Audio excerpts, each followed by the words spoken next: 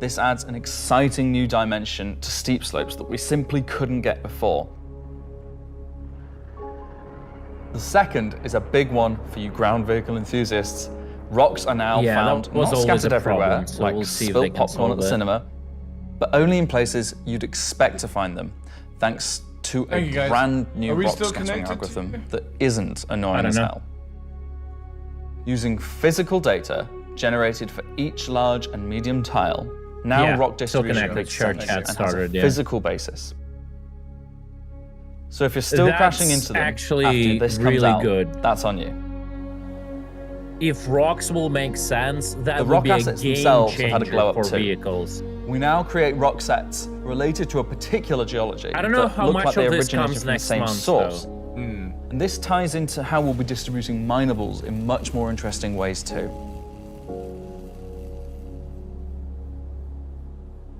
Also, so now that our base are terrain doing and rock this. It scattering would looks look good, natural. let's the mining add some rock. vegetation and explore some additional biomes. Okay, that looked really good.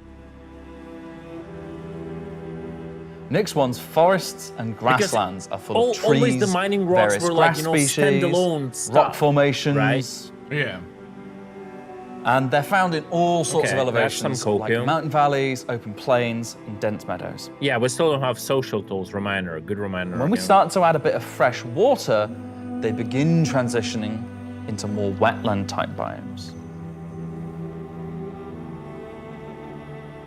And while forests are super cool, let's focus on the grasslands and wetlands today. I missed it, Carl. So, how are we making these look so great?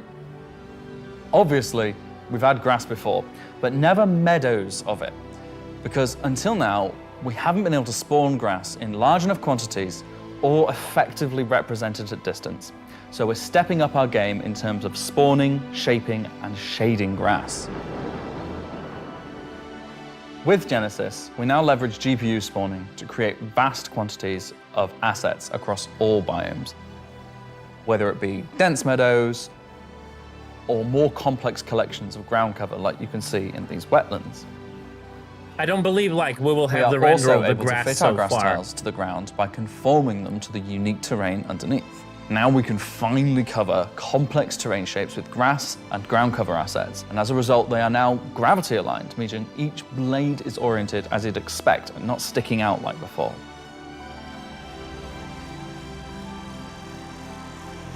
I just don't Next, believe we will let's be take able a to look at how we render light our in-game grass. grass that Now, far. as in real life, the shading of a grass I think blade, it's a or indeed pure a whole cope. field of grass, is lit very differently wasn't to paying like a attention flat too much. surface. We now use a solution that shades all meadows of everything grass they show, far like, you more can like see fur grass or hair. so far and this, away, if you bro. think about it, Yeah, makes but- sense. At a distance, I a need to field of grass is go back far on more this like in a a bit. carpet or cloth than a flat surface.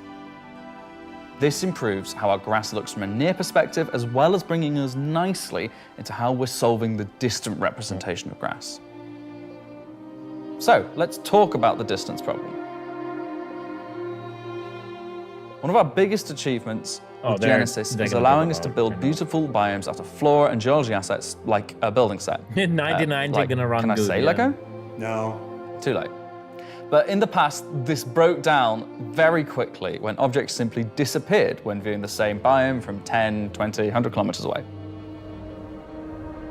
Because we don't hide planetary transitions and allow you to view complex regions from very large distances, there are almost infinite perspectives from which you can see a location in Star Citizen. So, how can we afford to evaluate complex spawning logic at runtime for the entire swathes of the planet? Enter the virtual terrain. Virtual terrain, or VT for short, is how we now cache and represent our terrain at varying scales. This has been the enabler for all of the lovely advances in terrain complexity and asset spawning we've shown so far. And it's also how we now evaluate and represent vegetation from a distance. When creating the VT for each part of the terrain, we assess if vegetation has covered the ground, and if so, what shading should be applied. For all of our biomes, we're now able to use the same shading model for the distant representation as the close-up asset, whether that's our lovely rolling hills, some more dramatic rockscapes, those muggy wetlands, or even our festering swamps. So yeah, we didn't forget about the swamps, and they're coming to Nyx 1 as well. Built using the lessons learned and all the technologies we've developed, these swamps now spring into existence from the planetary data. This biome combines all of the elements from the other biomes we've shown you today, from water interaction, denser spawning, unique ground coverage, and I think it creates something really unique.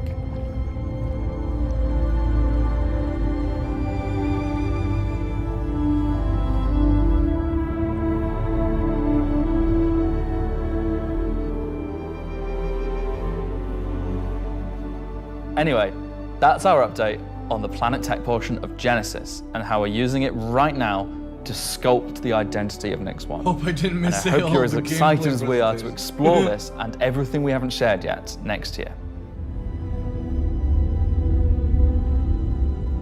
As you can see, Genesis is now inspiring everyone here to create planets of the quality. I don't know, this was just one big always how long we're in?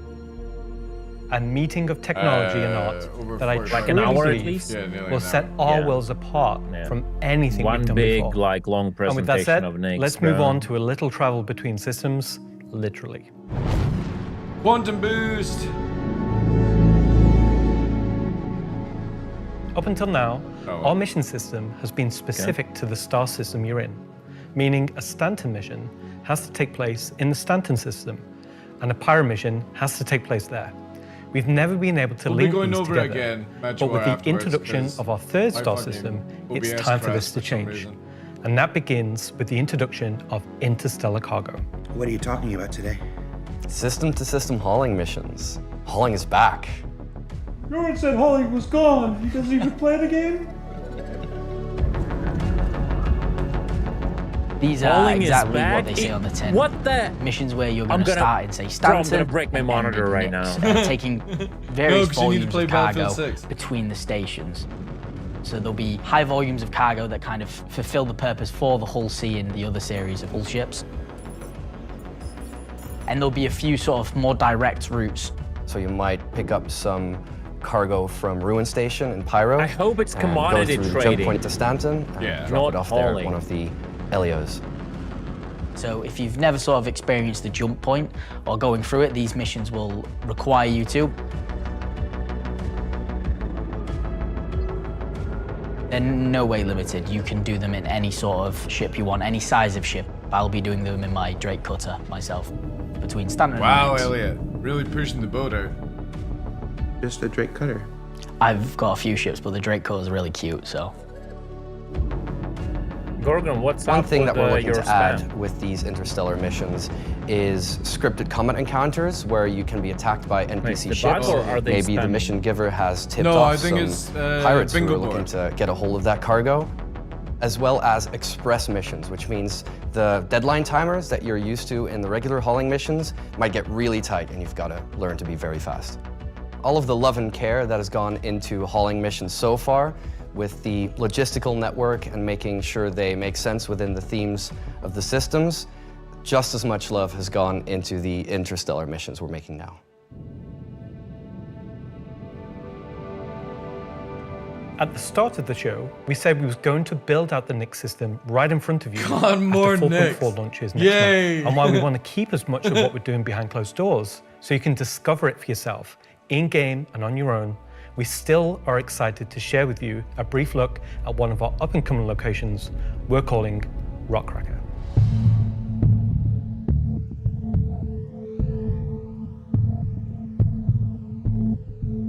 Okay, so Rockcracker, Jared, is our internal Planet name. Eater. Look at that. Rockcracker is That's a where you have JPEG, to guys. That's not crack even a game rock. footage. It's a big rock. You want more?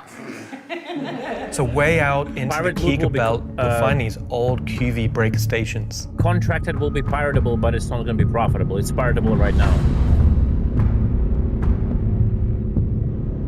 These were originally industrial facilities breaking apart large asteroids and mining them down. But since they've been mothballed and been left abandoned. So you're going to have to find your way inside and thinking about how do we bring this facility back to life. It's not just about flipping a switch. As you bring these stations back to life, you'll be lighting the beacon and calling attention to these long forgotten places. One of the main features is the laser head, which will require certain things to get working. It's up to you and your friends to find how to get in. There'll be a variety of options. Whether you're discovering the bowels of the station and mining your way through long-forgotten tunnels, or you're going through the main laser entrance. Now, as you're traversing through the facility, you'll find the old engine room. Now, there may be ways to bring the facility back to life, kickstart the engines, and bring power to different parts of the facility. Maybe eventually bringing the laser back online and cracking some rocks. The secondary gameplay loop is FPS combat. You're not there by yourself.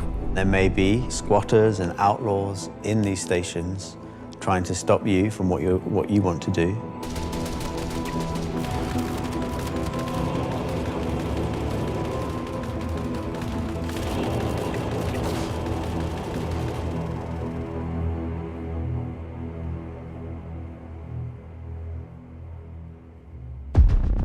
Yeah, now they need to sell the one ship that will solve all the puzzles. So you've found these old facilities. You've brought them back to life. You've systematically brought power to various functions of the facility. You've activated the laser. You've fired the laser. You've broken apart the rock. Wow. And then you'll be able to fly your ship inside and see what's there. Wow. I see it's as exciting to you as it is to me, right? Yeah. You just get into your ship and fly in and start searching around and trying to find the pieces that you want to mine.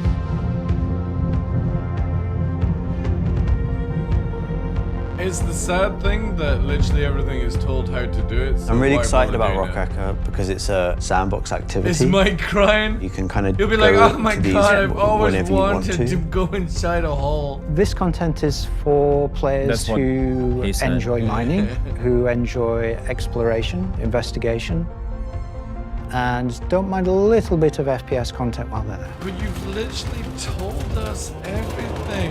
Oh, that's the new AQ-47. It will be very new experience compared to any other asteroids because this one, no way. Kind of like Alan and mine, will crack open and show its secret. And one presumes you can make a decent amount of scratch on an asteroid that's big enough you fly your spaceship into it. It wouldn't be worth doing if you couldn't make a good amount of coin. Yeah, exactly. Making promises for the econ team. Yeah, they've got to balance it. It's for people who want a lot of minerals. I mean, will when they add crafting now comes a in, when space all worm the other there, mechanics so also and features that we want in the game 1.0 come in, it'll be a place where like an organization or a group of like 5-6 people could come and just get a monumental amount of minerals. You wanted content, and when they tell you about content, you cry. Dude, I don't think you realize that it's not that's new a look content. at some of what's coming. It's over the same next 12 shit months. with a different In skin. addition to what we've shown, there'll be It's new mission exactly the packs same as Half-Life. tailored to the People's Alliance and their struggles. Just looks different. There'll be events that invest you into the That's evolving not new storyline content. That's of all three reskin systems content. we'll have in the game. And of course, But when they're we also begin telling you populating these everything with new about planets, what's there'll be a happening. whole host There's of no ground-based discovery. POIs, settlements, There's and no structures excitement. inhabited Normal by those MMO trying to strategy. make their No, way it's in the not, verse. And all of But this Star in Citizen service of doesn't have building to be a normal star MMO. systems That was that complement the promise the to massive not be. corporate yard of Stanton, the lawless ganking of Pyro, and now the new frontier of discovery for the Nyx system. Shall I say It's just ganking? rehashed. You already did. But again, yet again, instead of you discovering about it, they've shown you what to do. Good job, everyone. So yeah, a whole lot to take in there. Christ, Interstellar hauling is the beginning of a massive expansion to the mission system that'll let us connect these 3-star systems like never before. Airbrushed What else we compared to got? everyone else. Rockcracker is just one of the next operations that'll be coming to the Nyx system in the first half of next year, where you're gonna fly into an asteroid and do that thing that miners love more than anything else. Complain about PvPers getting in their way. No, I'm being told it's mining. It's mining. And of course, one of the most anticipated features coming to Star Citizen, Genesis, and what that means for the planets of Star Citizen, including the ones already in there. So let's talk to Will Hain and find out more. And I'm just remembering that Will Hain is in France at the watch party. Okay, France. Ask Slarty Bartfast over there how they're going to use Genesis to update the planets and moons of Stanton and get back to me, all right? And see if we can get some fjords. Is that what else we mythologist? got? The Citizen on Digital Goodies Pack. That's a hard thing to say. That went up for sale a couple weeks ago. It has a whole bunch of mysterious items in it, and that's where I can tell you now that almost all of them are tied to the Nyx system in one way or another. So let's find out what's actually in there. There's a gunship flight suit and helmet, 2 armor sets from that mysterious faction causing a ruckus with the Vanguard, and an Intersect BU sweater and outfit, a couple of crazy weapons that I'm certain we're going to learn about in just a few minutes, some slick Levski swag, and finally, to celebrate the long-awaited addition of the Vanduul to Star Citizen, a cool Vanduul knife and adorable plushie, which I swear to love and squeeze and cherish forever. The Russian guy finished his AK. Pretty solid haul for this year's Digital Goodies Pack, which you can still pick up right now on the RSI store. 2 years ago. So now, let's go ahead and transition into our next segment. Much of what you see in the show today has been the culmination of a lot of people's work in... What's up?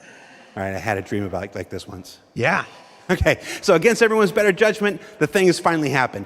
Can I help you? How do you think the show's going? Good. We're getting the Nyx star system, the Vanduul are coming. Kind of been a lot of Nyx, right? RPing with yourself. Well, yeah, but it's a major milestone, and it deserves a major showcase celebrating They look the same, but wait, got more, right? That's the fucking 3D model inserted. I just fucking realized that. Holy shit. Wow, it's like they only scanned the original community portion of me. If pictures steal your soul, imagine what face scanning and PCAP does. Well, this has been super cringe. So I'm gonna head out. Bye. Oh, regular Citizen Con is still better. You should have done that. Of course. Thank you. Part of me that isn't a soulless marketing puppet. All right. No.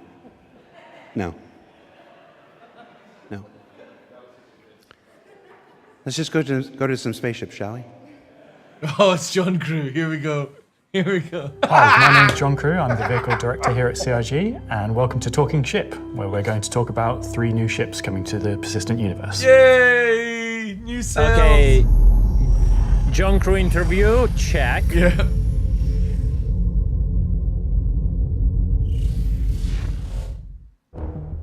No, last guys, year has been pretty hectic in terms of vehicle deliveries. I think we've delivered the most we've ever done in a 12-month period, and we've covered all the way from tiny little snubs all the way up to capital ships. We've kind of filled out a few little gaps. We've introduced some new ships by some old manufacturers.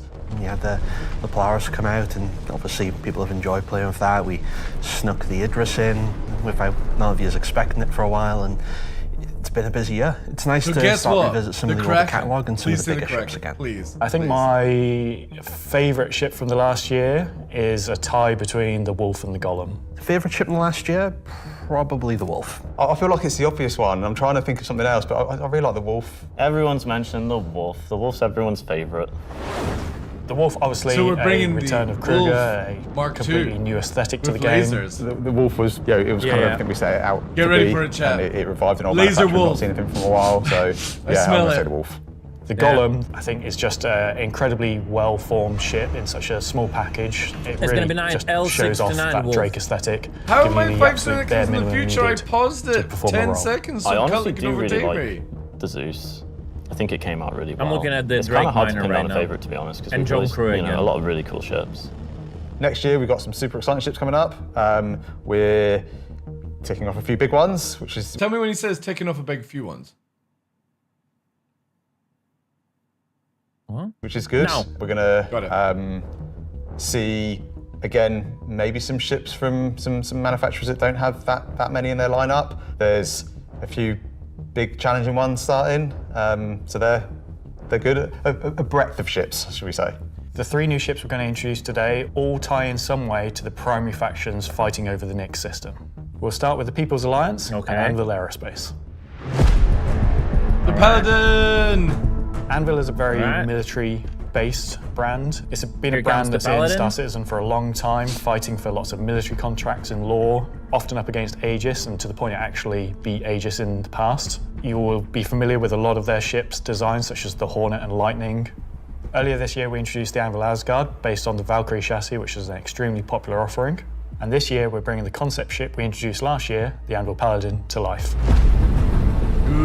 The Paladin is a gunship from Anvil Aerospace designed to support ground operations. Getting hard. A gunship is a ship that's designed to stay in a sustained firefight while dealing a lot of damage, also taking damage. We don't have a lot of gunships in the game. They're true dedicated gunships.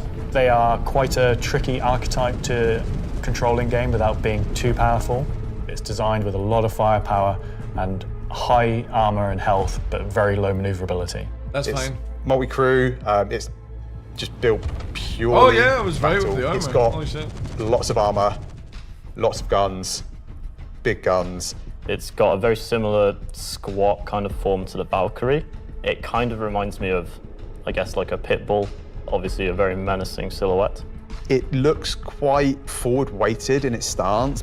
It feels like it's coming towards you even when it's just sat still. And I think that's something that helps with it feeling intimidating. What pit bull is this dude looking at? If we swing round, following the ship round clockwise, what you'll then see is the first of the side turrets. And we'll start your ship. Notice the canopy, you'll see that there's a fairly thick space between where the glass is and the whole exterior. That's because it has deployable armor, which can come out and give you a little bit more cover while you're actually attacking the target head on. It's got these really nice kind of dual connected wings, the turrets out on the sides, just to try and get as much kind of range for those turrets as we can get.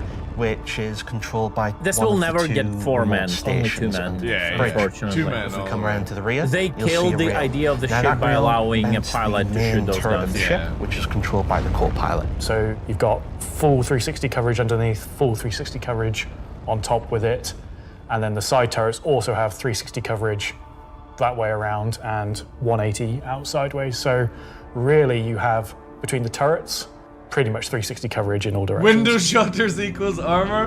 Who the fuck is gonna use that? One of the unique things about the Paladin is all the turrets are remote and all the crew are located in this one central 2-story room. A lot of our other gunships, the crew gets scattered across the ship, but with the Paladin, you're all sat together with a nice crew experience, so you really feel like you're playing as a group.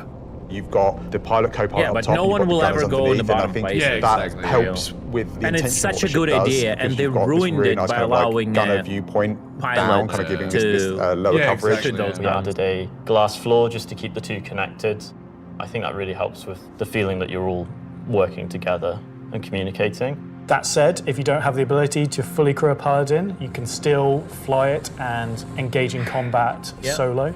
Obviously not as good as if you have a full crew, because we want to sell you can't always guarantee your friends are going to be solo online. guys the ship. As a solo ship, crazy. It's pretty capable of doing a variety of missions within Star Citizen. So if you want to run this ship solo, you can take on combat missions that, say, other heavy fighters like the Scorpius or other ships such as the Drake Cutlass could do. Solo, bro.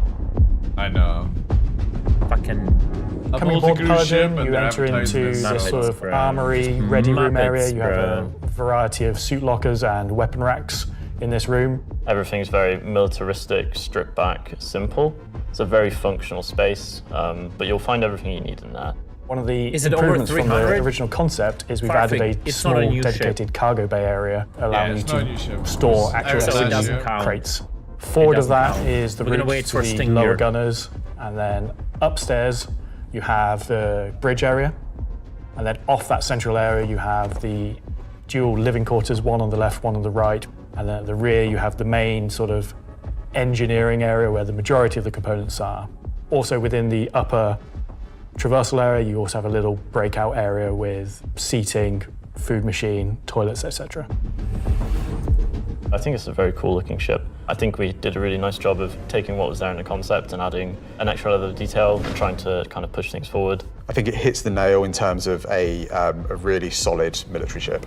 It's really complementary to some of the other ships in the lineup. So something like the Valkyrie, unlike Asgard, there was just a weird modification of a Valkyrie. This one feels like it's close, but it's actually unique. Basically scare people away. It's called the Paladin. The thing I like most, I think, about the Paladin is that it's very Will it be able to cast a invincibility bubble on itself work and operate for under like the same 30 conditions. seconds? You know, the pilot, co-pilot, and the World two of gunners are Warcraft basically all equal on the ship. There's one toilet, everyone's got the same style of bunk. When they're at work, everyone's at the front of the ship together. It's really odd to me that you call that, you like that there's one toilet for 4 people. Well, you know, it's you all work together. You're all equal at work. The toilet seat never gets cold. Toilet seat never gets cold. Yeah. So that's the Anvil Paladin. Whilst originally a military-built craft, it's the perfect ship for folks on the frontier trying to defend against threats. And talking of threats, let's move to our next ship, a replica from Hesperia. A replica from Hesperia. We guys won't Hesperia sell you are a new high-end Vandal manufacturer. ships. They specialise in recreating exotic and particularly alien spacecraft. Effectively what they're doing is they're remanufacturing them, making them a little bit more suitable for kind of human flight. And the latest offering from Hesperia is the Vandal Stinger.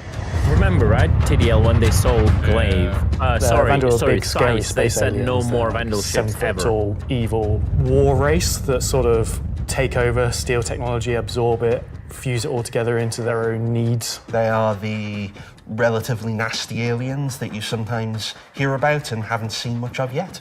They also make really cool spaceships. The Stinger as a Vandal heavy fighter was reserved for their higher tier sort of ace pilots or high-ranking members within their clans. The Stinger is a competitor to something like the FA or I guess the Scorpius. It packs a lot of firepower in quite a large frame, so it's a very, very tanky spacecraft. The firepower is almost unrivaled in terms of just both the number and the size of them. So it's there for players who don't want agility. They don't want to be in and out quickly. They want to be there. Oh my God, look at that HUD, big bro. guns and taking all the hits. One thing Hesperia have done differently with the Stinger is they have done away with the majority of the bespoke weapons. They Unrivaled punching above its weight. Glaive and Blade, and have stripped off the original Vandal weapons to allow customization for standard human weapons. With the exception of the single size 5 gun. Because it was too well integrated into the hull, even for Hesperia to remove. All the additional weapons are nice generic excuses mounts. to They can sell be that swapped with any nice of the existing excuses. lineup that we have in the game. By doing this, it provides greater flexibility to the end user, and this is something Hesperia wanted for the civilian market. For that one bespoke weapon, the size 5 plasma cannon, functionally it is the same as the existing size 5 plasma cannons on the Scythe and Glaive, but it is a sort of Gen 2 model and wraps it in a different aesthetic compared to those models. You'll see they're very much older Vandal styling. This is much newer Vandal styling, but underneath it is the same weapon that people have used for years. What's the price, guys? 315, bingo.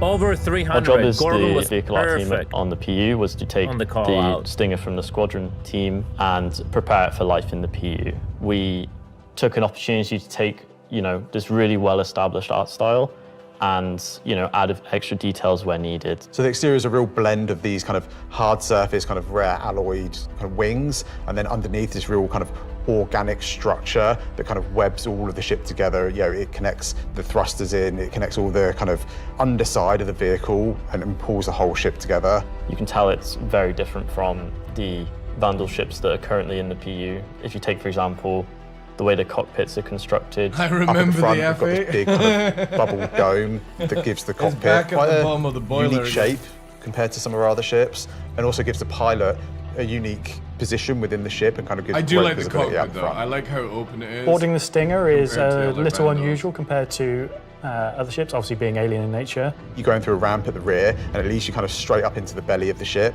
There's, you know, lots of organic detail, rib cages, kind of strange alien forms. On entry of the cockpit, the seat kind of comes down towards you, and you kind of climb over the back of it a bit like a motorbike. You're basically riding into the cockpit. It feels very much like you're being like carried inside the cockpit.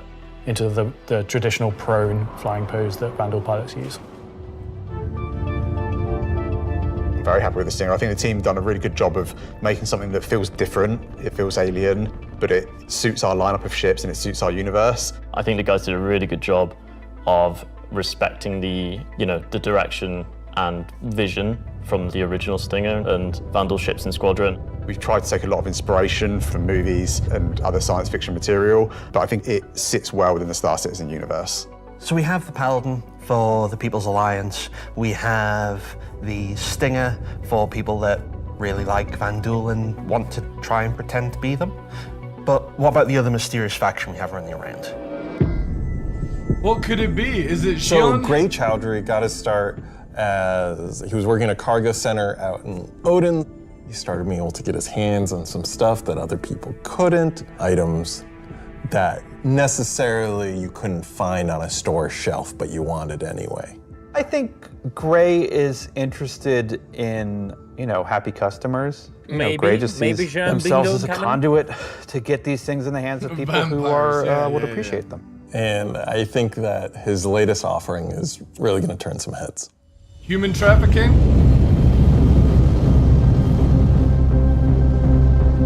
Cutlass beef. Well, I don't really know what it is, to be fair. It's what happens when someone who is a genius at aeronautics and ship assembly is given free rein to do whatever they want. That's the one we saw. The best of that's the one we saw they can long find ago. lying around, put together to make something truly unique, The wonderful, Cutlass Chad. arguably beautiful, and just released out into the universe They knew what to see to what sell happens. to me.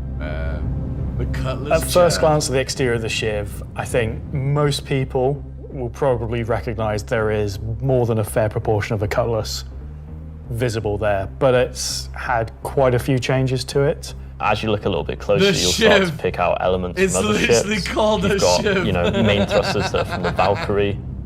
Even the bits that are obviously a Cutlass have had panels welded on, panels removed. So it's the a top Cutlass and a turret, which is Valkyrie now together. remote, it's just this hodgepodge amalgamation My two of favorite multiple other ships, ships' right? turrets. And then the changes continue It's onto kinda the cool, inside, actually, where not gonna again, it But sort of it's a feels custom Cutlass-like, work. but then you'll How can you find have like there's millions bits of of Crusader it? ships just integrated into the wall instead of what was there originally. It has lost its side entrance, some of its cargo capacity, but what it's gained is it's gained visually more powerful thrusters. It's gained a really kind of nice set of belly thrusters. Visually, it's upped its firepower. As ever with the refined work from Gray's Market, you can see that great care was taken to the health and safety to ensure that there's no trip hazards anywhere.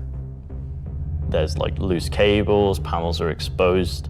If you look carefully, you'll notice there are like tools laying around in the cockpit. It's gained a toilet. Wow. Bucket. It's a bucket, bro. Well, for doing something, you need a second one to wash your hands. It's not an animal. It has very much taken that ethos of Drake and moved it down a level, which I think is quite an achievement. And it looks Just like look at it's this about thing. to How die. do you even begin to describe the madness that created this? It's the Shiv. But it's a problem. It shouldn't be sold on a pledge store. This is something new and different for That's- Star Citizen. Where did it come from? I'm not going to answer that. Just Nope. nothing. Just No comment. Gray goes to places and talks to people. I mean, there are just many ways to find these things that, are they legitimate, manufacturers? No. Are they operating on the right side of the law? Maybe not, but, money's money. Does Gray have a motto, an ethos to live by? It probably comes down to, don't ask where I got it. Don't ask how we got it. Don't worry about it. Just ask if you want it. I think the Shiv is for someone that is looking for something a bit different, a bit away from the norm. A that bit just wants something different that's is unique. the great It's word. definitely for people who like a rustic aesthetic. It's a fun ship, but it's also really strong, to be honest, and it's absolutely a But statement. does it have a QED?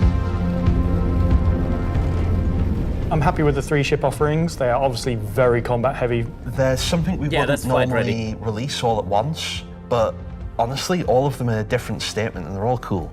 As always, super excited to release these ships into the game and just see how players react and play with them. It's always fun to see the quirks and the shenanigans that people get up to with them. So that's talking shit for another year. That's a good one. Yeah. True. Yeah, you can do the thing with Lexi. Talking weapons.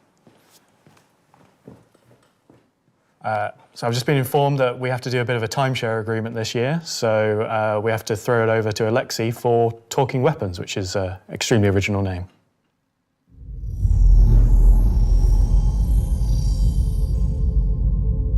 Okay, I don't know what to say about it. That definitely should be a custom works achievable in game of fucking. They're selling out all the entire game. The non-weapons are essentially the weapons that does not have a manufacturer, the weapons that you can think of that were made by space pirates. Gray sells whatever he can sell. Sometimes he gets his hands on some weapons that come from unknown origins. He will sell things that no company in their right mind would ever make.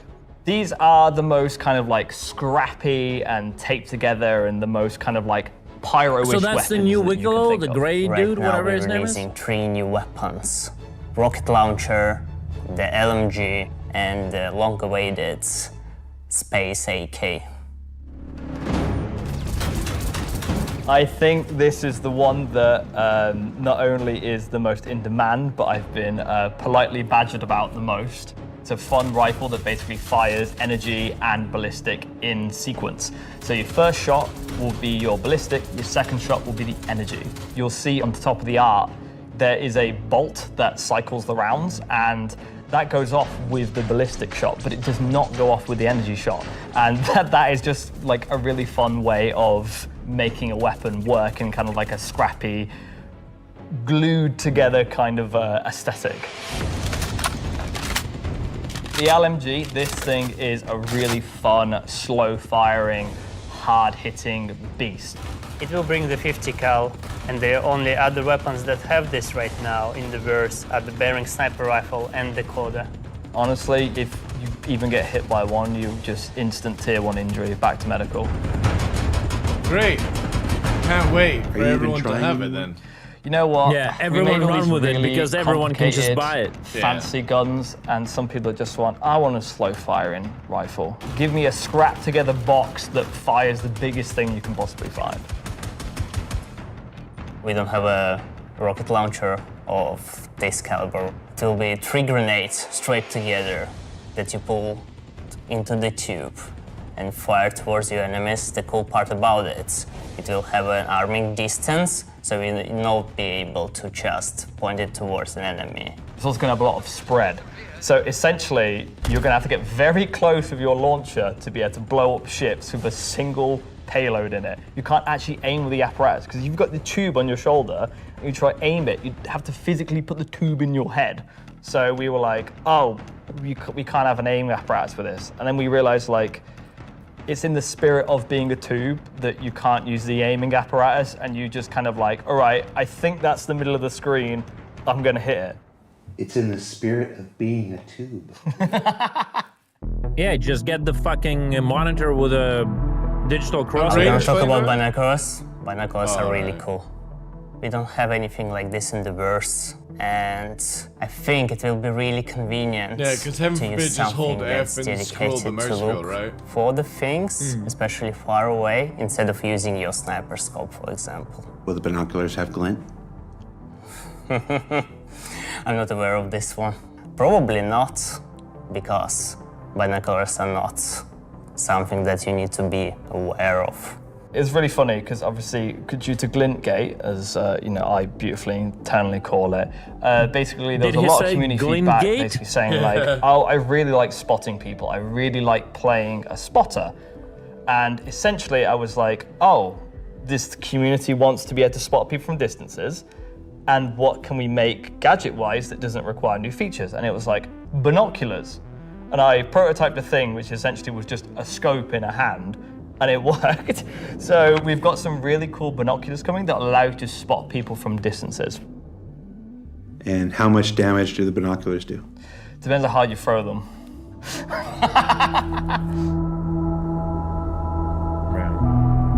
I swear these guys get paid too much money and they're all the end of this segment for this year. So that's talking ship and weapons. I think they can joke everything off. That's the biggest issue. Tell me something else. Like I feel like it's been an exciting year, and I think the next year of ships is going to be even more exciting and expansive than this year. Yeah, now we're getting into so what did we learn this week? Well.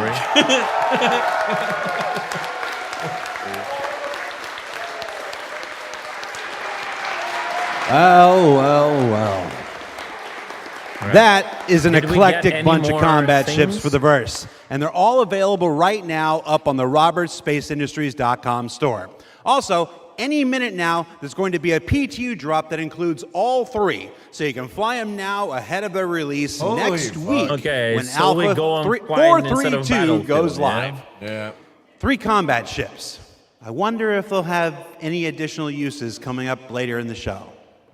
That's a hint. All right, what else can I shill? Oh, there's merch. We've got these cool new Levski desk mat things. These are always popular. No, thank you. No, I'm okay. There's some Levski metal posters on the store, and of course, love them or hate them, but you can't avoid them. There's this cool new Wickelow's Emporium t-shirt. No, keep it to yourself. Yeah, I'm good. There's also a page published earlier today with a bunch of links to offerings from our third-party partners. Literally, from dude, the only thing from the merch to voice packs is this to t-shirt spaceship models from new partners Drake, like Planet Ring and Pigeon Spaceport and more. You can find all of that on the RSI website like as well. 7 t-shirts like and that what for else every can I day of show? the week. Oh, for those of you who are at watch parties, for those of you at watch parties, where is it? I'm having this jacket. Challenge coins. Who doesn't love challenge yeah. coins? There's these lovely Levski themed challenge coins if you're attending one of the 9 official watch parties around the world. There's also a digital one of these in the goodies pack, so you check those out. Don't leave today without getting your Levski challenge coin. All right, what else can I shill? Now I'm kind of tired of shilling. All right, let's find out some more about where we are. Simon, can we move? Can we do? Oh, yeah. Look at that. Okay, here we go. Pardon me. Excuse me. Hi, how you doing? Hey, that was my best angle. Hey, I gotta be careful. Last year I took 3 steps and tore a muscle. All right, so this is the 9th floor of CIG Manchester's Manchester office. That's This is the room where we have lunch every day, and if you get here early enough, croissants, if the weapons team hasn't stolen all of them. Over here, we got some cool mannequins representing different aspects of the game. You got the ever-present, Hurston security armor over here. That's really cool. You got your Dusters armor right here. You got this guy from a game that we're not talking about today. Marine armor, yeah, it's all pretty cool. And then when you come over here, got a nice little recreation area. There's some sim pits over there for people who need to test that kind of stuff. We got this cool Krigeri Bengal carrier. Come over here, shoot it. Go down the nose here. Watch this. It's pretty cool. I'm gonna go over here. Yeah, the dude is showing off the stuff bought with our money and created. Hi, Mom. I was there. That's the studio we were in. So yeah, and on the tour. What are you doing, Richard Towler? He's counting our money. I thought John went to Washington, D.C. Let's see, what else we got? We got cool Voyager bar here. This is where we get all kinds of breakfast goodies, coffee, stuff like that. Hey, who remembers the big coffee controversy of 2016, where everybody took to Reddit and pondered the question, do devs deserve coffee? I do. You want to see what next year's big controversy is? Check this out. I'm gonna come over here. Do devs deserve coffee? Welcome to the Stargarita machine. Yeah. Do devs deserve frozen deliciousness? I don't know. Go to Reddit and let us know. All right, let's see. Let's go over here. Competition winners. Competition winners. We have the list of competition winners. Can we put that on the screen? Yeah, when somebody remember the competition for the like CitizenCon winners? The people made the videos in front of your face, and we gave them a Kruger L21 Wolf. We actually have the names. Yeah. They're behind me. Look. You're flexing a juicy machine. Yeah, it's him flexing the fake Rolex that he bought for your money, bro. Somebody was supposed to save me pizza. All right, so we got... That's the worst part Oh, of you guys saved me a lot of pizza. Let's see, there's like 3 different kinds of pizza here. What if we just combine them into like a challenger situation here? Yeah, it's crazy that it only has to land like last like for 2 hours, and they're That's showing a us on this. Throwback if you're not familiar with. So I have now crafted my own pizza I don't even experience. know what this is. And that is a terrible segue into our next segment. Gemma, can we? Gemma, are you there? Yes, Jared. Can we fire up the FPS crafting segment while I try to chew this off camera? We sure can. Roll, BT. Awesome. Bro, what was that? Like, why did I even need to see that, bro? Oh, I'm sorry if I'm being too negative. No, you're not being negative. I think Star this dude needs to Citizen, go. at its heart, will always be an enormous sandbox experience. This shit really annoys where me. you can set out to tackle the universe in whatever ways you want. But that doesn't mean we can't shape parts of the universe here and there to better suit our needs. That goes for both you and us.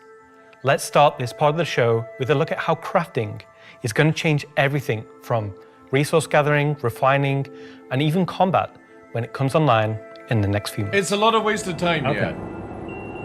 Okay, first version of crafting is going to be quite small in scale. We're going to use it as a kind of a concentrated effort to allow the players to experience the initial UI, the flow of gathering materials that have different quality, and using those to craft items which are better than what they have currently in the game. The first version is going to be primarily FPS items that you can craft, weapons and armor. For Star Citizen, crafting is our primary progression mechanic. Star Citizen isn't your standard MMO. We don't have levels. We have ships, we have gear, we have things that you create in the world, you perfect, you research, you improve. And those items, those ships, those vehicles, the armor and weapons, that's how you progress in Star Citizen. Crafting isn't just a progression mechanic for creating new items, it's also a fundamental change to how we handle resources in the game. The materials that you collect, how you refine them, quality matters. Crafting the weapons, you'll be able to have some quality materials to influence the item stats on those weapons. It'll be somewhat random, potentially weighted on the location of the material. Some will have a higher chance of higher quality. And once you take those materials to your crafting bench, the fabricator, you can use them to craft, and the different attributes will be increased based on the quality of the materials you use. It's not just iron ore anymore, it's iron ore of the quality that you know will get you the stats for the item that you desire. And it's not just mining, it's essentially every resource we can get our hands on. To support this, we also need major changes to inventory so that all of these new resources that you're collecting, you can see what you have, you can order it better, you can understand what you have in your inventory. Yep, we won't have the new refining crafting system yet. We'll be using the existing ones. Those will pass the quality through into the refined materials, which you can then take to your crafting machine and start making your personal items. Once you have your blueprint and your quality materials that you've refined, then you can put them together on the item fabricator. This will be pretty much what we showed in last year's CitizenCon, with the UI letting you assign your quality resources to different aspects of the item. Once you're happy with what you see on the preview, you'll be able to click to craft, and it'll get queued up, and your result will be produced sometime later. I can't be bothered loading up 20 teeth onto a conveyor belt. You'll be able to get the new crafting machine from shops in most landing zones. You'll be able to bring it up on your freight elevator and use it in your personal hangar, or tractor beam it around and stick it on a ship if you want to use it from there. I like that. There'll be a small amount of blueprints you get credited to your account just to test and mess around, but the vast majority of them will be earned through missions, and then you can use that blueprint to craft the item that you've got the blueprint for. So it should be a good reason to go and test all the different various missions in the game. The advantage of crafting your own items is that they'll be better than anything that you could buy from shops. You'll be able to increase and improve item stats that are relevant to your gameplay. Maybe a gun will shoot faster, Maybe it'll do some more damage, or your armor will have greater resistances against environmental effects or incoming fire. You might be wondering, what about the upgrade and research? That will be coming in a subsequent release. We're happy with this initial scope for crafting. It's going to be so valuable for us as devs to kind of get the metrics in, get the feedback in, because then we can make the changes that, you know, they only become obvious, so to speak, when you have kind of mass amounts of data and mass amounts of users using it. So I'm very excited to get it out in the wild. It's our intention to get crafting out on tech preview by the end of the year and get the testing we need so we can release it when it's ready. Okay, at least it's going to go on a tech preview first. So things that's bad, one as way they promised. You'll be crafting your own experiences in the Star Citizen universe. But what about us? Where do we get to hone in and craft a bespoke experience here and there, specifically tailored to individual or small group play? Well, that's where instancing comes in. Ooh. And I'm going to let Benji tell you a little bit more. We're bringing instancing to Star Citizen in 2026. Why are we doing it, and how will it work? So if you've played any content in 2025 in Star Citizen, you know that most of these areas were in actual PvP zones where other players could interfere. Instancing is a means to create an environment where designers can create tailored content that's tuned to a specific group size, but it is also protected from outside interference. It's not to say that we don't love PvP. I'm a PvP guy. PvP me, bro. But like most MMOs, a good balance between a dangerous overworld and a protected instances is needed. I will PvP right now, him if we he don't will have ever this go into ability. This PvP, is something we really need in order to give you a sense of progression that is tailored and balanced to a tunable amount of groups, so the difficulty matches the group size. There's a beginning and an end. It doesn't mean that that doesn't fit in our overworld strategy, meaning getting to the instances dangerous, exiting the instances dangerous, or can be interfered with others. But at least when you're playing the content, you can actually make something that's curated for one experience. I want rich PvE So before content, anybody you're not says gonna this get is that only a if PvE everyone thing, wants to just fucking this ram technology can also be applied to unlock curated PvP experiences that are as seamless as the PvE ones. So it's not about one thing or the other. It's really about unlocking developers' ability to create curated content. So that said, how will it work? Instancing is really an evolution over static to dynamic meshing. We want your instances to be as seamless as your instance hangars, meaning that when you take an elevator, you exit the elevator, you're inside the instance. A gateway opens, you cross that gateway, you're now in your instances. Fighting the mobs? Could be also a quantum jump into an instance that you don't even see. Yeah. The transition is just like a dynamic mesh transition.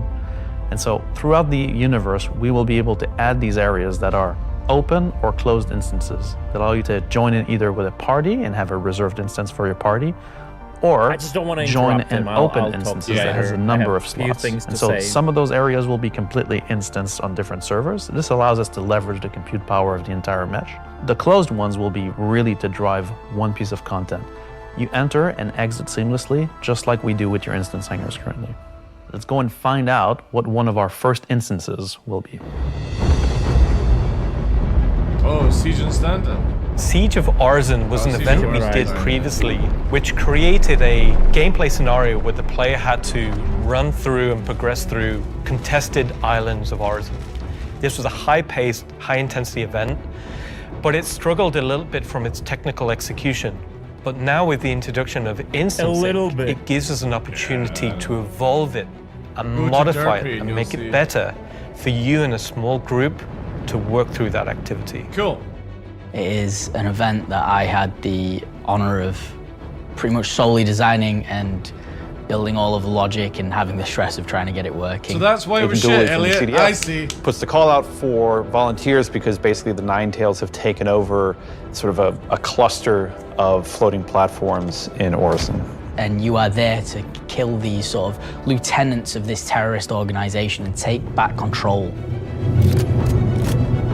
So in our current thinking, Siege of Orison is designed for about a 15 to 20 people fire team. So you, your friends, or your org will go in, you'll all have sort of dedicated roles. Some of you might be the tank who brings in the heavy weapons and sort of pulls the fire.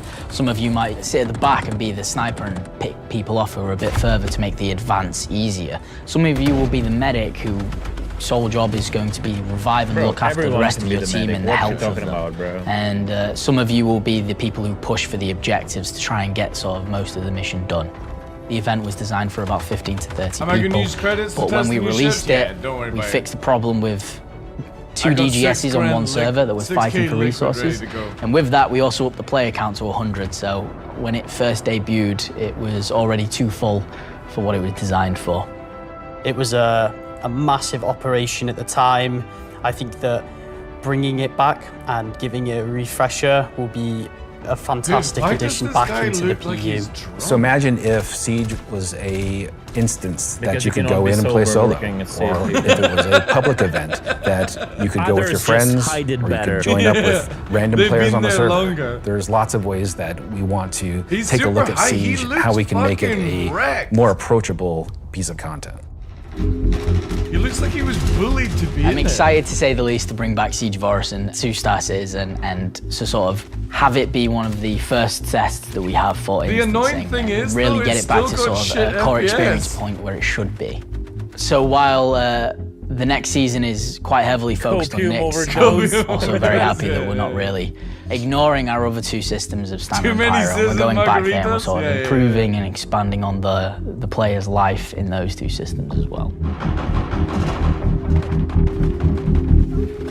I like the idea of this LMG, I just don't like the look of it. Yes, and while things like Genesis, interstellar hauling, crafting, Siege of Orison, and more will reveal next year, we'll continue to bring life into the existing universe outside of Nyx. There's still one more exciting use for instancing we're building right now. They just showed it's you an a early little look bit than normal, and some of it is still in white box, but we're excited to share the first look at a major content release of 2026, and what it means for progression-based gameplay. The ARC stuff, as an evolution of our Building Interior initiative, you won't discover it by accident, because when it's complete, it will be found deep within the heart of Levski itself. Ooh. This is the Municipal Works. But we'll show you where to go.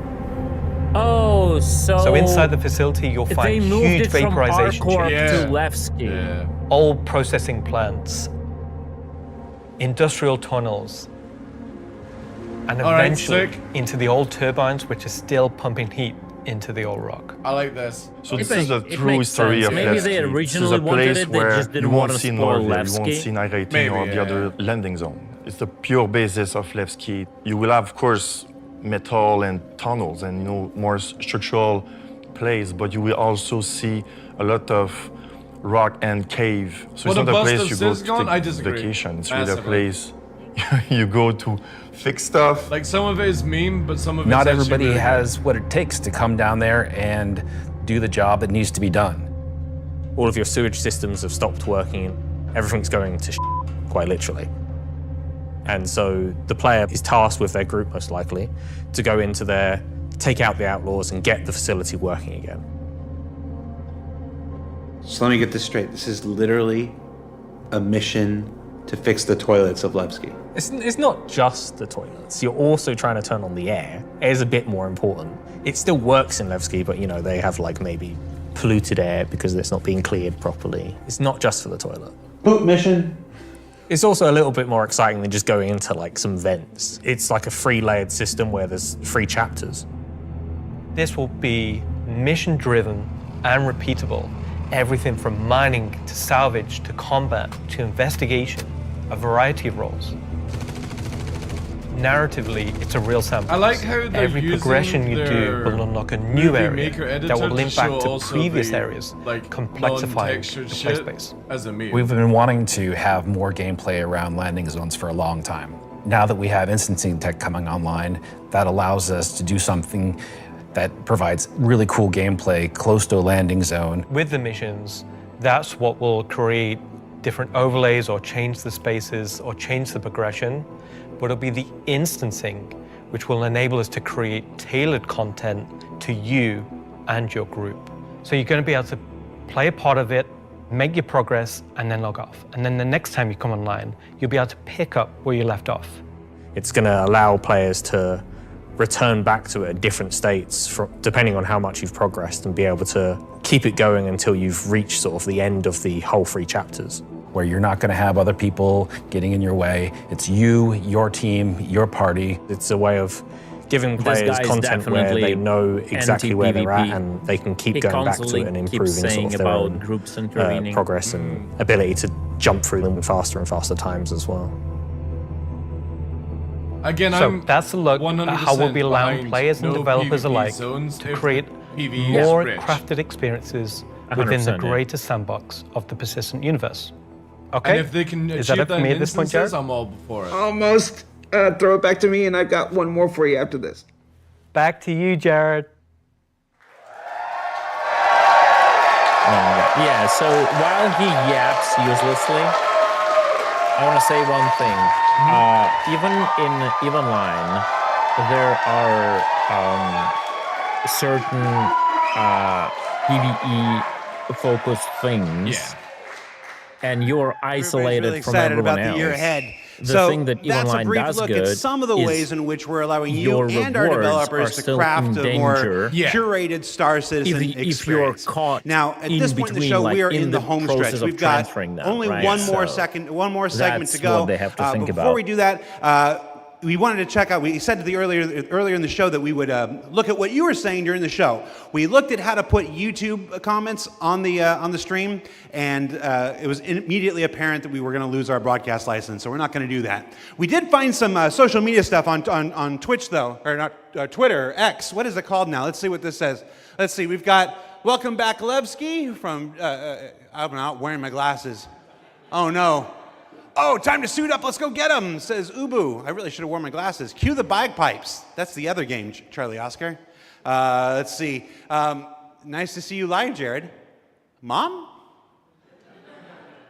Let's see. First Citizen after playing for almost a decade in Austin. Oh, nice. Yeah, why no Greasy Khaleesi straight out of tweet? Klesher, back no to the Greasy Hex. Khaleesi. Photos from Leicestershire. Good call, How do you say it? Is that Blues. Leicestershire? Leicester? Leicester? I probably, geez, I've only been in the UK for 3.5 years. San Jose Bar Citizen Watch Party. Oh, somebody created a lovely Vandal mask there. Sean Tracy, can we get that in game? Just that, exactly. Just scan that, put that in game. All right, so that's a few reactions we're seeing on social media right now. Before we get to our big finale, or the thing we're going to wrap up the show with today, I did want to talk a little bit about Big CitizenCon versus Digital CitizenCon versus what we're doing today, which is CitizenCon Direct. Every year, CitizenCon is a monumental task for any number of people, whether that's development, marketing, the support teams, the platform teams. Everybody comes together to make this thing happen and go off, hopefully without a hitch. And so far, we've been doing all right, other than some stuff in the room here. You know who you are. They had to know. But doing CitizenCon is not always the easiest thing for our developers. You might not assume this, but most game developers are not social butterflies. They tend to like to sit quietly in the dark at their computers, like little goblins, and just make digital virtual worlds like this. And then I come in all happy and like, hey, you want to be on video? And they're like, no. And I'm like, it's in your contract. And they're like, oh, yeah. So we thought, we usually do it behind the scenes afterwards, but we thought we'd do a little bit of it here. The folks in the editorial department put together a brief montage of some of the more candid moments from the filming of CitizenCon over the last couple of weeks. So we're going to spend 2 minutes and take a look at that. Let's see what they put together. How many CitizenCons have you performed in now? Performed? Just the one. Nope, my first one. One last year. 2. A few. 8 or 9? Maybe 9 or 10? Never. Man, I don't know, man. Did you like doing it? Yes, I was completely terrified. It was good. A bit stressful. The first live one, I was a mess. Weird combination of going from insane highs to insane lows. Live ones. Because? It's over. The live ones are pretty special. Pre-samp's always fun, but the live events are special, aren't they? Remember we were at that weird crack house in Ancos? Right. I like the live ones. Crack I mean, I love these digital ones. Yeah, I was these like, are the best. did I hear that right? Every time I've done it, it has been a digital. Now I I'd want like to know do more one on stage. about the Because crack you have a house. restraining order against you, or Didn't know if I was going to be sick, if I was going to lose my stomach. how hard is it to keep your eyes open on stage? That's another problem with the lights. They're kind of, I'm realizing through this sentence that I'm closing my eyes as I speak. Do I do that a lot? I am a very shy individual, so this is me just trying to get out of my shell. Getting the crowd to react to the ideas that we've been working on for so long. We can react. Watch. Everybody. Yay! I can feel your passion from here. Cut the camera. Counting you down in like 30 seconds. I'm like, do I stand up? Do I sit down? Do I drink? Do I not? Do I talk? This will be the best one yet. That's right. Because it's nice and short. Is this all supposed to be usable content? Because I could be different. I wouldn't say it's the Why worst is moist Citizen your Code. Yeah, I think you mean least let's go favorite back to because it has the 2013. word moist in it. I mean, come on. No, it's like, We'll give you a my new point nickname by the is, end of this. they Sounds just good. Could do it. respected our Let's get time and started. put everything into ours. All the information will be torturing us with 2 days. And So for those of you watching at home or at the watch party, you you're like, for that. why are we showing that? I put that in there because I'm eternally grateful for all of the CIG staff and developers who take the time to appear on these things, whether it's ISC, you can't SCL, say the CitizenCon, stuff walk on stage, on Genesis be pre-recorded. It's not the bad. easiest thing for everybody. And on behalf of the community, if I can speak for them in this Compared regard, to last I want year to say Copenhagen thank Fest, you but for how much participating in stuff these things each and every year that we have. last year we actually Now, have in game. Let's That's wrap the things point. up here. So again, not to shill how do I on wanna do this? CIG, but you're at this point we've comparing only got 2 one major days story, worth one of major story content left to tell. in but 2 before hours. we do that, it wouldn't be. We wanted to do 10%. one more Exactly. check-in. You have 10%. On something. Why would I care we started about the last year? 90% if it's Last not year, even in, we. right? Rich Tyler took the stage and presented his roadmap to 1.0. Yeah, but you do And want we to didn't care want to go about an entire Genesis. year without talking Like, if to you the want senior this game game to director actually himself, work, you need to get his Genesis to update work. on that 1 year later. So we're going to throw I don't it to think him, people realize and that we're gonna Genesis go to our last massively segment, changes and when we it for come everyone back, to we'll be say able our to play. goodbyes. And It literally if flips you're at it a watch from party, CPU to GPU. it's time to get. I was going to say, that's not a word I can say on the camera. Let's just go. Let's just throw it back to me. Go to me from 1 week ago. I shouldn't have to buy an expensive fucking GPU just to make, or CPU to make my GPU work in this game. All right, Revisited 1.0. Last year, Senior Game Director Rich Tyler took to the stage and revealed our plan for 1.0. Now, before we end this year's CitizenCon Direct, we wanted to take a few moments and follow up on that reveal from last year to do as we've done today and look at the year ahead. So, Rich, thanks for taking the time to join us. Well, you're welcome. All right, so we're going to jump right into it. Everybody knows the only constant in game development is change. So I'm going to ask you outright, what's changed about the road to 1.0? Well, fortunately nothing. It still remains our North Star. The team is busy working towards that goal in the background, and every patch this year has moved us towards that goal. And if you haven't watched the Star Citizen 1.0 presentation from last year, I highly recommend you do so, because everything in it is still relevant as of today. You mentioned every patch this year has moved us towards that goal, so I want to dig deeper into that. We've done, at this point, 9 releases in this year, more than any year prior. How does each one of these not just sit as their own moment in time, but move us forward on this road to 1.0? Well, last year I discussed the framework of 1.0, how all those complex systems can tie together. And one of the core aspects of that was the main story, which became the spine of the universe, which brought all of the locations, mission givers, guilds, and all the different areas of the game to the players. Now, what I didn't talk about from last year was all of the content that was going to support that framework, add the flesh to the bones, should we say. And I think that's where this year has moved us towards that goal. If you think about previous events of previous years, they've generally been locations that we've put into the verse, but they've been transient. We've taken them away, like Siege of Orison or Zenithreat. We've added them to game, and then they've been moved away. And I think with the addition of the patches this year, when you look at the Hathor facilities, Onyx facility, these are permanent additions to the world that not only have their own story, as when we release them with the patches, but they'll also become points of interest and areas that the larger 1.0 narrative will utilize. Since we're on story, I'm gonna stay with this here. Since we launched the PU back in 2015, it's always been this sandbox where players can do what they want. They can bring their own story to the verse, and that'll never change. But how important is it that we also build this concurrent narrative of our own, this crafted experience, if you will, alongside that? Well, we're trying to create a living, breathing universe. And that includes both the player stories that you mentioned, that they can go and enjoy and create their own memories together.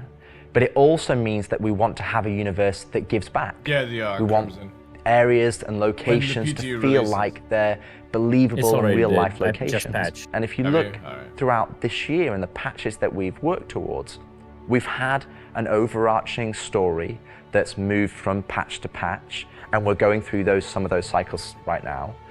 We've also been introducing mission content that has fully voiced dialogue and facial animation, which allows us to inject some of the meaning and the why to what you are doing as a player.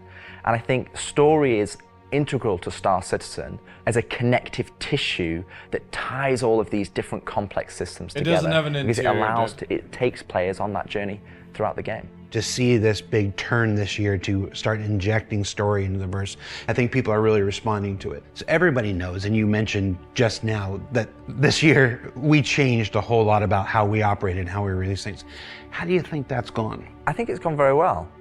I think if the mantra that I've always been pushing this year at the beginning of January was patch always goes.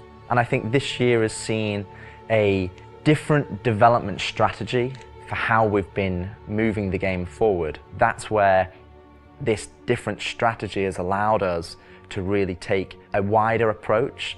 And we also have to remember that Star Citizen is played by tens of thousands of players every day. And while we have lofty future goals, we still have to make decisions right now that make the game fun for the people that are playing it all the time, playing it as their daily game. If you look at previous years, we've had to hold a patch back, we've had to make concessions, mainly due to around a feature may not have been ready or right to go into there. There were 3 months, 4 months, sometimes 5 months between patches. Exactly, and I don't think that's good for anybody. I don't think it's good for the players. I don't think it's good for the development team. I think it's better to have regular cadence of drops. One good example is this year for A Line of Mine. People probably don't know, but A Line of Mine, when you turned on the laser, it was actually supposed to reveal the sandworm Valakar. And I played it, and it didn't hit the quality that I wanted to go into the game. So we changed, and I took it out, and I made that decision alongside Chris and Erin, and we've held that back, and we're going to work on that towards a future patch. But I think definitely the more regular cadences has had the multiple benefits, and like I said, I want to dispel a myth right here, right now. Like, features are still being worked on quite heavily in the background, from radar and scanning in FPS, the new quantum, to inventory, engineering and crafting. And all of those features are going to be coming very, very soon for players to get their hands on. And, you know, I'm going to be honest, I'm not going to sit here and say that if I was to go back to the start of the year, I would hope that we would have released more features. But I also think every decision we've made this year has been through the lens of making the live experience as stable and as good as possible. Absolutely. All right, so that's a bit about the year before. And the year before has been, I've said this before, I've said it internally, I've said it out there, I'm gonna say it right now again on camera. I think this has been the best year of Star Citizen ever. And I'm willing to look right into the camera and say that. The player numbers are up, engagement numbers are up, the length of the play sessions are up, bug numbers are down, like every 30K year is gone. Apple goes on stage and says that isn't CitizenCon without talking about the future. So I want to move us to the future. We've talked about story, we've talked about this more diegetic, immersive universe and adding voice lines and stuff like this. But where do we go from here? Obviously that continues, but what more are we going to do to make this universe seem alive and real and breathing? Like, I'll give them that they've added a lot more content, but at the same time, the content doesn't work. So if you think about this year, like you mentioned, so which would you rather have? One thing that works perfectly, but a lot of those missions and multiple those things NPCs, that doesn't they're talking work to you, they're talking at you. You don't get to talk back to them.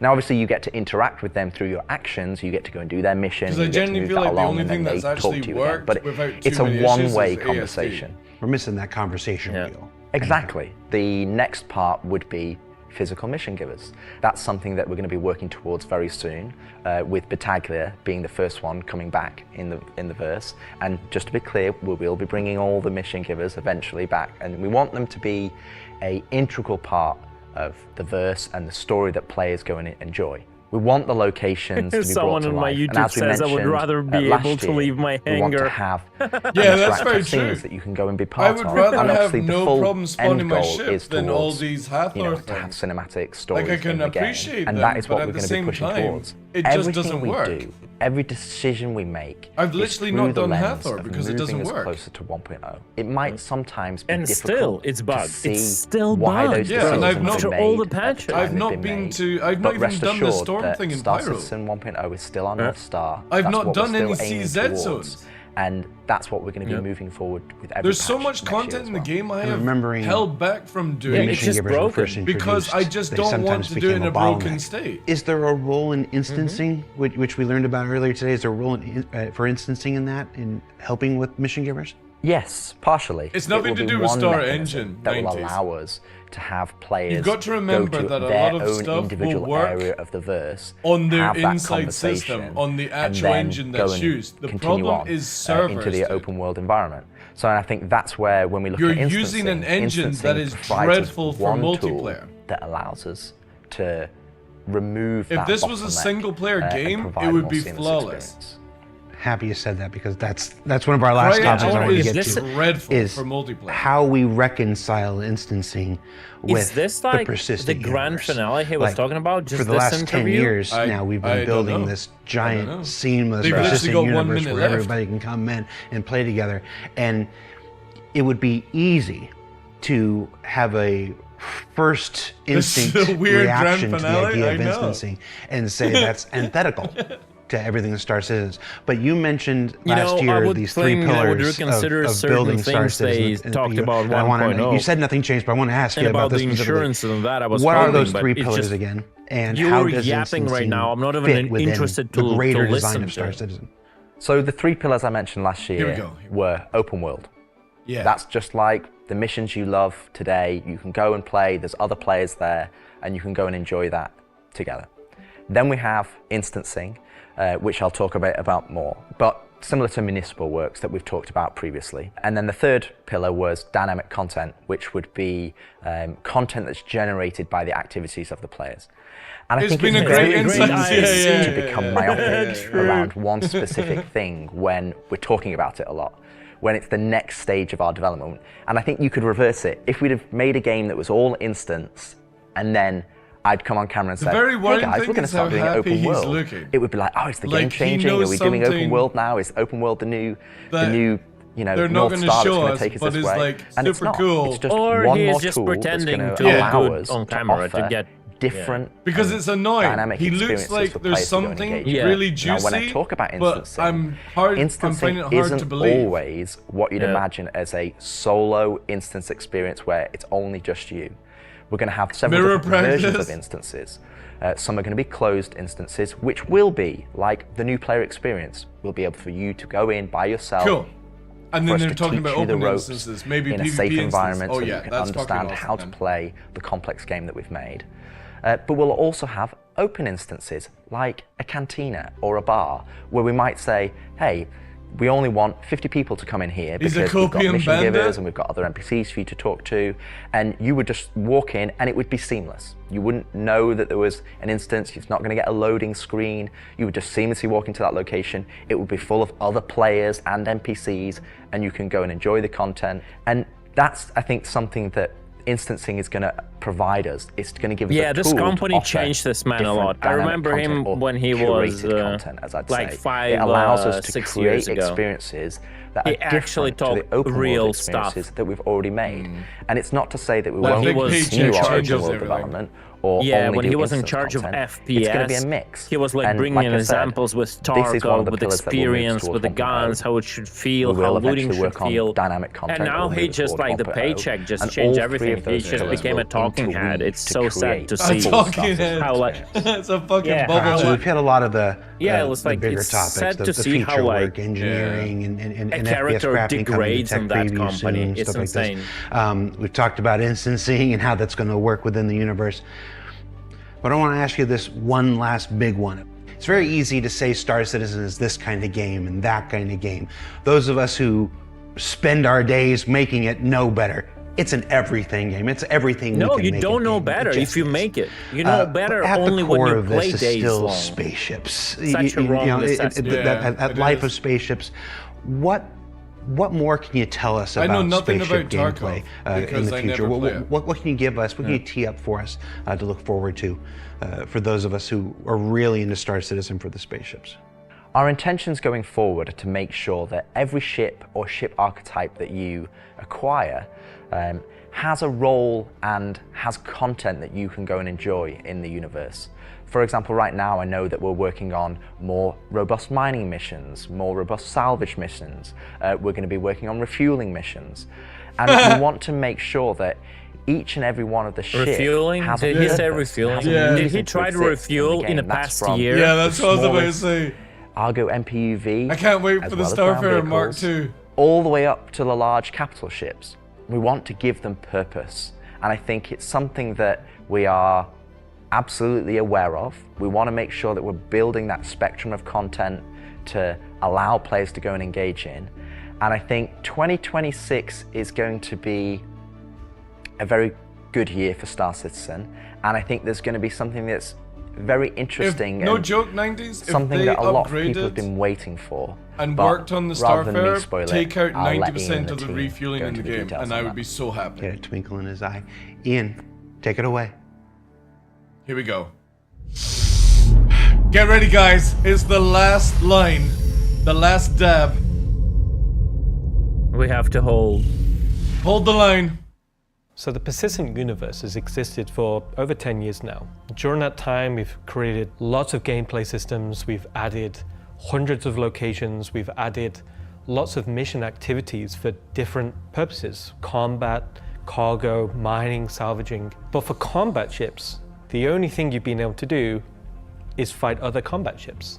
In 2026, this changes. No, I gonna fought be a lot of delivering cargo ships. A spaceship-focused activity space which incentivizes the use of different gameplay roles. These are going to be scenarios where you're going to have to plan and strategize and create operational tactics to overcome your objective. So what you're going to see Star is Citizen very 2 early. announced, yeah. It's early in the pipeline process, and it's going to come online about mid next year.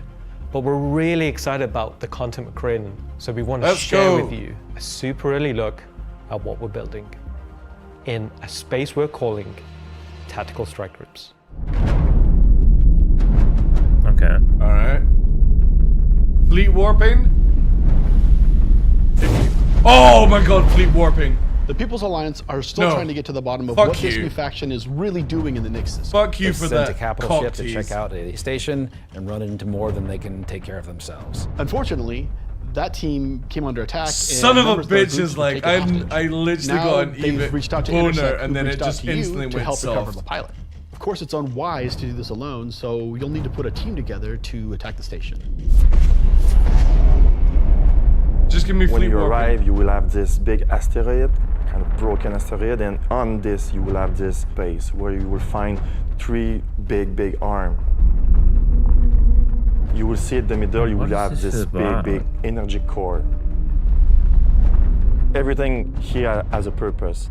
It's not just for the show, just something nice to see. I do love the look You'll of see this a location. People's but holy Alliance fuck. owned Idris that's just on the outside, and it's going to be getting harassed by this unknown faction that you have met before. Xeno? No. So your first objective here is to clear out the ships. There'll be waves of these ships, so this is where you want your light or your medium or your heavy fighters, whichever playstyle you prefer. So this is just an event. An event, yeah. Yeah, just like shooting so like while one more part of the useless group is ships. dealing with the fighters, now it's time to actually assault the station. Oh god. Okay. Whatever, This bro. station has been outfitted to resist it's just all like of a the group obvious mission. way of attacks. Somehow they've incorporated Vanduul capital ship killing turrets. These turrets ignore small fighters, and they have the firepower to destroy even the biggest. Why does that look so out of place? Your Polaris and your Idris, if you get it close, it will get shredded. The idea of these is so we can sort of make it so we can mix up that ship combat, and not everyone can just bring the biggest ship and win just because they have the biggest ship. Okay, that's cool. Anti-capital weapons. You have to send out your best pilots to navigate. I'm also the digging these superstructure new flight and suits. take down Look so sick. anything Even though I'm worried may that you can't damage your breathe in bigger ships. atmosphere. Not atmosphere, sorry. So at this point you're thinking, destroy the turrets. But it's not that easy. They look This so turret out of place. has shields that you've never seen before. It won't take any kind of damage. Your missiles won't do anything. Your lasers won't do anything. Your ballistics won't do anything to them. But like everything, they do have a Okay, I'm gonna be sarcastic right now. Let's listen. To their shields. To do that, that actually brings you to your first objective, the power relays. Wow. So the exterior has a number of power relays that are holding the doors closed so that you can't get in. You have to find them. You have to target them. Why and you they're have to destroy telling them. us again? I know. It may Like, not I be don't get as this. easy as it seems. Let Here's our us first figure wrinkle. it out. The You power relays degenerates, have their bro. own shields that are resistant to energy-based attacks. We know how much you like using laser repeaters, but so do these guys. It's bonkers that Capital ship can't get close enough they're because of not the turrets. even letting us ships with learn about explosive this or game. ballistic ordnance will be needed here. That's torpedo ships like your Retaliator or Gladiator, or even another fighter with ballistics loadout. That's going to take you a while. What if we don't find out? Then you have a discovery. No, I think it was sarcastic. All right. Answer. He wasn't serious. Once the power relays have been taken down, the station opens up. And this is where things get really cool. Now it's time for you to fly your ship inside the station. Yeah, you in your ship Sorry, fly normally into I the superstructure of the require a station. sarcastic kappa to I feel understand like How cool is sarcasm. at that moment. It is as cool as Star just gonna call it Wars. what You it took is. this idea It's a trench from. run.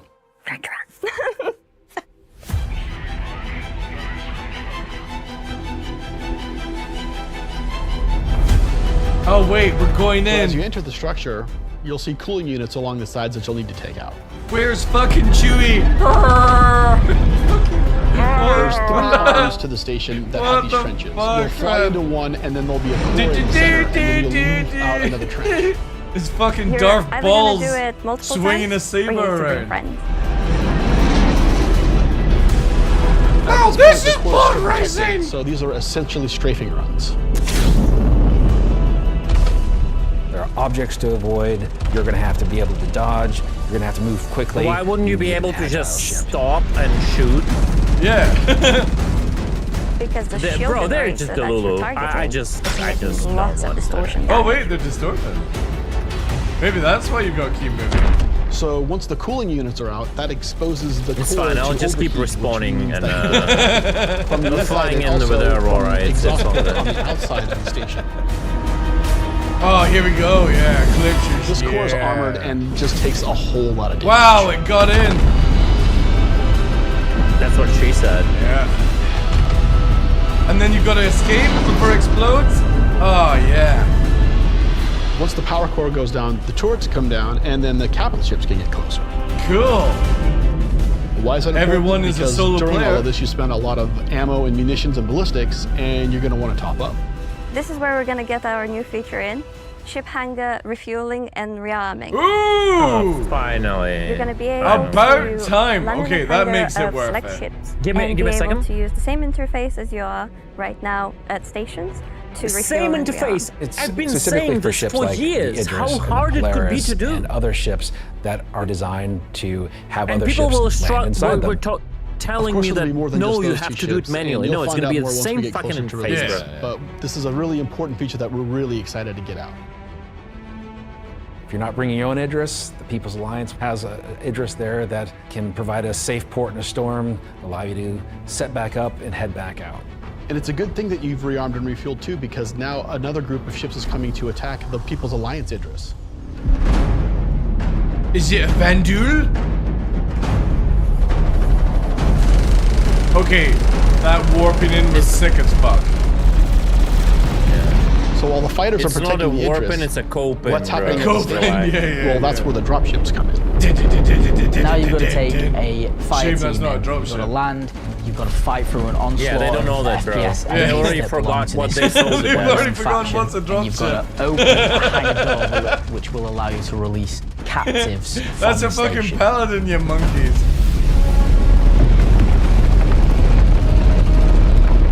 Yeah. You've opened Did the doors, any one of them person's try taken that off, landing you've just got to make themselves? sure they get to safety.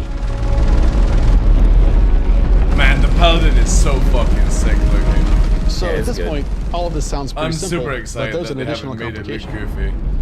goofy. So up until this point, it's just been you versus the enemies in the station. But the enemies in the station have their own enemies. Vandul! The Vandul neighbors who really don't like these guys for some reason come in and wreak havoc on everything. And they're not going to discriminate between you and the station. They're out for blood.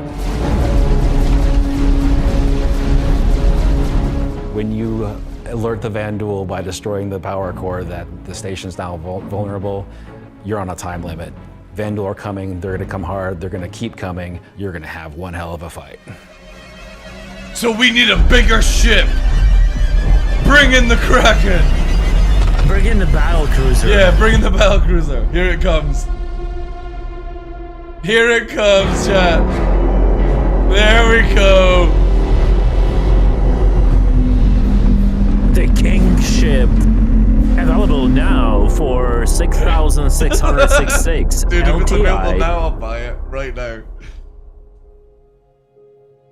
Tactical strike groups. I'm personally so invested in this. So throughout 2025, we created a variety of content. Some of it was very focused on FPS combat. So personally, driving a more vehicle-based experience was very important to me. This is a defining statement that I want to do in 2026. We're a spaceship game. There are prized possessions. To the objects we fall in love with. I'll give this CIG is the content we want to that create, does actually look which pretty cool. Create As an scenarios and event. roles for you to use those spaceships. Well, compared to everything else. You're getting All high roles. on No, coach. no, It's no. alcohol. No, they've What we got should me. see They've now got me. As a landmark, No. a position got me. where No, we resist. can see Resist. gameplay space, which I'm falling, incentivizes chat. the I'm usage falling. We're losing him. and My scenarios credit We're to losing My him. card's coming out. and No, complete no, missions no. in a variety of roles. It's inserting. And in the future, Compared to we all can the use this other... to No, expand no. So I right. hope you're all just Before as you excited start as saying I am for DDL tactical is strike drunk, groups. They're gonna be fantastic. Compared to every other event that we have right now, it's not just your feasible, boring nonsense. I like... It'd still be boring. Well- But one time you play through it, it's gonna be boring. The moment you course. crack everything, it's just GG. But I don't plan to do these things over and over again anyway. Okay. So for a one-time event, I can like it. I will hold you to your words. We'll see. Right, we'll do it together. Why do you still have the puppet? Okay. All right. Okay, John, we're gonna come do it home. together, okay. I'll All be right, so tactical Anakin, strike groups. running around doing the it's pod been a long racing road shit, for the and you last, can be For the Obi-Wan. last 10 years the PU's been around, we've done lots to build stuff for mining ships and for salvage ships, and as Rich said, we're currently building out even more for those, and our first gonna be refueling missions Darth coming online in Eggplant. 2026. Darth Eggplant, But all right. combat missions... Oh, hi. Aaron Roberts. Aaron Roberts. Oh my God, Aaron Roberts. But and what? finally having enough of the foundation in place that we can begin to build real Tell me why you would spaceship do this event to begin with. operations. Just hesitate, it's in the any same other thing MMO as, they like, call dungeons. why are you it's playing really exciting for me, Battlefield and 6 that's right why now? we're ending the show this year with that. So yeah, that's been CitizenCon Direct. Thank you for Well, I taking the can time answer to that, but share this with us. Yeah, but why Again, are you? this Why is are just you a playing glimpse at Battlefield some 6? of what's coming in 2026. I've Read seen the the entire Twitch thing. chat Tell and me the why YouTube you would chat, do like, this "Oh, you're event to spoiling begin with, everything." rather I than promise. how. We ain't. So, before we let you go, that's it for me. Thank you so much for tuning in. And as with every CitizenCon, the last word shouldn't be mine. It should be one of our founders and CEO. So take it away, like the Chris same Roberts. as playing Battlefield, just for fun. Am I going to enjoy some the of what the thing? team No, is but I'm cooking going to at for the least near give it a future. shot. Of course, and it looks we're better not going to content spoil than everything what we that's have right currently now. in progress. And many features we haven't discussed today are in active development, like base building, social, and trade tools that are very much a priority. These, along with bringing the final polished features from Squadron 42 into the persistent universe, will make next year the most exciting yet for Star Citizen. Finally, I want to extend a heartfelt thank you to everyone at CIG for working so tirelessly and with so much passion to deliver something that is already special and will only get more so as we continue. And Did of he course, say social to tools all was of a you priority? for making all this possible with your support and feedback. We couldn't do this without all of you, something that I and the team appreciate every day. We are very lucky to be allowed the time and the money to build the game of all of our That massively dreams. needs to be addressed Something in the game. that is only more apparent as the video Because game Battlefield business 6 becomes is more that's monolithic. not what I'm. We are one of that's the not what few I said, large Church. independents left I said, standing. why do you play and there is Battlefield no way 6? we would be allowed to dream as big as we are on an original game. Not because it's an and take actual the time game. to achieve That's that a dream really if we were fucking part lame or funded way by to any of the reply. few remaining mega game Why do you companies. play So Battlefield thank 6? you, and I look forward to seeing you all in the verse this coming year. And again, it's the same thing as why did you want to play Battlefield 6 before even playing Battlefield 6? No, it's not about forgetting. I guess I think, like, I think the answer to that question is because Battlefield 6 has its gameplay. No, again, you're to a level. You're skipping on the you things can, of the question. Why do you play Battlefield 6? I mean, if you want me to answer to have fun, yeah, I will not give you that answer because that's the answer. Then you can like use that argument to, you know. But that's the thing. Is you enjoy playing Battlefield 6. That to me is the same thing as that looks fun to me. Now, is it fun when we actually play it? No, we have no fucking idea. But right now, that looks fun. That whole scale thing event looks fun, even in its meme state. But the problem is, I know what to expect from Battlefield, right? Mm-hmm. And I know that everything that they show in this trailer, what CIG shows, right, in this trailer, it's never gonna work like this. Yes, I know. And it's not going to be fun. But and again, that's my point. I'm excited for it because, for me, it does look fun. Now, on the day, I will rant and rave when it doesn't work. Okay. True. But okay, true. Okay, I can take the argument. Fun. From looking at it, it looks like more, like for me, when I ever saw Hathor, I was like, ugh, whatever, right? But this actually looks fun as an event. Is it going to fucking work? No. Is it going to be something I repeat in the future? No. But it does look fun. And that was what I said. Maybe. I just like, I'm so jaded that whenever I look at this event, right? Mm-hmm. The only thing that goes like through my head is, okay, we have this one-time event that you don't want to play second time. Okay, there are probably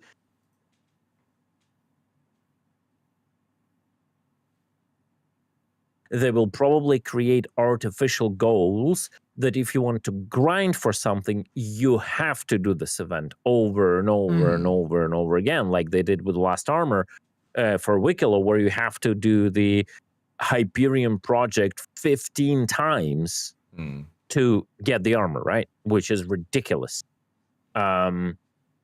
So, but where do we end? Like, what's the end goal for that? Is it something of value you cannot buy on a pledge store? Is it, the answer is probably no. Is it something of value other players will care about?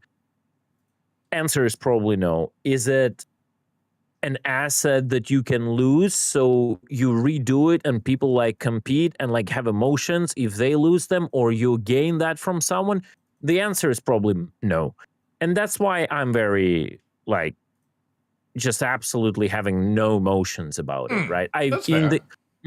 That's my point of view. I'm not saying it should be everyone's point of view. I'm just talking strictly from my point of view. And my problem is with the current CitizenCon that we've just witnessed, that all the yapping that they did and everything that they've shown there, while certain features just look cool, I absolutely agree with that. And like the new Planet Tech looked like so good. And like a lot of things that I was always picky about visually, they definitely worked on that. I absolutely love that. But with everything they said in this Star Citizen, there was not a single thing that brought us closer to this I completely agree on living that. player interactive universe. And that's why everything that they show, when there is not a single hint towards there, everything that they show it just comes like in a grayscale for me. It's not vibrant, you know. So yeah, that's where I come from. While you did miss it. So while I can totally agree that if you take certain things that they've shown on the CitizenCon right now, outside of like the bigger picture that I'm worried about, they definitely look great. Yeah, no shit. Yeah, I agree. That mission by itself, if we don't attach to it like our expectations of how CG would execute it, looks great. I agree with you. Probably if it actually will work, I would totally love to play it.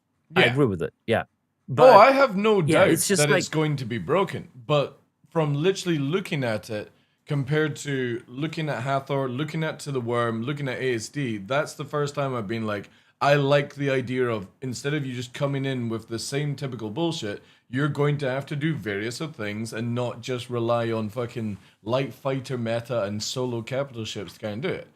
And it's for me, that is exciting. But at the same time, being a 13-year-old vet in this game, I fully know that by the time you get into the game, it doesn't work.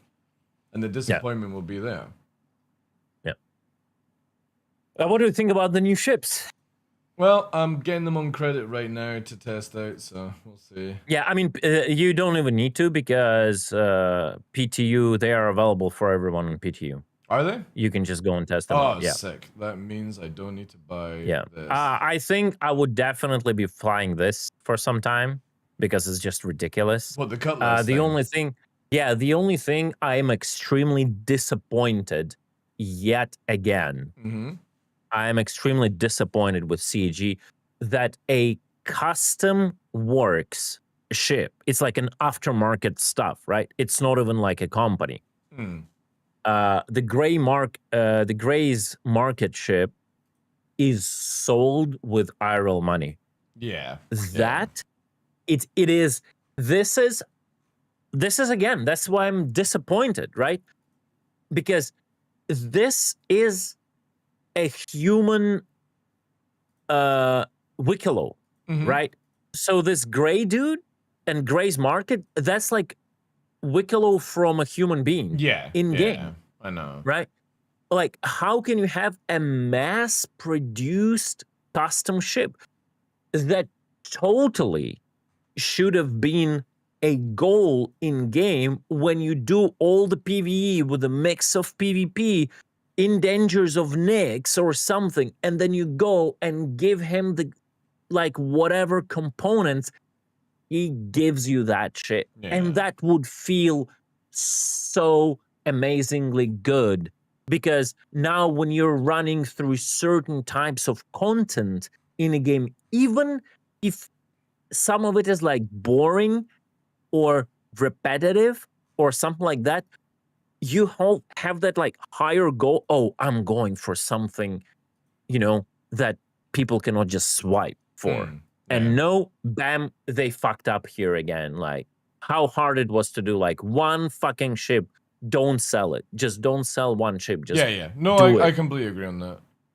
It's especially because of the look on it. If it was like the Anvil and the Paladin and stuff like that, I would completely be like, well. Oh, obviously, whatever, that's my point. Yeah. It's a custom aftermarket work. Why would it be mass produced, mass sold to the audience? Make it like something that warms your heart. You know, it's like you get it, and like just. I think the problem with CIG is that they're not in the situation where they can afford to not try and milk a dime or two out of players.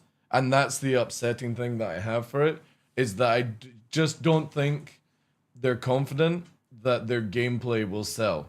Like, you know what I mean? You get good gameplay, it makes more money than just a couple of ship sales, if you know what I mean. Like, you look at Arc Raiders. I've never played Arc Raiders, but because they've shown sounds that actually work and gameplay from people that reviewed that actually looks like it works, I'm going to invest the maximum spendage on it because I believe that that's a game worth of spending money in.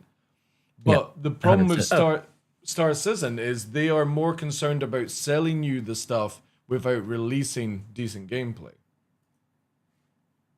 Yeah. One nice message in my chat. Would you rather move the game to a subscription fee and make ships only earnable a game? Personally, 100%. Absolutely. No questions asked. I would be ready to literally forget about the money I've spent on the game. Like take my multi-thousand dollar hangar and just put it in a trash bin. If tomorrow they will told me we're going like subscription based, and you just earn everything in game. Like you don't even have to ask me. Majority of the games I enjoyed in my life were subscription based. And the reason for that is when developers make a subscription based game, they are motivated to create a good game players want to play 1 month after another month without baiting them into the dopamine hits of swiping the card. Yeah. But that will never happen, right? So why are we even discussing? For me, I'm an ex-EVE player. I played from 2003 to 2012. And before they even brought out Plex, you had to subscribe. And that was it. Then you just had to work for everything in the game every time it was released. And I would rather play a game and support with a subscription like that on multiple accounts over buying a ship any day of the week. The problem is I just don't think CIG are confident enough in that. Yeah, I think they totally understand. First of all, they've given a shit ton of promises that they they cannot break at this point just by the law. They're going to get sued, right? Yeah. And second of all, I'm pretty sure they totally understand how their game sucks in the regard to like longevity of the content they deliver. And they understand that the amount of people who will actually pay subscription is just minimal. Yeah. And that's it. I can't recopy my account. It's completely fucking chucked up. What's going on? I might guide you through this. I think I have the similar problem. What's your issue right now? Deleted the PTU and recopied it and no emails. Oh, you're just not why did you even delete it? Because they said you had to recopy the account to get the ships. Oh, really? Yeah. Oh. Okay. Now let me just look at because I'm literally looking at Wikipedia. It said if you want to fly the new ships, you got to recopy the account. And that's why you cannot recopy, because like no entire population of Star Citizen is doing that right now. Yeah. Oh well, more drinking involved then. Do they have specified pages for the ships? They do, yeah. Yeah. Okay, yeah, I see. No, wait, I don't. You just go there and it's just a sales page. It just directs you to the pledge store. Like usually, you know, they have like a promo page. No, I saw everything on the front page. I'm literally I got private stuff up just now, so I'm in a different view on the stream.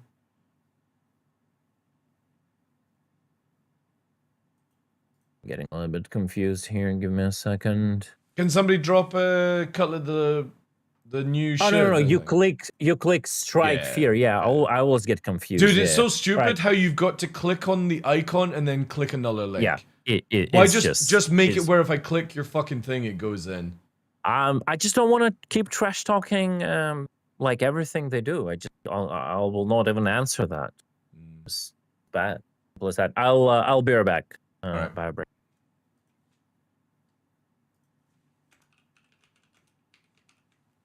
Give me a sec, chat. Trying to sort this all out here. Because obviously we had OBS crash. Fuck knows what that was. I have not had an OBS crash in fucking years. I guess the issue of Star Citizen killed it.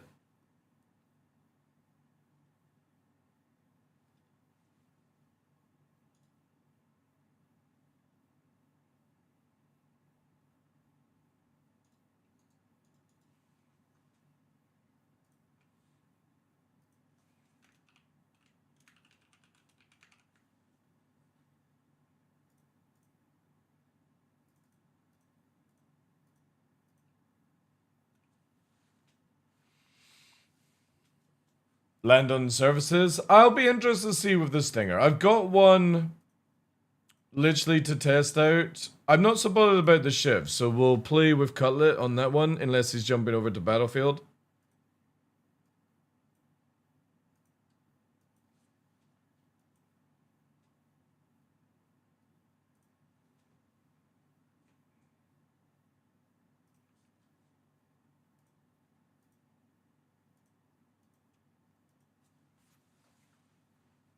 But I'm totally down for testing more of these ships. I just gotta finish up all I'm back. Okay. Man, I still cannot get over the fact that they literally scammed people who bought the Vandal Scythe back in 2013. I know, man.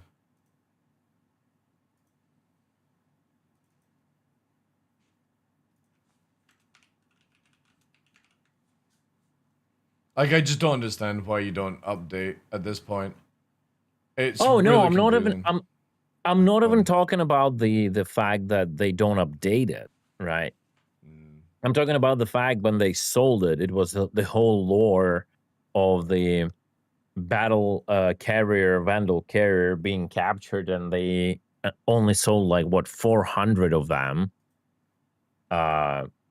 And they said they will never sell the Vandal ships ever again. Yeah. Oh, that's it's like one-time thing. And then they came up with a fucking bullshit excuse of Esperia creating replicas.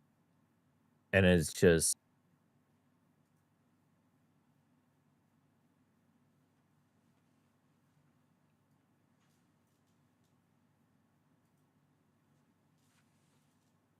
And I'm not a big fan of how it looks.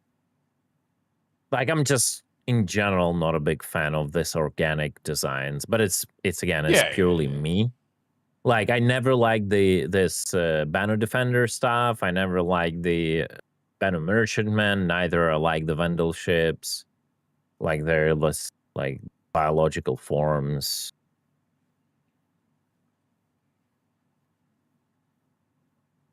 €255. What is that in dollars? Why it shows me in euros? Yeah, it's still no emails. Holy shit. Oh, I gotta do that too. Yeah.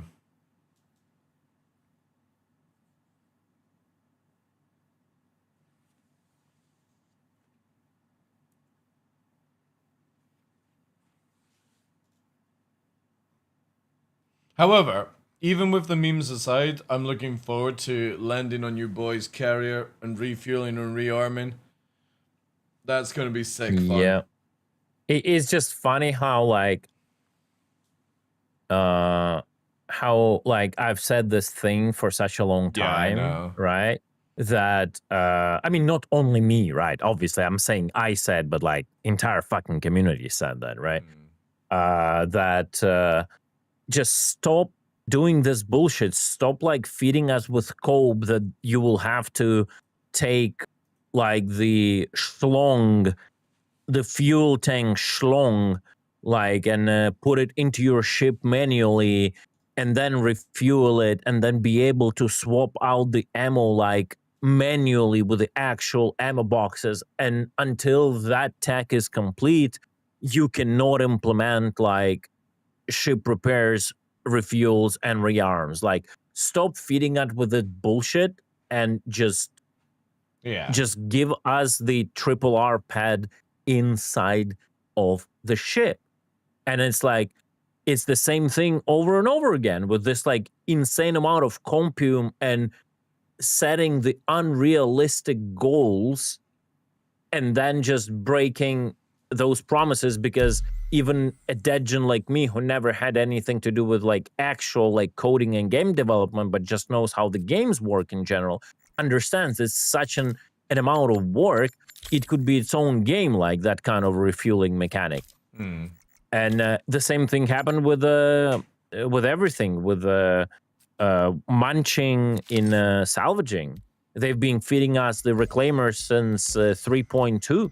It was constantly postponed because, like, and we all said that like physicalized breaking of shape, unless you implement voxel technologies, is just never gonna happen. Yeah.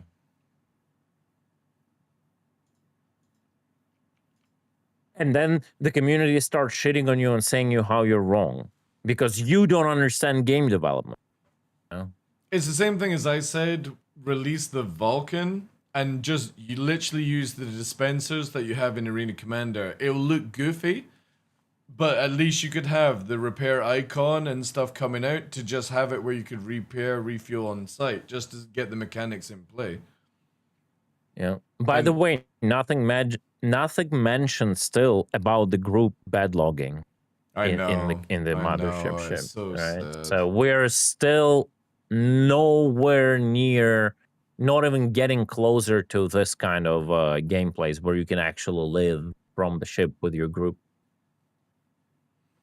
It's a shame that, like, I get where CIG, because, like, if the guys building Nyx are ready to get it into testing, I understand they want to have us, like, actually testing it, right?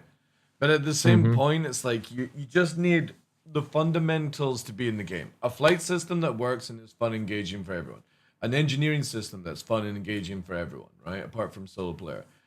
FPS working, social working, VoIP working, UIs working, a map system that works, a warp system that works. These are all the things that we have been desperate for over the years, and it just still feels like another 5 years before we ever see it. It's just, that's what always frustrates me with Star Citizen and CIG, is I'm wanting the foundation of the game put in place, and it just always feels like we'll just brush that to the side and hope for the other stuff, you know? Well, the pilot can only shoot the size 4s. So you do need a gunner for the size 5s. So it's not technically solo. Technically. Yeah. I mean, with the current power creep, like giving 4 size 4s to a pilot is nothing even special, right? It's like just whatever. Because we have so many. It depends a lot on the capacitors, because I think the Paladin will get huge capacitors for them, and that what will matter. But I would much more prefer them making those guns on the sides even stronger, but not giving them to the pilot. That would be just better. Make them size 5s on the sides too, but just don't give them to the pilot.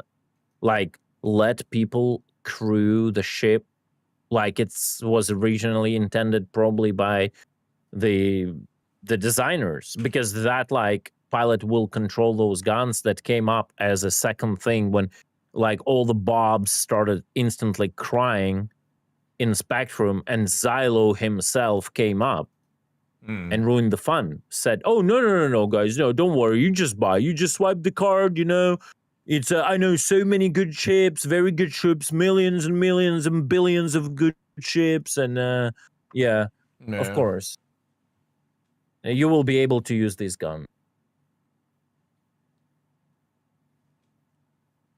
Then the pilot would have nothing if solo. Exactly, that's what multi-crew means. Just a little secret. That's the thing is, like, if the pilot shouldn't, like, for me, whenever you look at multi-crew, it should never be about shooting. It should be getting people into position to do the job for you. Yeah. If you want to be the pilot that shoots, be the fighter pilot.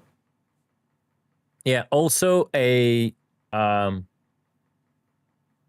good example of what yeah, but what about me who only flies with one friend? I have a perfect solution for that. Just don't get offended. Don't fly the Paladin. Yeah, but what about me who only flies with one friend? Oh, is that what you're talking about? Yeah. Yeah, exactly. I started like I just have the chat and the combined feed. Yeah, so because the thing with that, Slickbeard, is that you can't always just base a game around because you only have one friend, right? Well, it's not so much about making friends. Is that, say for example, look at this way, Slickbeard. In real life, if you only have one person to carry, do you get the 11-person people carrier? Or do you get the car, like, free door? Because when I look at multi-crew, it's you're buying the 11-person carrier, like, carrier vehicle. The minibus. If a ship was meant to be done by 2 people, it would only have 2 chairs. But the Paladin has 4. You're meant to have 2 gunners on the sides and 1 on the top. So if you don't have those people, my suggestion would be you don't play in a Paladin. Now you can There's literally a Paladin, a ship called Hurricane for 2 people. Yeah. But if I was traveling and staying out, I would have the minibus. But then you would go for something like maybe that you would camp and do, would you not?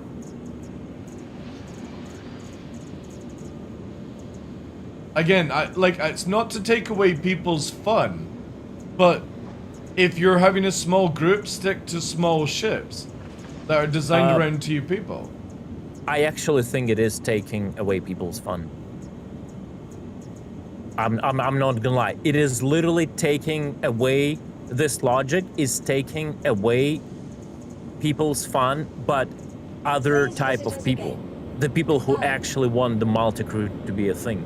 Oh, this kind of logic, yeah. I want like everything be accessible to me because, again, I don't want to like dunk too much on your viewers, but like catering on every person who says what's about me will spiral this game, which has been spiraling already for multiple years, obviously because money motivates CAG to do that. Into a place where vehicle retrieval system. Like you don't do meaningful choices for meaningful ships. They're just like ships have to be done for a certain amount of people. A ship design shouldn't revolve about around the fact that someone paid money and then wants to fly it solo, or we will end up with the 2-man Polarises and 1-man Idrises. That's where we end up with. Again, like there are multiple ships that allow specifically 2-man gameplay, right? It is, he has good ads, he can watch tell him to subscribe to your channel, bro. No, it should be our bad. It's like, there is a Hurricane, there is a Scorpius, there is a Cutlass. Bro, there are so many ships you can do 2-man and enjoy the game. I think it's just, I just don't think it's right.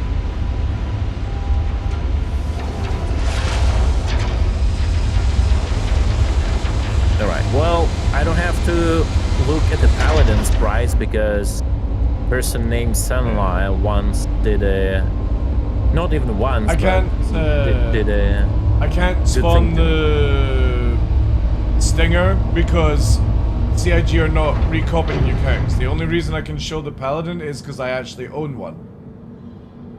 Oh, I actually own one too. Yeah. I just realized that. Are you already in game? Yeah, I'm already in game, yeah. And let me check if I got the email. I doubt it. If you didn't, then I didn't. Yeah. No, it's literally not going through. The recopy's not happening. Yeah. Dude, it's actually not happening pretty fucking tall. Let me. Of course it is. Yeah, it's pretty big. Let me hop in But like, and the legs are so juicy. let me hop in and I'll join you. All right. Okay. I'm at Orison. Yeah. Dude, this thing is. Oof.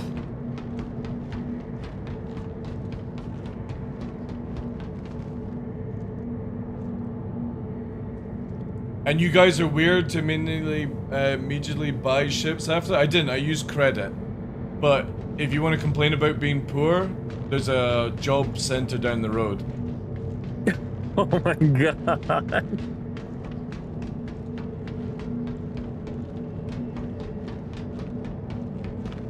Alright, let's see. It still uses apparently my...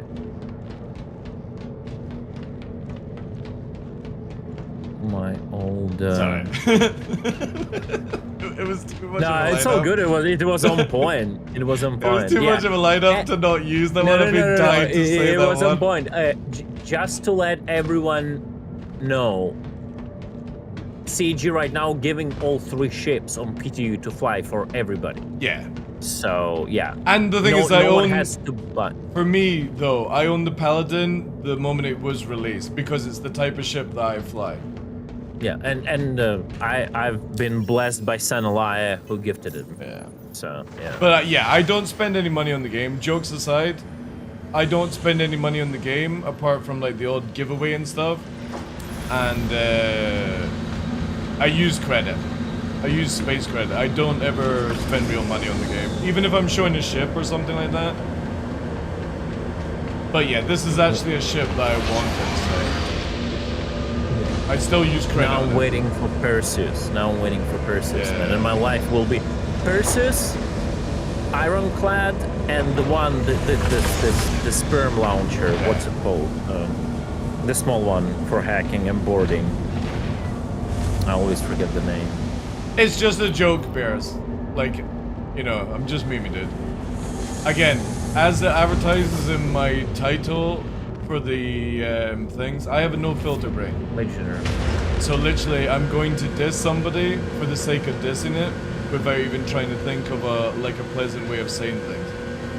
But then I also have the ability to apologize afterwards. I think that's why we align a lot, because like I have very little of brain filter either. It's the same with monologuing. I can't monologue. And people freak out about it in real life, where when I'm thinking inside my brain, I start talking behind them when I'm walking down the street.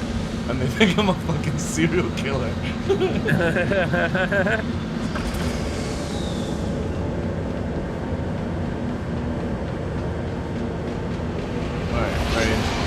Let me know when you're in. I'll probably be getting the ship though just out of the spine because it's a Cutlass inspired ship. And it's the pirate warden looking ship. Yes, I wonder how bad it's gonna be. Already doorway bug on this thing. I am in a queue to a server. Probably it's a different server because everyone rushed to servers. It might be we would need to back off the menus. Yeah, sounds good. But yeah, let me first get into the server first. Yeah, I've literally not even boarded yet, waiting for you.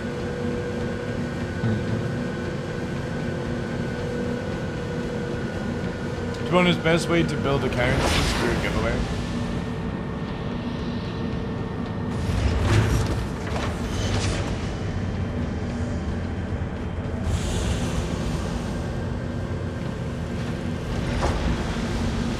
It looks like shared hangars are bugged again because I've got somebody clearly in a Paladin shooting the guns in a different hangar. Yeah. You mean you see the project? I see the gunshots. Oh, that's fucking always was the thing. They never fixed it. But I'm like, this is where, like, this is how I want the Valkyrie, the Apollo. Like, CIG needs to start doing these beefy legs and raising it up where you can walk underneath a ship of this size. This is how I would like to see the Asgard as well. Recheck the door and see if it's a clone ship. I've literally not even been on a ship to open up a hangar or anything like that, dude, so it shouldn't be a clone ship.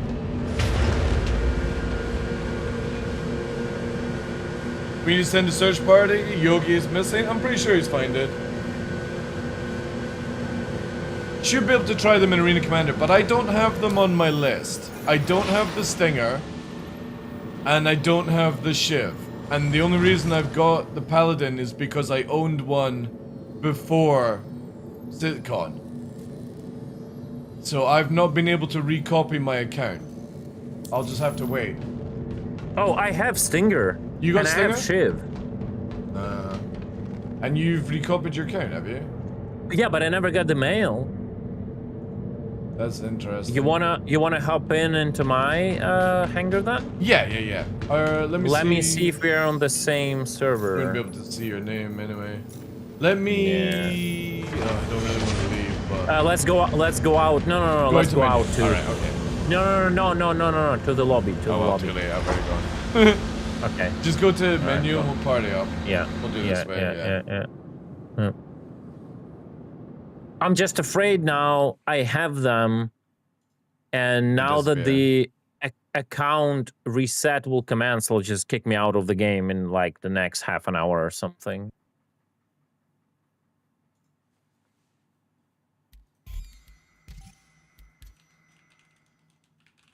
All right.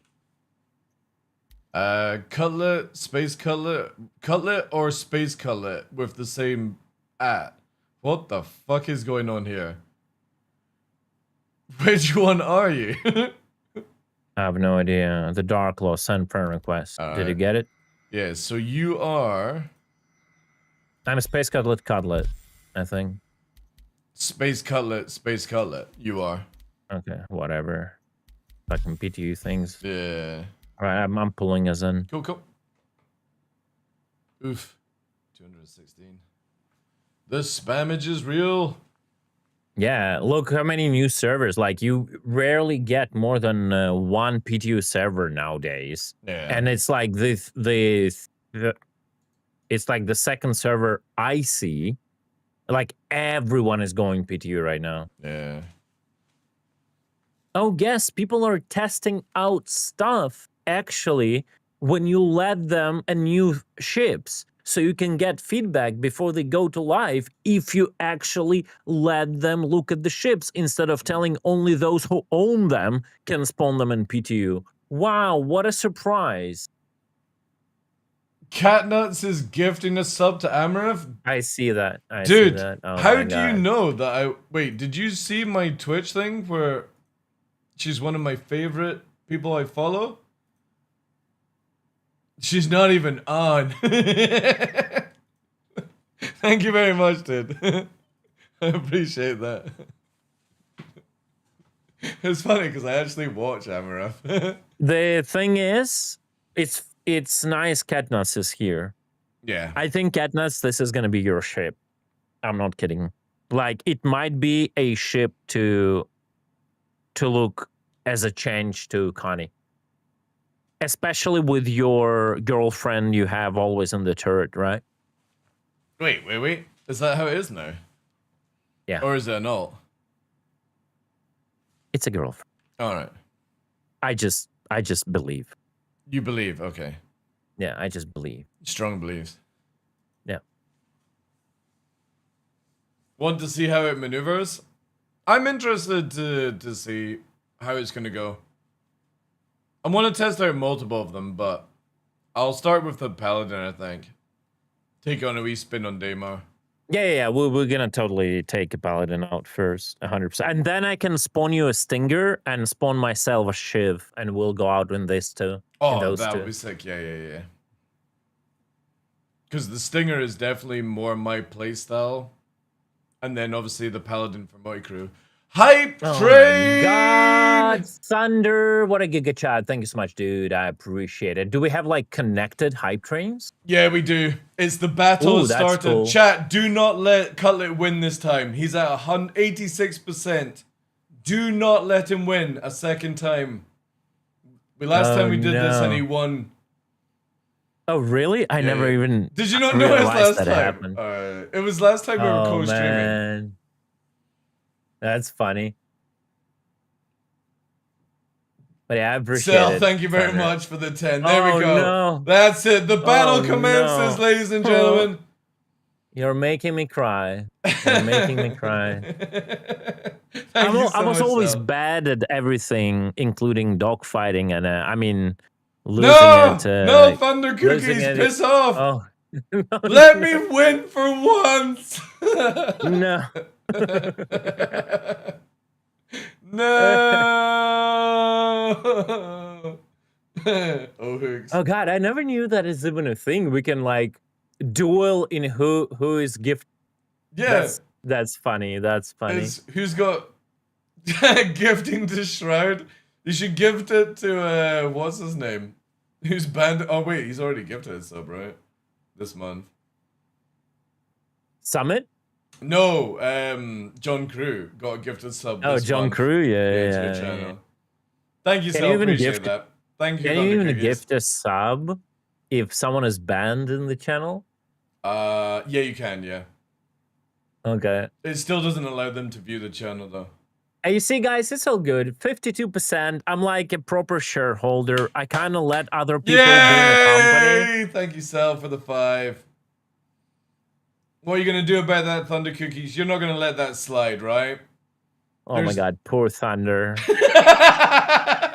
I don't want. I just cannot bait the person into that. It's not fair. I know it's not fair, but that's what the whole thing's designed to do. Holy shit, Squedo. Yay, let's go.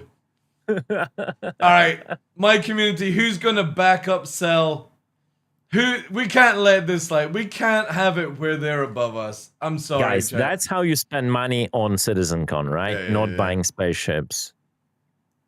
God damn it, Mr. Deflad. I thought we were friends. That's it. Good job. See, now everyone's coming out. Oh my God.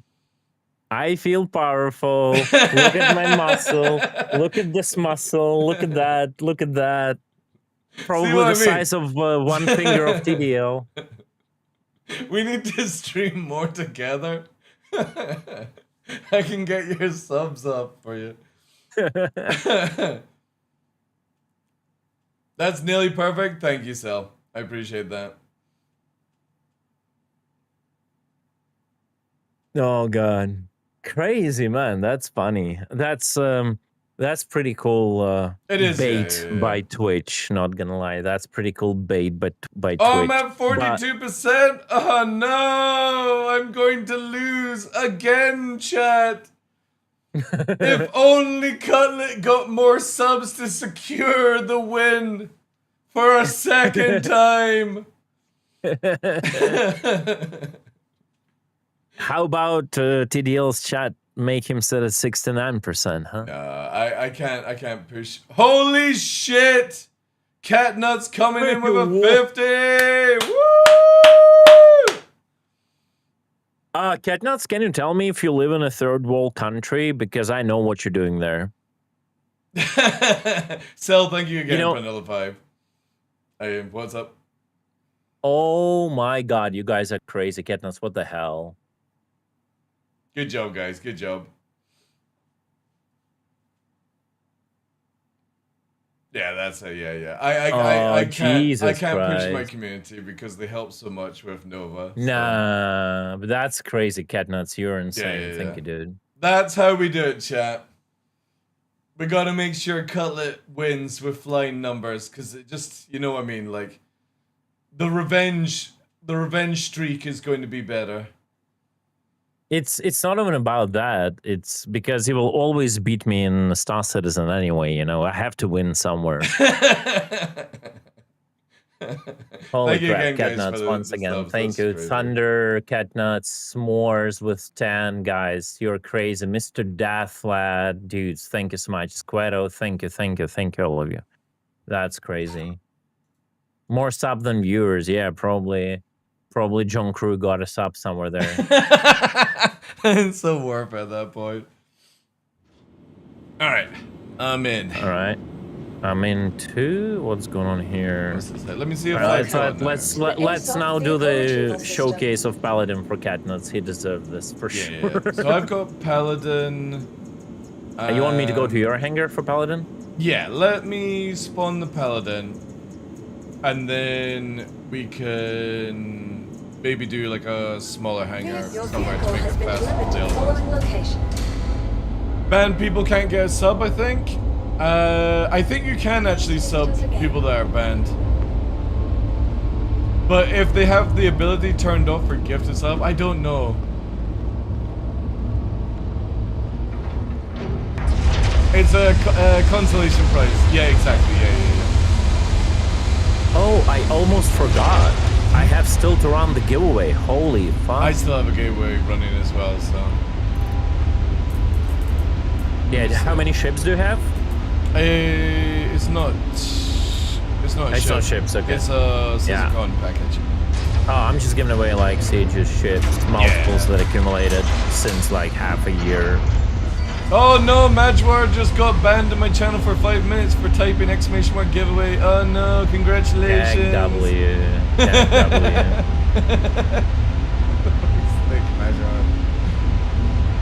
Yeah, guys, by the way, if you... Can I do that? I think it's fine, right? If I yeah, do your giveaway, dude. Shill my giveaway. Yeah. So, guys, both my chat and TDL's chat, if someone in TDL's chat have watched me before and have some channel points, but you might not be aware, I'm running a giveaway through Twitch channel points. Just get those tickets through Twitch channel points, and a little bit later I will roll the giveaway, and there's like 6 ships or something. Yeah, so basically for anyone that doesn't know, Cutlet does it a different way, kind of like how we used to do it one time. Make sure you go over to his channel just now. If I've got a moderator, send him a link, and yeah, just drop all your channel points to get in the giveaway. It'll be down in the channel point redemption area, and then you'll be entered. Tickets are pretty expensive. My giveaways are always targeted like for people who like are 100% constantly watch my channel in general, but in case you have them, you know, just check out if you have enough, at least for 1 ticket. Okay, so we just wow, it's thick here. Look at the whole this like passage from here where the armor starts to all of this is like, oh, that's crazy. It's so nice looking. It's good. You know what it's reminding me of? A little bit like SPK, like behind the sides with these like the engineering room is fucking dope though. We have the gun racks here, small arms, normal guns. I guess this is rail guns and stuff. That's the long ones. This one is locked. I don't understand why. Deploy weapon rack. Oh no, that's I guess the railgun stuff here. What else is openable here? Gravity generator obviously empty. Battery obviously empty for now. This is all just placeholders. Maybe a future changes. That's what I've been saying they should have done in a long time. They should have created like this placeholders. Yeah. And if they need to rebalance the ship, right? They can add more components. They can just either remove or add whatever they want. It should have been like, it's good they're like start to think this way now. Life support obviously empty. Fuel generator, that is a size 3, correct? Yeah, apparently it's got 3 power plants.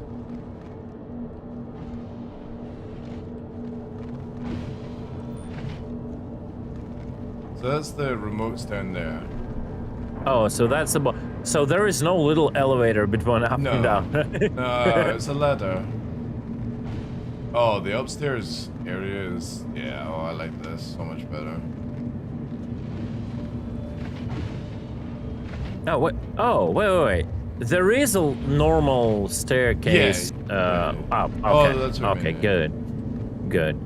All right. So that's just some seats. Nice. That's the poop place. Okay. All right. So main engineering is actually upstairs.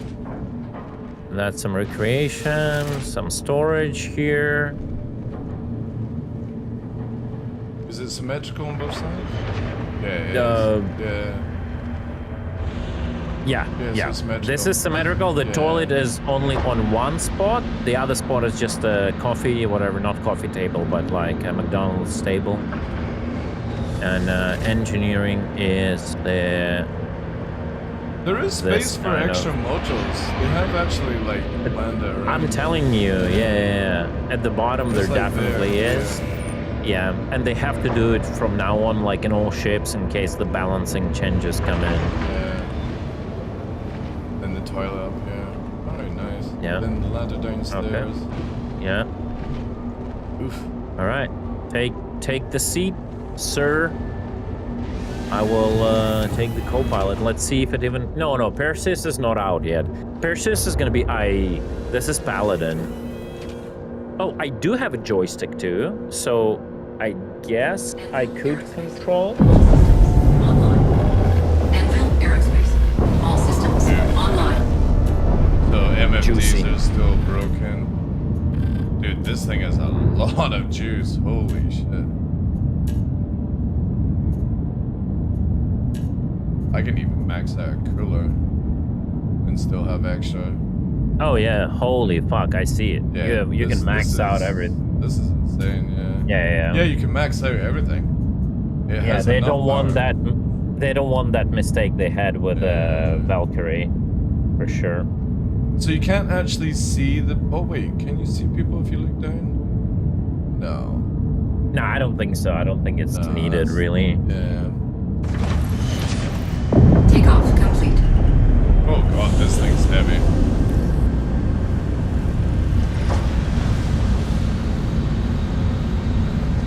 Landing gear raised. I mean, technically, with a Toby, I mean, the glass is not transparent, so. I do like how there's like a little thing in between us. Oh yeah, it's like a. Dude, have you seen how many shots this thing has got? Bro, look at the fucking capacitor, bro. 160 shots of size 4. Oh, dude, it's got air surfaces. What do you mean? Oh, like it's already got view? Yeah, it's already got built. Yeah, air of course. surfaces. Yeah. I mean, it's the new ship. Yeah, I don't see them. Where they are? They're on the tippy top, just on the side wings.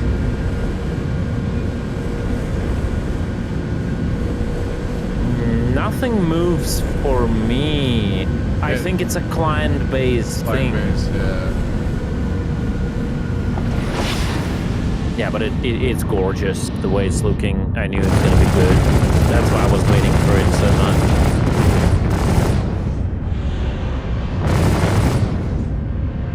much. So can I talk for a second how it's going back to the discussion of like these guns should never been like pilot controlled, right? So imagine those guns would be size 5s. Oh shit, we're out of the light area. I cannot even show. But yeah, imagine those guns would be like size 5s, right? There would be one player per like a side gun. And to the argument where someone said like, but then the pilot wouldn't have any guns, right? So if you look at the front of the ship, right, and it has this like air intakes, right, to the left and right of the ship, and on top of them there's like this covering wing with this panel that says something or whatever it is.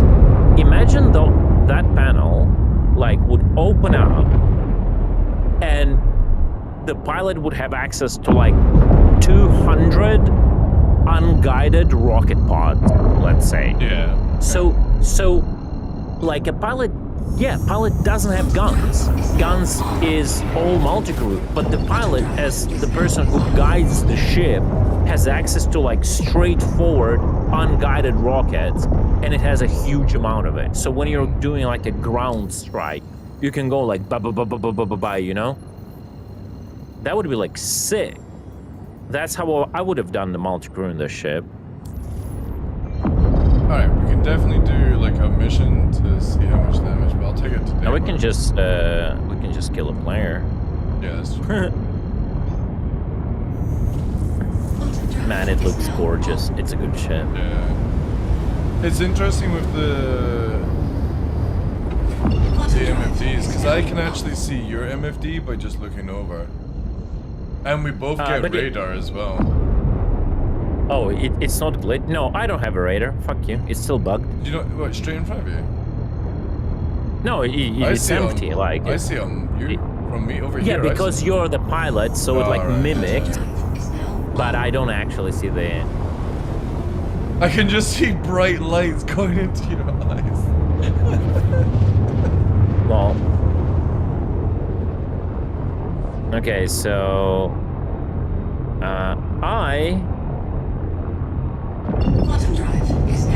Okay, let me see. Is your power changing on the guns? Can you look at them? Yeah, they are changing on the guns. Okay, so I am able to change that. Okay. Interesting. And okay, we're in nav mode right now. Yeah, I'm just quickly seeing how fast we get. Maybe I have to turn this on. Is my like thing turned on like 950 in this way? Are you needing the guns? No, like everything. Like I don't have like any HUD. That's like the problem. I don't have any HUD. I cannot see the speed. Like nothing. Wait, maybe. Did it just reset the entire ship? No, negative. Maybe that's not the gunner spot. Is that your? MFDs are looking extremely weird for me right now. Yeah, they basically don't show. Yeah. This the bug in the current patch, or a bug in 4.3. It's all maxed out for me on my side, and you're changing it. Okay, that's super weird. Yeah. Okay. Yeah, let's go get somewhere. I want to see. Can I fire the turret? Can I fire the turret outside of a turret mode? Like just, you know, just with gimbals? Give me a sec, I'm taking it down to right. I'll take it real. Connie outruns slightly. Yeah, probably Connie is a little bit more agile in general, but this shit like deals so much damage if you have it like. Yeah. I mean, how many shots does a Connie get with the size 5s?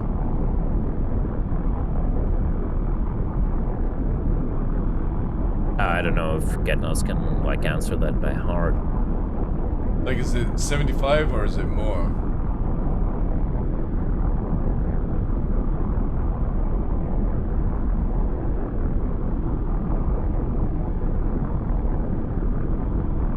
That turret is fucking insane, bro. 4 size 5s, that's crazy.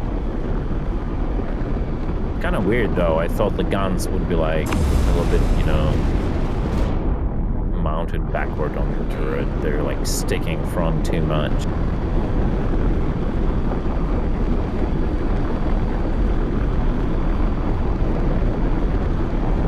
I've got a range of missiles as well. Also looks like I've got size 4s. Oh yeah, it has, yeah. Going against 109. Yeah, this thing is, because it's got free power plants, it's juiced so hard.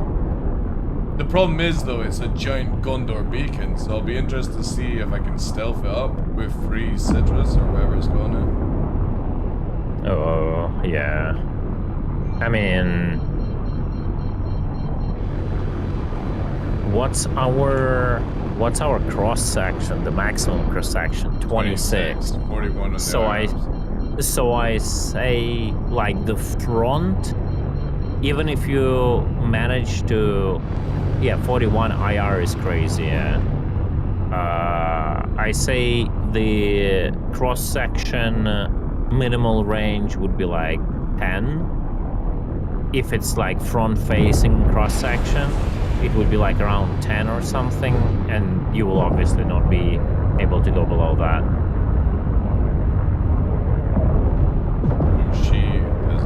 Oh no, oh no, oh no, VTOL. We're good. Hey. I'm not that much of a dip. Alright, you should have guns. Yeah, okay, so can I control the guns like that? No, I think I'll have to go in the turret, yeah. Oh my god, it has 159 also. Yeah, same. 159 on the size 5 shot. That is a lot of damage. I want to try something here because of the profile. Let me know, like, if you're able to shoot, when you're able to shoot over the hill. Now?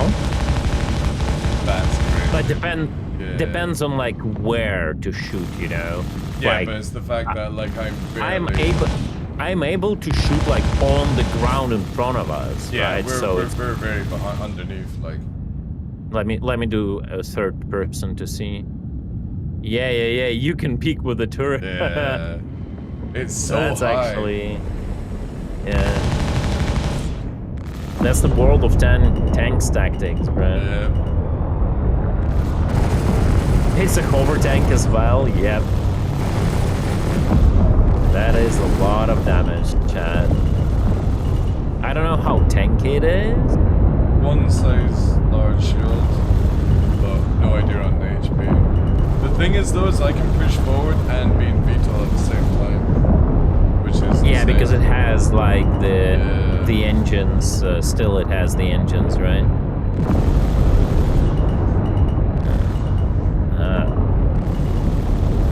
A lot of damage.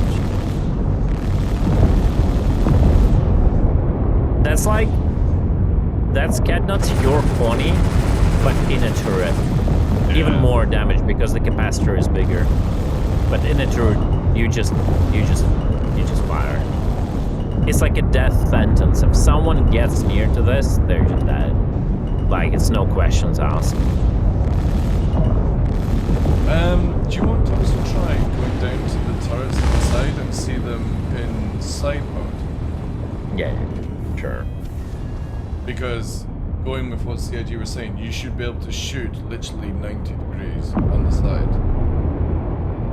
TDL is too sober to fly? What do you mean too sober?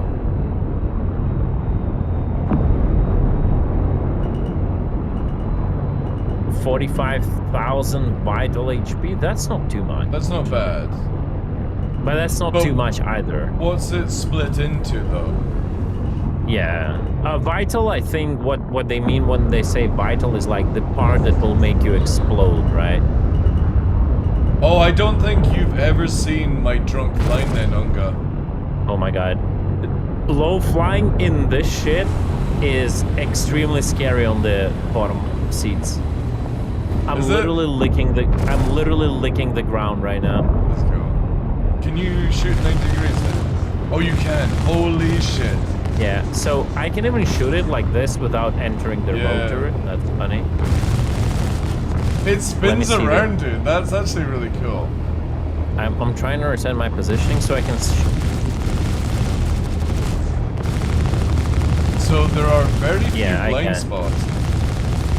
Yeah. The only problem that I wish they would have solved that, because like this turret has like this vertical position, you cannot properly do an arc you have to like go 90 degrees, rotate, and then go 90 degrees again. You cannot just go like from one point to another.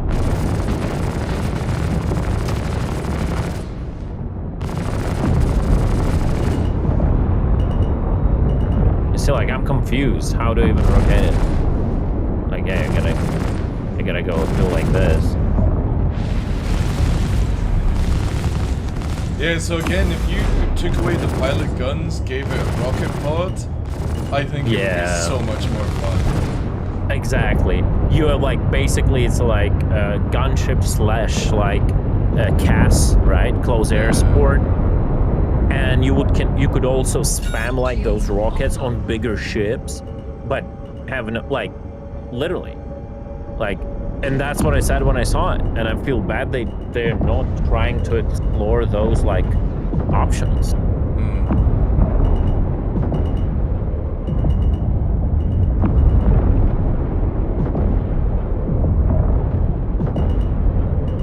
Yeah, I think the side gun positioning is done wrong because of that rotation. You should be able to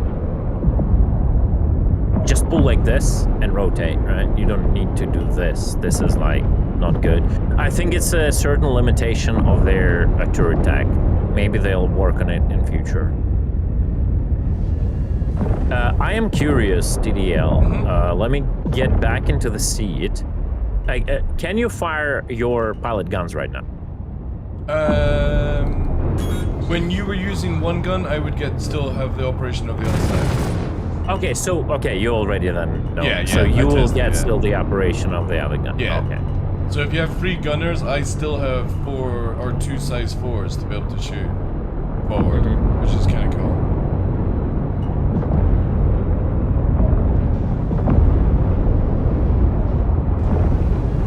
Oh, Tenlai, thanks so much. I appreciate it. But this turret is absolutely crazy. Oh, you're already and then back you can up. do this. Holy shit. Yeah, and then you can do this and keep firing while the animation is on, which is actually very good. So then you can do this, and you can go for the ground strikes, right? If you need to. How close to the ground are you, though? I mean, I don't know how to explain it. Just like do a floor check. Yeah. So if you were to put all the prongs down, it's not too bad. It's not too bad. Like your front goes a little bit down, so it's kind of equalizes it. Yeah. VTOL and ship? Yeah, it does have VTOL, yeah. And I'm actually, like, for me, I think you actually want to be in VTOL because you've got the 4 mains anyway, and it's just, it makes it, like, it's weird to explain, but it's very fast in the way it moves. And I'm not noticing much more when it's in the straight. You just want that vertical juice when you're near the planet, right? Because again, I'm doing 174 without VTOL, and with VTOL down, I'm still doing 174. It just gives me better upstrafe. You just want to be in VTOL, which hopefully will change, because it should technically be going a little bit faster. Yeah. Looks like equal handing to the Connie. I've not flown the Connie in a while, but it feels really good. It's very heavy. It's not like flying the Asgard or anything like that, so I'm very happy with that. Because I was worried if it was like the Asgard, it'd be too powerful. So technically, if you fly solo, this has lower DPS output than a Connie because solo it has 4 size 4s. Still, it has a bigger capacitor than a Connie. But if you have a turret gunner, it's insane. Like you have literally Connie's firepower turning like this. It's pretty devastating. Yeah, because again, there's no way a Connie is getting around me. Yeah. With a gunner. And like the cool part is you can still shoot the guns when you move the turret from the up position to the bottom position. Yeah. The biggest concern is like it is for its HP and shield, is a big missile magnet, and it only comes with 48. So CIG have not even given you like the Asgard treatment, which is interesting. So they've given you the Connie treatment. Yeah. But she handles really well, and the open cockpit is so good. And when I look over, I can see you as well.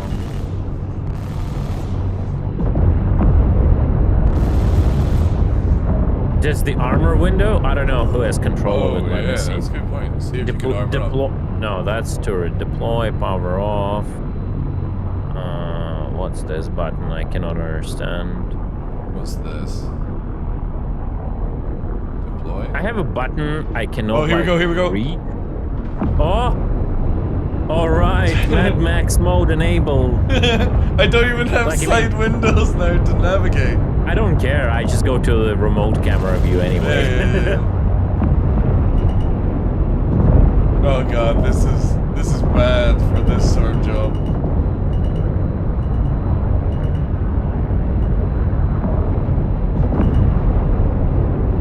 Does the armor thing? Yeah. But it's like a weird shutter, if anything. What does it actually look like? Oh, actually, that's kind of cool. You mean outside? Yeah, it looks cool. Yeah, outside it looks cool. Why the bottom guys don't get the armor maybe shutter, they do. though? No, I don't see. Oh, you think it has you have their to be own? down there. Yeah. Yeah, let me go and check that out.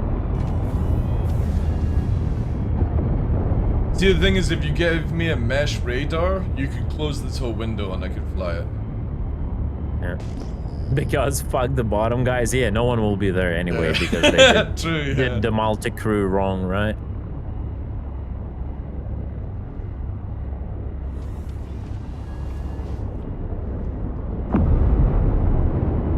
I deploy. Oh, power off, enter remote turret, exit, what, deploy what? Oh, there we go. There's our shutters. Even less vision, that's crazy. That's cool, though. Yeah, that's cool. That's sick. So, hear me out. I wonder if that's a valid tactic to taking down a solo paladin, is shooting through the glass there in the future. Because I don't know if they're gonna have glass penetrations.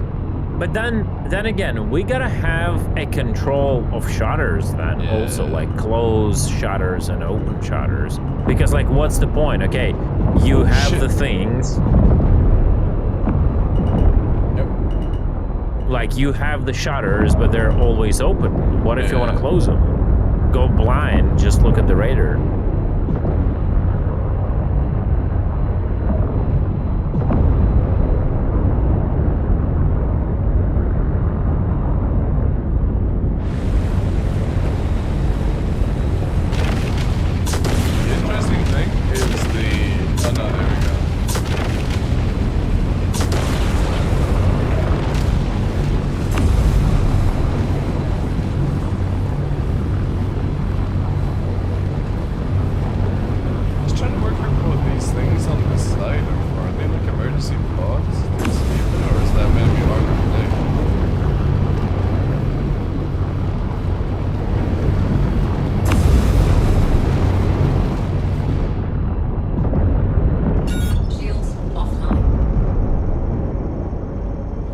It's crazy, I don't even hear you leaving the chair down below and getting back up here until I notice very sneaky. I'm very sneaky.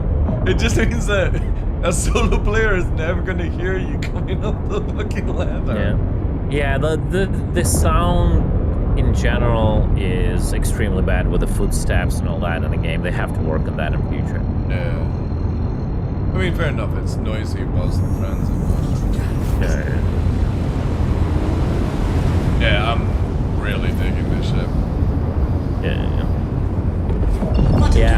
I just want to see how like fragile it's gonna be in PvP. Yeah. But can, like, again, two of them turning up with like both with gunners, like that's scary for any big ship. Yeah. I mean, it's equally scary for the small ships with that turret. It's like, stupidly powerful. Just instantly gotta stay away. Stat-wise, the Stinger feels kind of meh. It's a hit-and-run ship, dude. Oh, that's annoying. I can hear your Betty from over here. Oh yeah, I can hear your too, but it's like whatever. It's been the thing with all the ships like that have multi-crew, like it's gonna double voice stuff.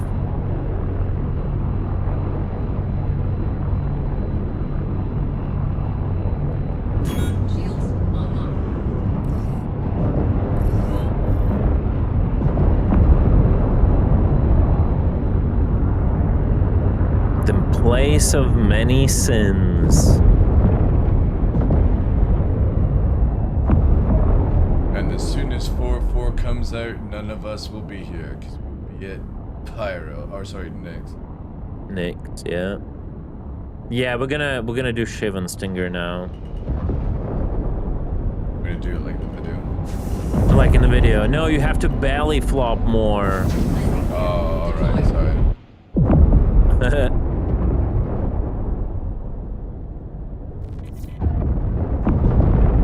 Oof, like I like the engine sound. Yeah, they're good. She's very, like, the cockpit's very, very weird.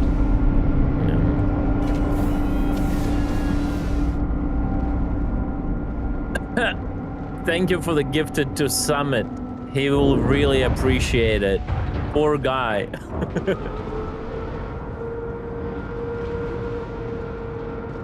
All right, let's switch to my hangar and I'll spawn you the Stinger, I guess, and I'll take my Hybrid and Valkyrie. Hybrid and Valkyrie, whatever the fuck. Sorry, Cutlass and Valkyrie love child. Man, they should have added like freaking dampener to that ship.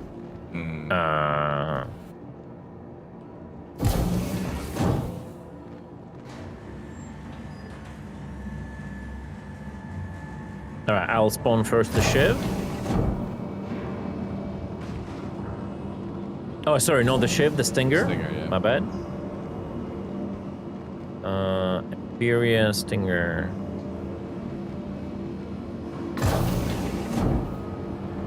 Stinger is bugged in PTU, it's not available. Oh yeah, Stinger's not available either. Oh. They're working on it? Alright. Is that what they're saying? Let's see, it's gonna be empty thing or what? Come here.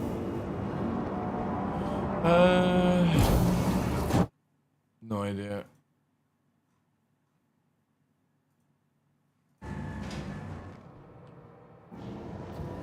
I mean, at least it's standing here. Not for everyone. Oh, it's like broken? No. Dude, look where the button is. It's on like a rib. Oh, I kind of like that. That's very Scorn. Ugh. Oh, it's not there for you? Oh, so bad to be you. I'm a streamer privileged guy. Dude, this has just kidding. Just kidding. Got a fuse box in it. Yeah, get in, bro. Oh, that's weird. Swipe harder. Swipe harder. All right, all right. There you go, Mr. TheDarkLaw in his little, I don't know how to call it, so it sounds disgusting, but the bubble. You'll need to get on board the ship in F1, I think. Oh, true. Yeah. The eye of the beholder, yes. Yeah, just don't use the store credit. Use the fresh swipe money, or use it to gift subs to TDL or me, you know, and just forget about the ship. This has big boy killers on it. Yeah. But really bad power. Oof. This has really bad power. Get out so I can open you up. Okay. Whee! Let's Got a little sledge. TDL's one-eyed monster. One-eyed monster. It sounds like a taxi. Ooh. So it's not purple, it's not red. Yes. They learn their mistakes. What's up? You said power is bad? Let me check it for a second. I turned off it's got 3 colors, dude. Yeah. 1 color, and I guess you will be able to sort it out with better components. Yeah, I think so. I think it's shit. I don't understand the interior of this ship. Oh my god, look at that. Like, it's got fuses, but no components inside, so why even bother having that? I don't know. Oh, that's the sun. Give me a second. I'll give it to you in a second. Okay. What, Wrath? Oh, it's Wrath is the same gun that the Glaive and this one. Where it sits on the ship. It's like on the side. I see it. Oh, that's cool. Not gonna lie. Okay. Where is it? Oh yeah. I'm not a big like sucker for this design, but just outside of it, I can say that's pretty cool. And then what's coming with oh wait, why did they exit? I didn't fucking request takeoff. Oh my god. You missed. It feels very xenomorphic. Yeah. Like even the landing gears is like bio.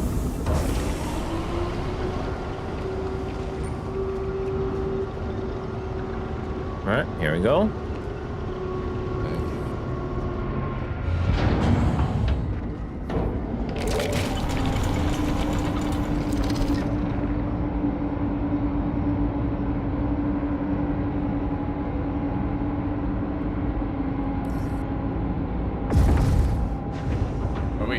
Dome. That cannon just does dome.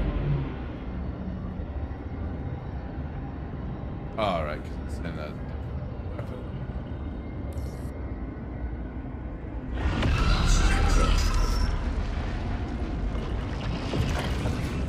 Wait, does this thing transform or not? Go into VML after on the Stinger. Oh, vehicle manager.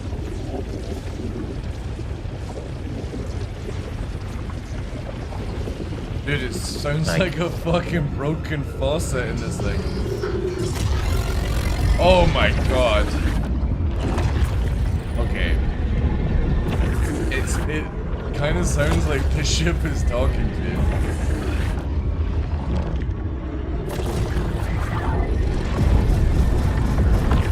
Alright, it's shift time. Can you make sure you... Yeah, okay, you're far enough. Yeah. So you don't get despawned accidentally.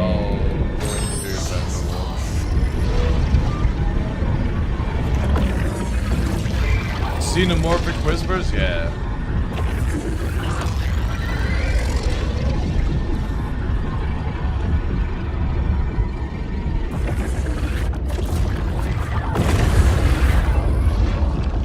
Okay, so 150. Like Vanguard.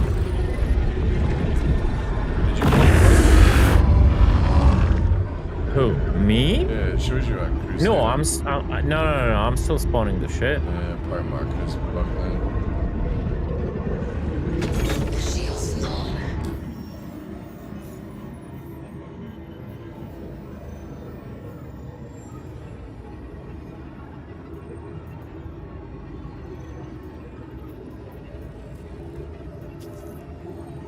All right. Let's look at Shiv. Yeah, that's the wings. Contract shared, huge. Yeah. Fighters, Just so we got something to shoot at. Yeah. Oh yeah, that's interesting how they integrated everything. That's interesting to say the least. The wings that constantly smack the ground are gone.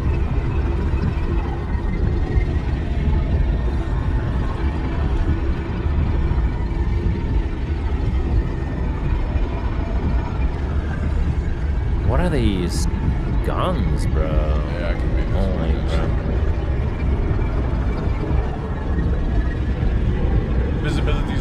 better? Yeah.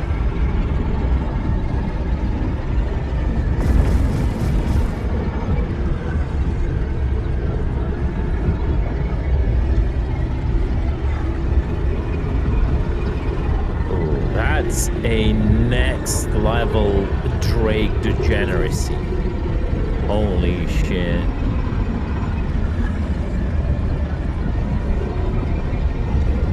That's like when you go into the Honda Civic, you know, the old one, and it would have no interior, and the dude will be sitting in the driver's seat and having a laptop near to him. That's what it is. The Shiv.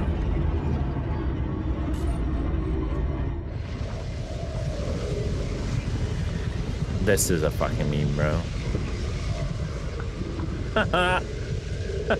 Actually a bucket instead of a toilet, bro. Actually a bucket. No way, bro.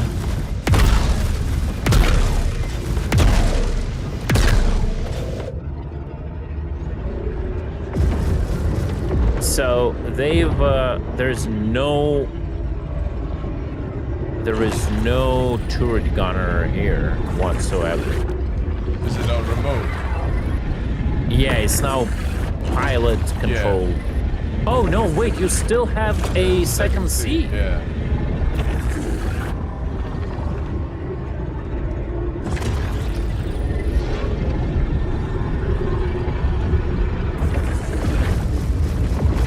Oh wow, it has like Joker. Did you see that, guys? Check this out. Let me shut it down. Look at the radar.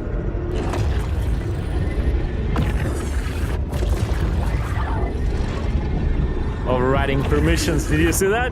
Overriding permission. That's pretty cool. Okay.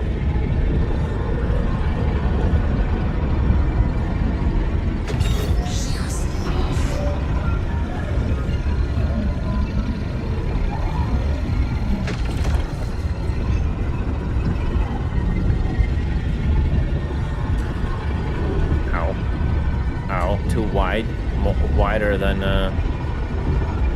oh no, does it fly better than a Cuddy?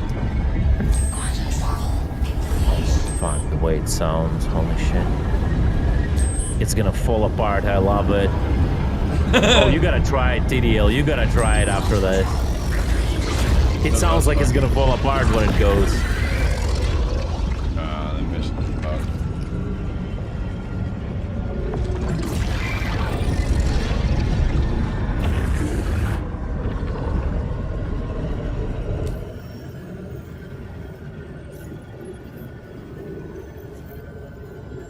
478 maximum with a boost.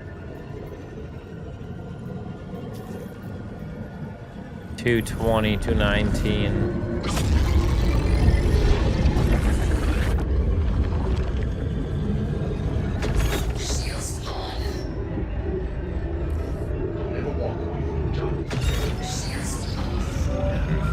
Yeah, better build on this thing. This thing's bad. You're running it down. Check the stats, it's a lot more mobile than the Cuddy. You talking about the Shiv? Yeah, I think he's talking about the Shiv, yeah. So I fire everything. I fire everything, but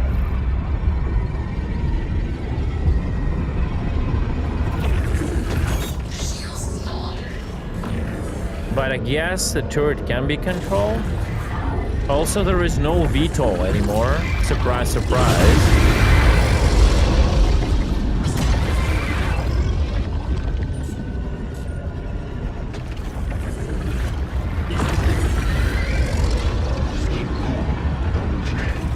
They'll be here soon.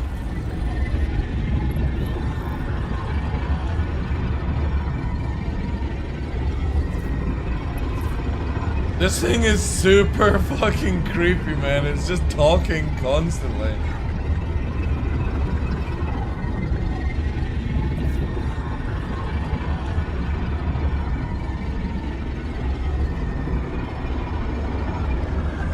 Bro, my ship feels like it's gonna fall apart right now, man. Smoke them if you got it. Oh, I have a green light on it, and you have the red light, right? Oh, you got green light? That's sick. Yeah. Dude, it actually looks pretty cool. The rust bucket. It is good, bro. I'm gonna be flying it for sure. All like fucking trembles inside. Yeah, and this talks to you.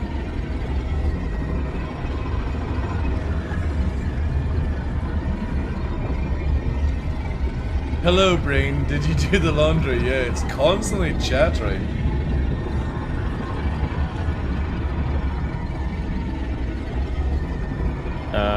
I think my machine guns are size 4, right? Yeah. The audio is just way too loud? No, I like it. It's not for the weak-minded.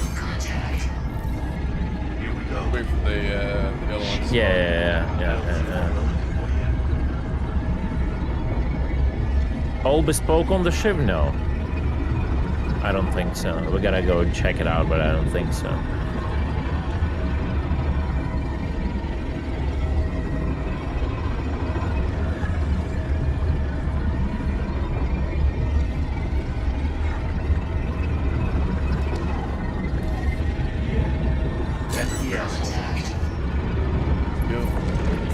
Oh, you've got blue and orange strips. Let's go. Are they mixed? Yeah, mixed. Yeah, they got the because the blue ones are from Anvil and the orange ones are from, I don't know, Drake or something.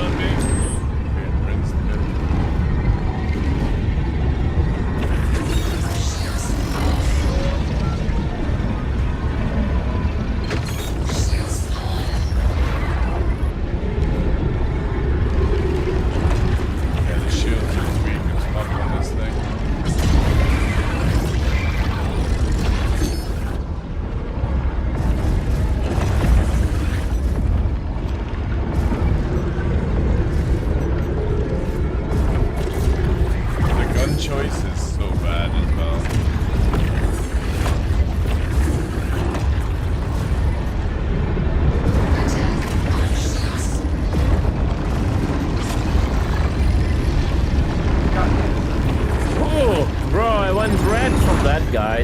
Holy crap.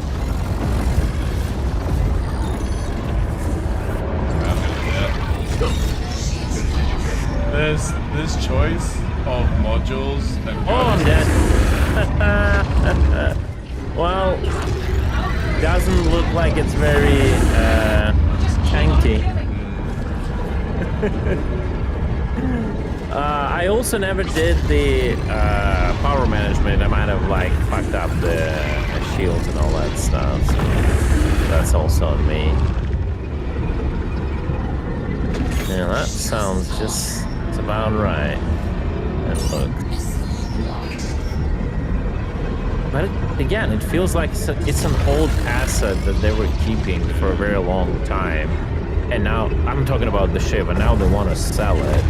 Because like, this like cable management here, this doesn't look like their current like visual standard, if you know what I mean. Look at this. It just doesn't.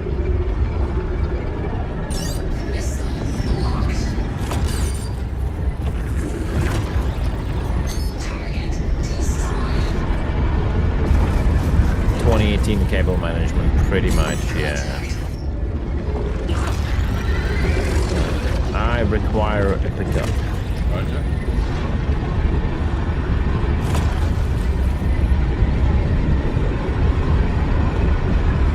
Yeah, if it's same shield as Cutty Whack, it makes sense. Like, probably it wasn't powered up, so it died very fast.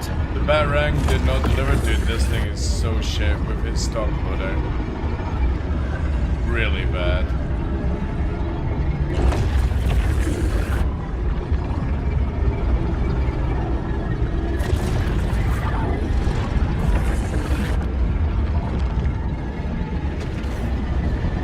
No, I never bought anything, but CAG gave it on PTU to people to test out. Now listen, but I don't know why you would be surprised for me to get the ship out of all the ships. Like, you can get surprised for me getting the Stinger or whatever, but the Shiv, man.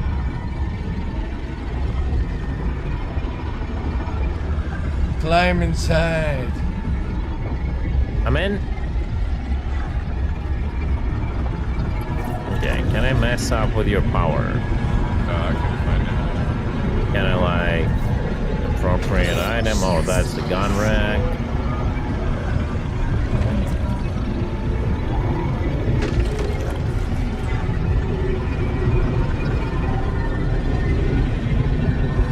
It's a dual seater, you see, guys?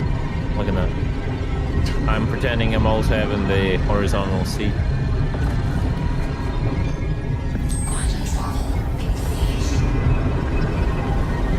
Yeah, I know I'm gonna fall out of the ship. No, yes, no. No? I'm good.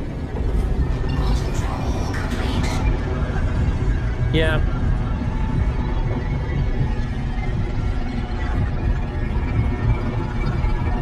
I don't know about the physical components.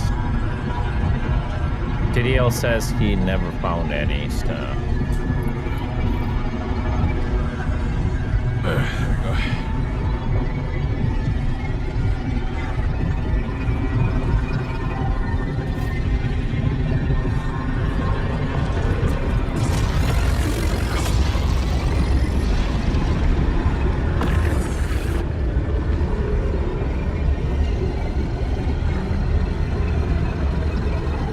Hey, Benton.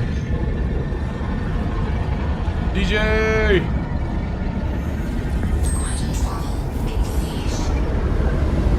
Yeah, ship definitely feels like a very old asset, and they didn't bother to put it up to the standard. Like, certain part, it feels outdated.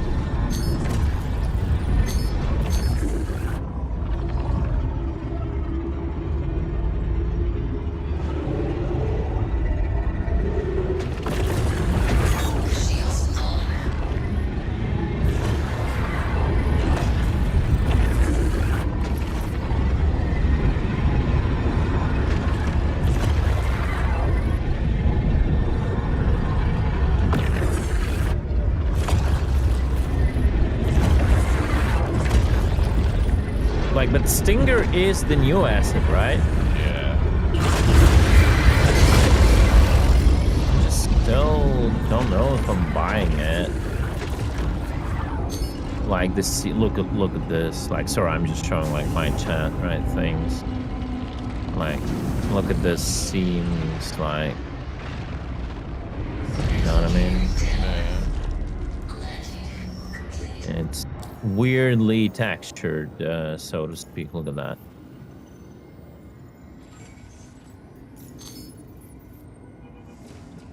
That is not what you expect, like in US. See? Yeah. Right. We landed? There we have. Okay. Where's the like? There's so button much here? interior space here designed around lights. Yeah. You push this button. Emergency lights on. Oh, dude, emergency lights in here looks fucking sick. Yeah. Very scary, very emergent.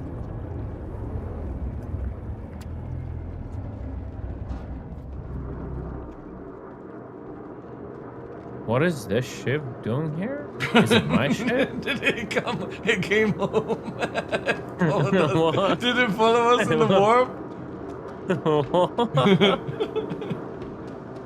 That's funny. Oh, that's so weird. Where's the close button?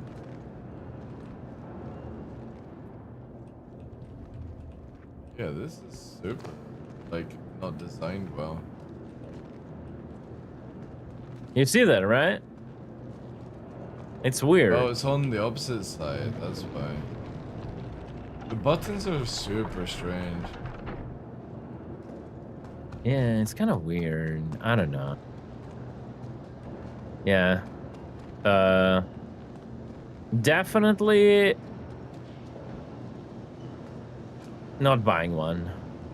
I like it, but I need to see what I can do with it, because no joke, the stock build is dreadful for this ship for that price. Yeah.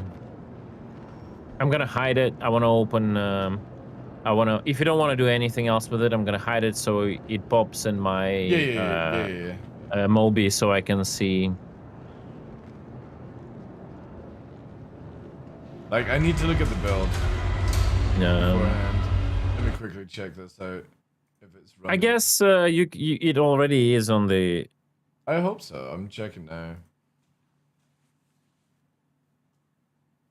Because right now in its current state, it's not worth the price. It's really, really, really bad. But I'll look at the build.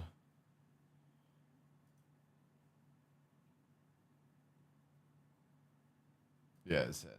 Okay.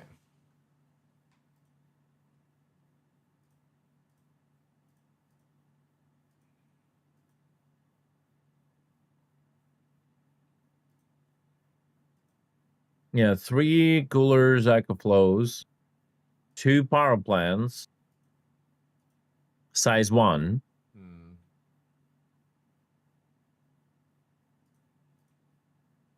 2 size 1. Oh no, 2 size 2 shields. Yeah, it's got. Wait, it's got really bad power, dude. Like, why? 2 size 2 shields and 2 size 1 power plants? Yeah, yeah. It's so bad. Ooh. That is absolutely wild.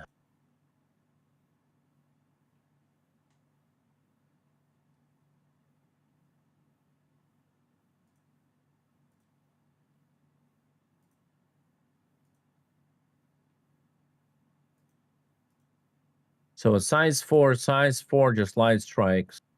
Size 4. A Wrath Cannon and another size 4. Wait. How many guns? 1, 2, 3, 4. It's got 2 size 4s. No, it has. Oh. Oh no, it's just 2 size more. Yeah, 4. 4 size 4s and 2 size 2s.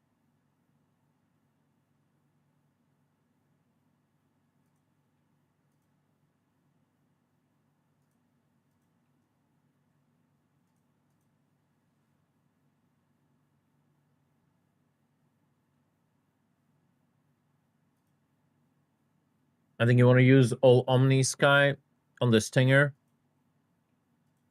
because the RAS cannon is close to that velocity. I mean, or you ignore the Wrath cannon and use it only on big targets, and then you put whatever you like, right? All cannons with Siege Master Reverse kick. Because the RAF is what? It's 1200. Mm-hmm.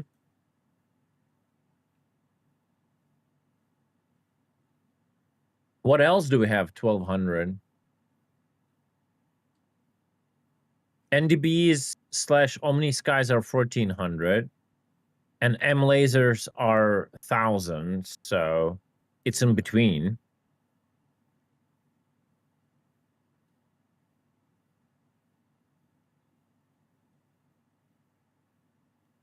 Now, where's Shiv?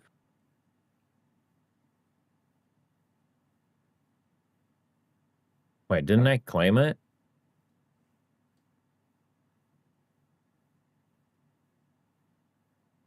Yeah, but you guys are talking about the ballistics.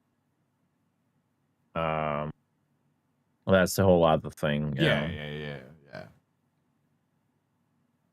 Ballistics is not good unless you're in a wolf.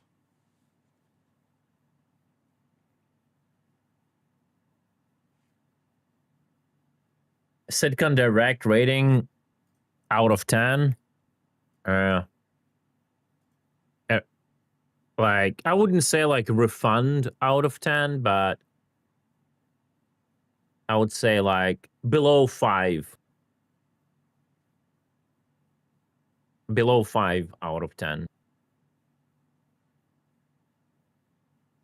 I have my reasons.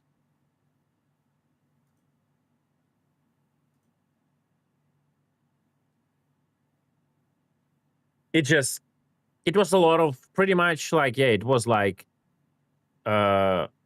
inside, like just extended inside Star Citizen, right? Yeah. Well, you like Bunton, out of all people, you should know you will not get me excited just by saying that we'll get Nick next patch, right? It's cool. Like, if you take a lot of areas, like just absolutely disconnect them from everything that goes on in the game and with the game, and just show like separate things, like separate features, certain features that CG showed are definitely amazing, and they're cool looking. There is like progress in certain things, but everything that we've seen there is quite a lot of yapping, and the only like tangible thing that they showed, like the very minimal basic level of crafting that is coming until the next until the end of the year. I think that was what they said. Yeah. On a very primitive level. Like, nothing against I'm just looking at about base building. Nothing about anything that would make, like, you know, gameplay matter. Like, again, assets lost, what will happen with the stuff you craft, you know? Like, why am I even doing something in a game? What I'm trying to achieve? Like, none of that. That's why it's like, the only thing I appreciate, they didn't stretch all this info in 2 days, and they actually respected, like, the company respected our time and squeeze it all into like 1 hour of information and then 1 hour of fillers by Jared, right? So at least it's 50-50, but yeah, rating it.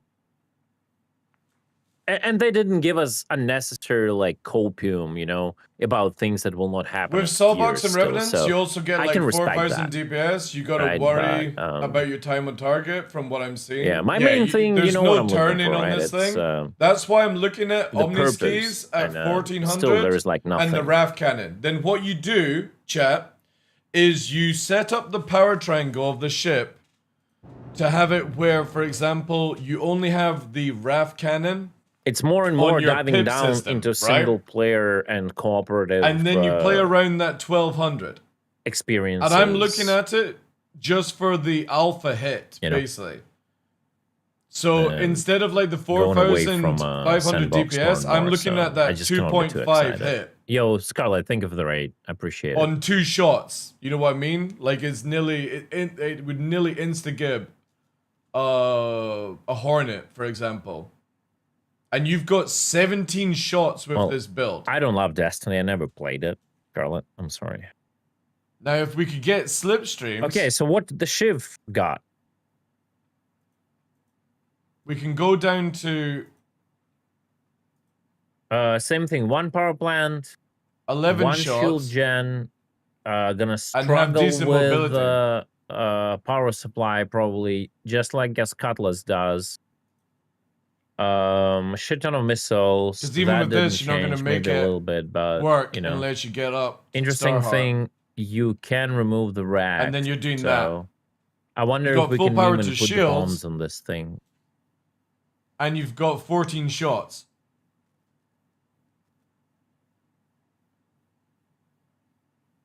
Regarding the last thing that they showed... Oh, wait, you're just replying to Nits. Okay.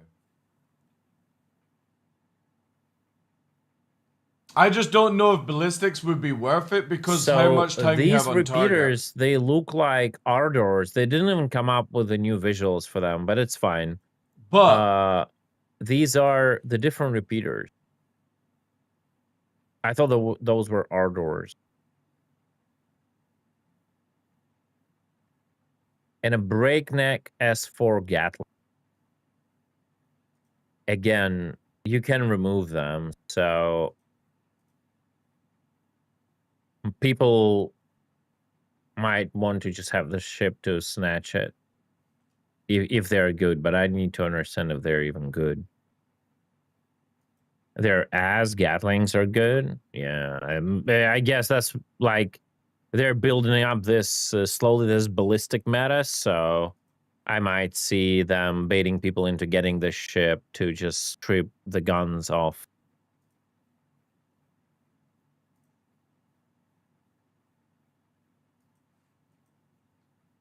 But again, at full ballistic, it's interesting. You've just got such low ammo, chat. Yeah. You got really low ammo. I mean, it's so close to Cutlass. It's a like Cutlass and I will put repeaters on my Stinger. I wouldn't. What you call it? And Valkyrie together. You don't have the ability to stay on target with the repeaters. Oh wait, DarkLaw's medium hanger? Oh, of course, because DarkLaw landed here. Yeah. Let me go to mine. Yeah, Paladin definitely. Obviously, that would help with the power, and you could probably go down to I stealth. Can speculate on how I would see Paladin, and yeah. I will so even just here, say that I think I know better than CAG does. But it's not up for me to decide. And you got way less emissions, but I just don't think this would be a good build. It still looks good, even with the things I don't feel are good. 7. I agree, Scarlet. It's not about the DPS 100%. My main issue, I don't know if Bunton is still here. I love all this, but we know this asset leaked years ago. Like, I totally love the bucket, don't get me wrong. That's a perfect toilet. That's super cool, fun, all that. You can even turn the lights off for your butt. One thing is that it shows that the asset is old. Right? You look at this, you know, that's not how CAG does cable management in 2025. You know what I mean? It definitely shows that, like, you look at the texturing, you look at the geometry, this is not a new asset. And we've seen this asset before. Years ago when certain assets leaked from whatever Squadron. I think cannons is going to be the play, yeah. Because you got to remember, the RAF cannon, the size 5, is a cannon that has 1200 speed. I wish you've only got a few choices at 1200, like and putting laser repeaters is not going to be good. They had, because you've got then 1800 range, and the cannon becomes that useless are like standardized unless you get super close and leave everything else old. So you're better off holding the shots, getting into range, and then I wish firing, it would be moved up to speed with everyone else. With everything else, so but yeah, other than that, it's super funny ship. I would definitely say Omniskis is the way to go. The problem is the regen of the shots. 14 shots is really it's quite bad. Really fragile. So it's as fragile as a cutty. You can put broadswords and greatswords on, but they're kind of trash. Again, like you're looking at it that you're going to be constantly on target, priest, Paladin right? is the best. And after flying that sure, thing, just like it's as not an asset. it's not mobile at Gameplay all. wise, who so knows? I'm looking at it I for love all fleet this shit. gameplay. Don't get me wrong. Going in This with is like beautiful. 2 blades, right? Say you wanted The to wings might roleplay have as a been Vandal shorter. fleet. So weird. You 2 blades it, this and is you so go cool. in with the gun. Like all of that Or stuff. the stinger, and the It's blades marvelous. do all Love the it. sort of like Love all dogfighting this. stuff, and you bring in I mean, this again, to you just can slap. see it's. Look at this. Look at this edges. Like whoever did the modeling. Yeah, but look at like, the speed of cannons. Why the dude. fuck there is a hard edge? Like who told this modeler to I'm do looking here at the like Alpha a hard Strike edge? versus the Omniskis. It has to be a smooth edge. Like Look WTF, at speed of you know? cannon, like ballistic cannons. The only decent what is one are that? deadbolts, But, in and they're general, the such style close is pretty range. You're cool. not going to do that in I love a it. stinger. It's just the golden standard of CAG, right? It's not the platinum standard or diamond standard of CAG, because I don't even know anymore what golden standard is.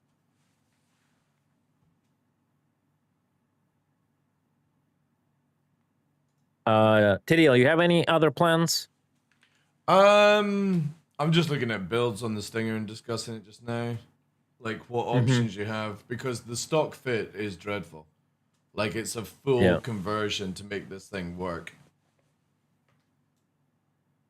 Yeah, I mean, the question is, can you make it work? If you can make it work, then it's whatever. The stock build doesn't matter. But if you cannot, but if you cannot make it work, then useless. I would have to test out. It looks like going Omniskis would be the best way, and you to just go full power along with a size 5. Well, see, the thing is, the size 5 is 12,888, right? So you can either go Revenant build and be full ballistics with Sawbox, and that would be in the same range. But the thing is, though, is after flying it, how often are you going to be able to stay on target? So the discussion I'm having is, I feel like this is definitely not a solo ship for PvP. What you'd be wanting is like 2 blades to roleplay in front of you, and you come in and just slap very hard. I mean, four size 4s, 1 size 5, and then 2 size 2 cannons is going to hurt. It's 12. It's 2,500 alpha, and you've got 14 shots. No. Or you go like full attrition build, or something like that. But the thing is, you could even make this a distortion build. It can have 4 shotguns for distortion. Yeah, I just don't believe in distortion. Shotguns. Yeah, you want to go for like the best possible alpha. The problem is if you go ballistics, then you're going underneath the RAF cannon speed, which means that you have to get closer to land a shot. And light strikes was just useless because light strikes are 1800, so they don't work with the RAF. The only thing possible right now is the Omniski. And what you do then is set it up where you fire all 6 guns, or 7 guns. Wait, is it 7 guns? 7 guns. And you only have it where the pip of the RAF is available. So you're always landing the RAF, and the Omniskis will land as well. It's super slow, Gordon. Like it's worse than flying a Vanguard.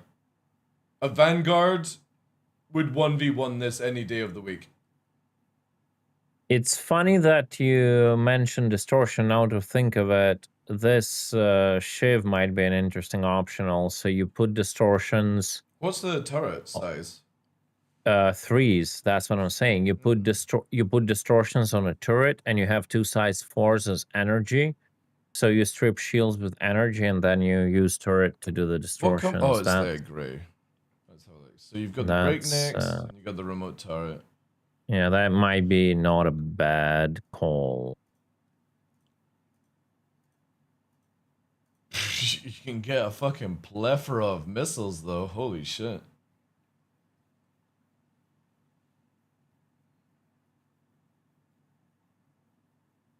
And how fast is that? Oof.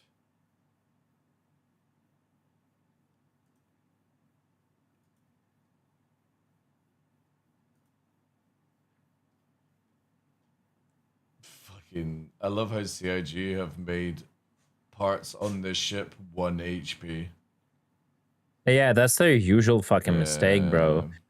I'm telling you, they're like creating ships for so many years, and they just don't have the basic checklist they go through every time they put like, oh, let me see the bingo card. Yeah, here we go, Bunton. So the ship sail over 300, check. Sandy or the kids show up, that's question mark, because it was Sandy was mentioned, but they never showed up. Death of a Spaceman was never mentioned. Kraken was never shown. Nick's Showcase. Ironclad was never mentioned. FPS scanning was mentioned, obviously. Cringe RP was in a 3D, but it was there. Jared obviously backtracked and said everything is in development and it's early days. No base building showcase, which I was surprised. No new animals, unless you consider Rat a new animal, but Rat was there before. A flight model wasn't mentioned. John Crew interview, check. Impossible gameplay in a trailer, check. Squadron release was mentioned, but not in a way that it's a Squadron release date, right? It was the game we don't talk about. Bounty hunting wasn't there. UI rework was shown. Obviously, we will never see it, but it was shown again. Pyro referred not as dangerous, but as lawless, so I counted it again to emphasize on the risk that doesn't exist in this game. No Maelstrom, no Tony Z or Quanta. Chris Roberts, because it was pre-recorded, never did his AMs, so that doesn't count. Obviously, a lot of soon in the near future. No Xi'an appearance. SC 1.0 mentioned. Paladin or Perseus flyable complete. So you can see how like CAG is pretty much an open book for anyone, right? I don't know if you can call that open development. I'll call it as an open book in the scam practices, but yeah, there we go. Quite good hits.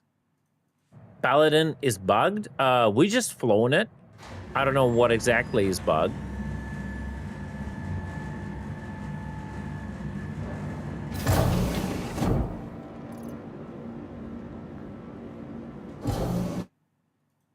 HP is not right. What's wrong with that?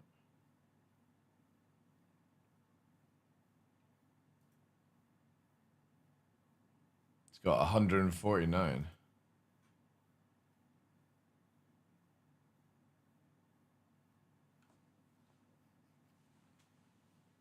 But you didn't get bingo? I don't know, probably not. Do you have to do I don't even know how bingo works. You have to like do a straight line or something? I never played that. For me, it's just the amount of memes we hit with CitizenCon, because it's not actual bingo, it's a bullshit bingo. So it has different rule set. A single size 2 gets a red hull, but that doesn't mean it's near death though. Like, there's a lot of parts on the Paladin that are like 1 HP.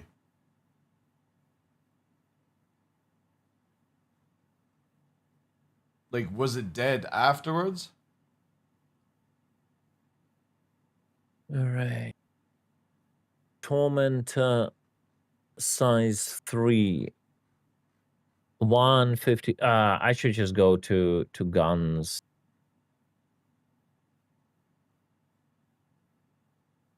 Because on stats wise, it has a lot of HP for the Paladin.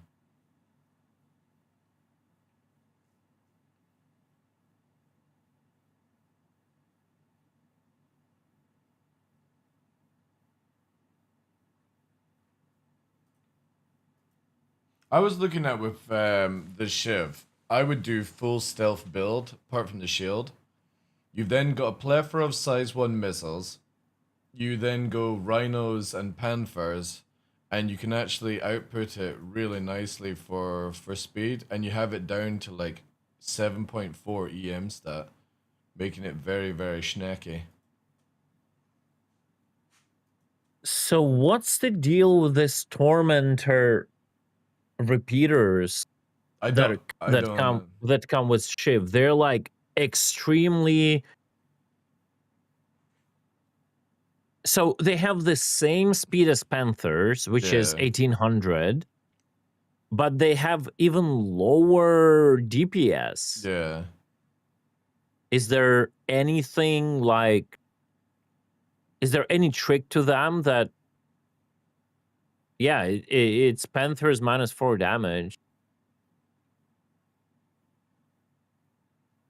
Yeah, it can fire turret while repositioning. Yeah, Tumblr. Penetration we've seen it. distance is 0 on the Panthers. It's 25. Yeah, I think it's just some. I think somebody's just fucked up. Yeah, with the Tormentor. Yeah, they're worse than Panthers. But then no, but that's the whole. Yeah, go ahead. Go ahead. What do you mean? No, you said you even, and I interrupted you. Well, I was gonna say like, even you get 0 penetration with NDB, so. Yeah.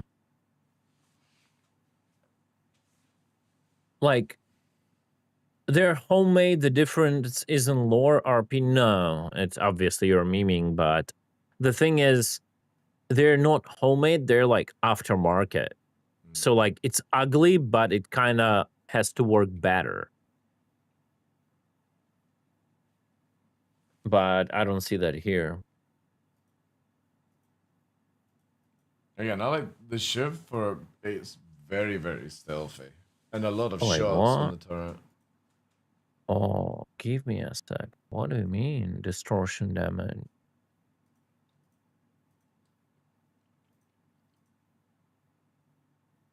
Okay, let me see that. The guys are saying I'm missing out on some information.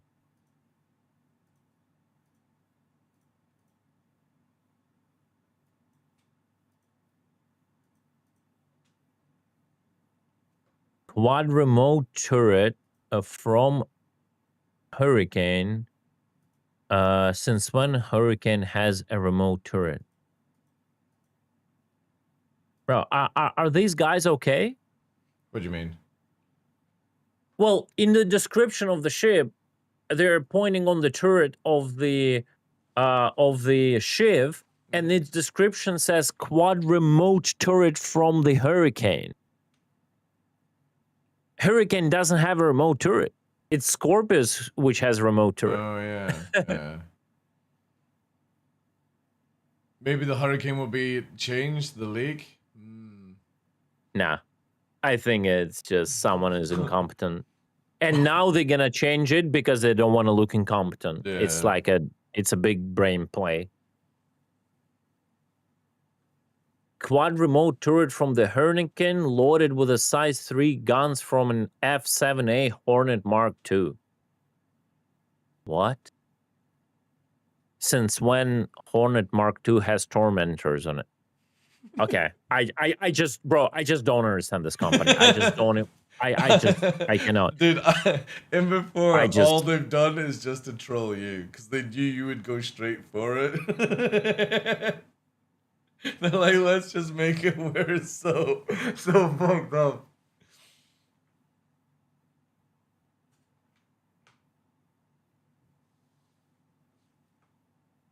The cool thing is though, you can get the Paladin so juiced up on just 2 power plants.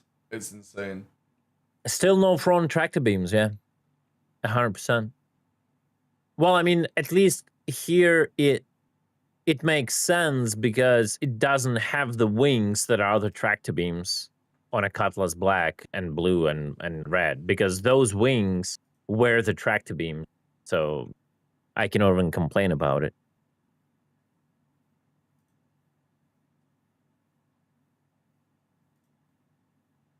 So what about the distortion damage?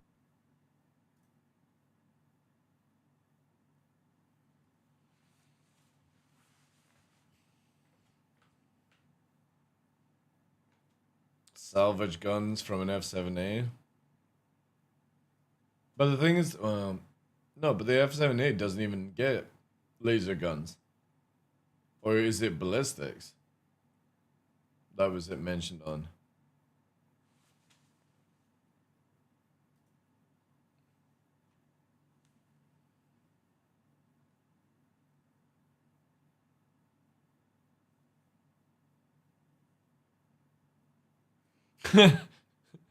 Proxus is saying, stop spamming the fucking wipe the PTU account stuff. Just be patient for your emails. You'll get an email when copy is complete. Everyone is spamming delete, recopy, delete, recopy. Fucking melting the... Yeah.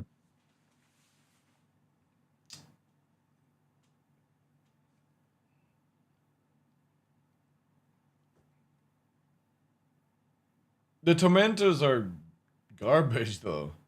Yeah, man. Someone mentioned distortion, so I'm trying to figure out. Someone said like they deal like additional distortion damage, but let's have a look.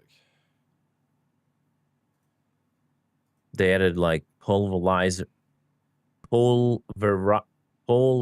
LMG. Oh, that's the new one. Skill shot rifle, VK1 blade, Vandal blade, monocular rangefinder was added. Yeah, I'm just looking at the SP viewer changes. Like the tormentors are so shit. They're the only ones that don't have any laser penetration. Yeah, like I would understand if they would be like extremely fast. Yeah, they even get even lower DPS, but they would go like 2200, you know, like or something. Scorch and torch those who dare and get in your way of the tormentor. Overhauled from an existing laser repeater, the tormentor can somehow unleash an absolute firestorm. By where? Yeah, this shit feels super trolly.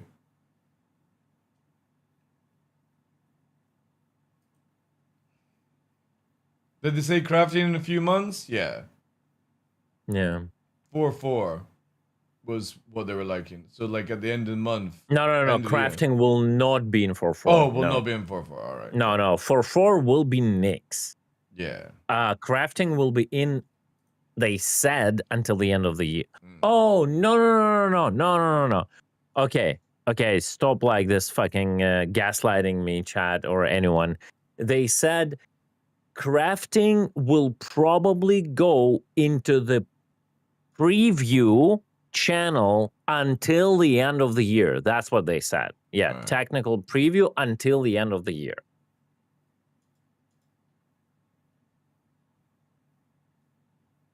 That's how the myths are born. Like someone says something, you repeat it, and then you start believing in it. I believe. I'm trying to find it. I need a size 3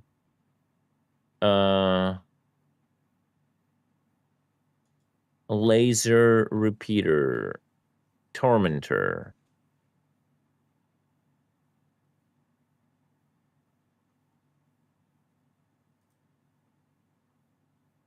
Alpha 39.5. Yeah, I'll need to wait. Energy. No, it does have it has no distortion damage. That's a fucking lie. And it has a worse spread than a Panther. There is nothing better in this gun whatsoever. It has lower DPS, same projectile speed, same RPM, same lifetime of the projectile, which equals same range and worse dispersion. So unless there is a hidden max ammo, the same. Unless there is a hidden stat that we don't know about, it's absolute garbage. It's just worse. Remember your giveaway. Yeah, Tormentors are dual barrels, so they both fire together. No, I think they work like attritions. They're like pew pew pew pew. Make sure, guys, to put in the giveaway stuff, whatever the command was. Fuck, I forget now. There you go. Make sure you spam that in chat. We'll do the giveaway very shortly here. All right, you are going for giveaway? Yeah. I'm running my one now. Well, it's been running for a while, but yeah, I want to kind of cash it out. Okay, I will wrap my giveaway then right now. Okay. Too. Double giveaways, double channel. Yeah, I think. Well, what should we should mute ourselves to each other, not to overtalk, I guess. Yeah, sure. Okay, that's good. Yeah. All right, guys, let's finish this up.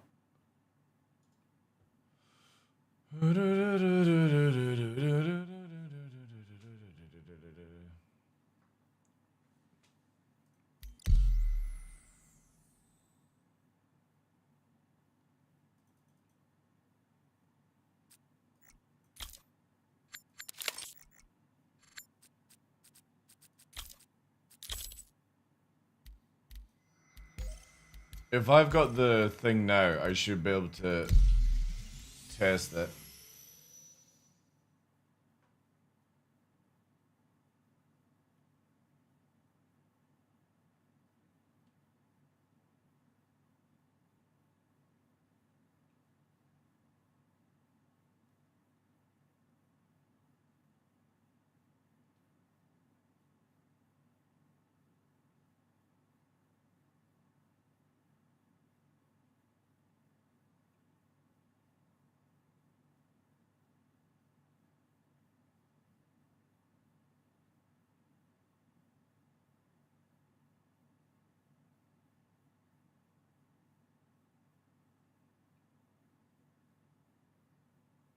No. I got my emails coming in for the proxy.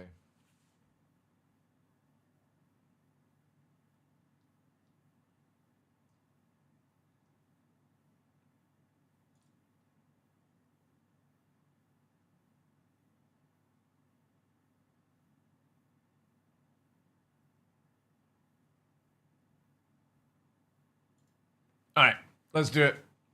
Let's end it here. Whilst we're waiting. Good luck to whoever it is choosing a winner now. 65 of you entering. The winner is Ship Club. Are you there, Ship Club? Ship Club. You got 30 seconds. We're at 10 seconds. 11, 12, 13, 14, 15, 16, 17. Oh, he woke up. Congratulations, dude. Ship Club, what to do is, do we have a DM open? No, I'll just do it here, dude. Are you on my Discord, Ship Club?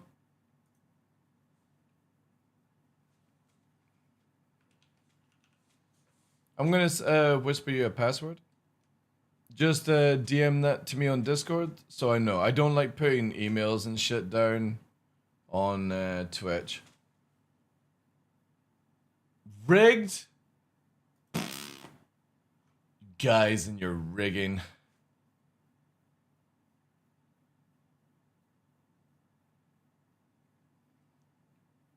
Yeah, just send me that code on the thing. And I will get your wonderful CitizenCon Direct goodie pack. Now remember, that thing in a couple of years will be worth about $400 fucking dollars. So you may want to buy yourself one since you've just won one. So again, if anybody doesn't know, the CitizenCon Direct goodie pack is like a limited thing for like $35. And the ones from last year's are already selling over like $200. So in 5 years' time, these things will be insanely priced. If you just want to make money, right? Yeah, just send me a DM on Discord, Ship Club, and copy that code, and then I can get on with it. Whilst we wait, let me just minimize that. Here. Requests. Thank you. Can you put your email address there in Discord? And I will gift it to you right now, dude. And you get your very own Vandal plushie.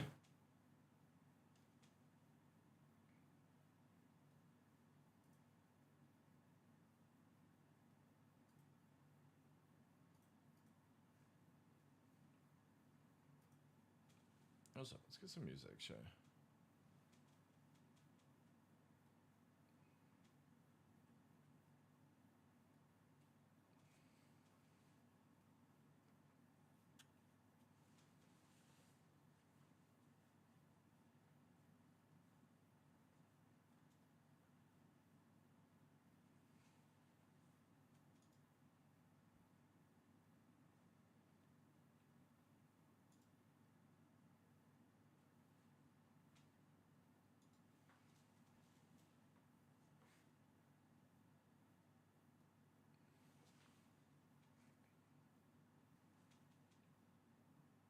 I got it.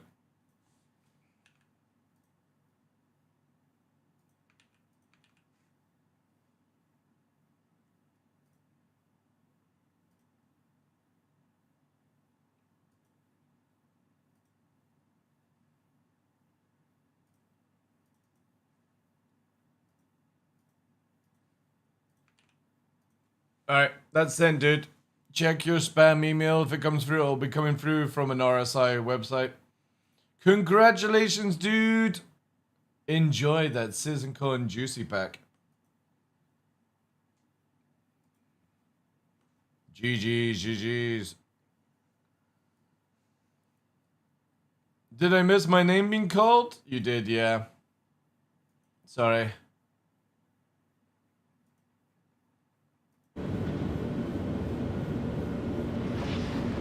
Welcome to the ASOP Vehicle Retrieval System.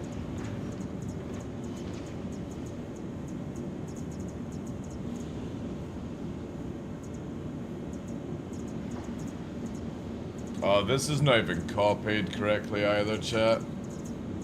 Oof. So it's not even copied anything through. Like, holy fuck, CIG, like. Oof. So it's basically reset what I was working on, and then, God.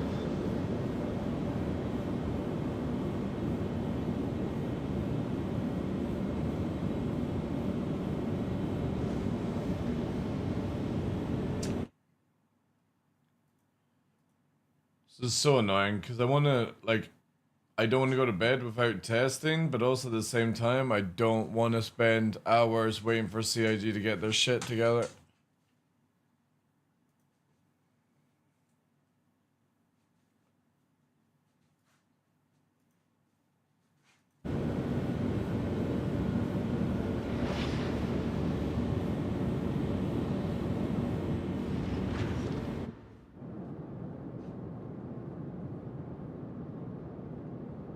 There today, yeah.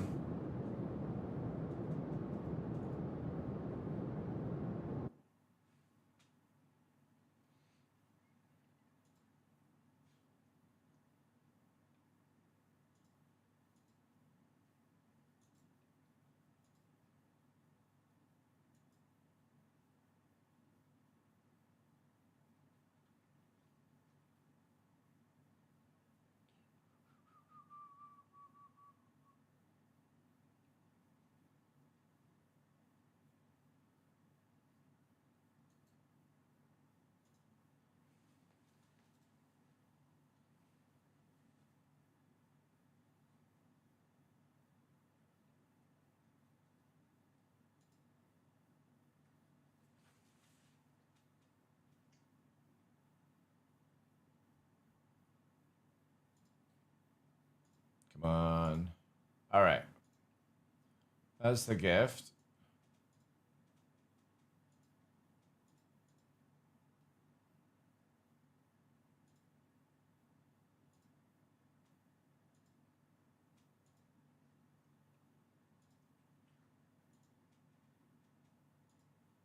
Yeah, it's very much looking like not going to be able to test this.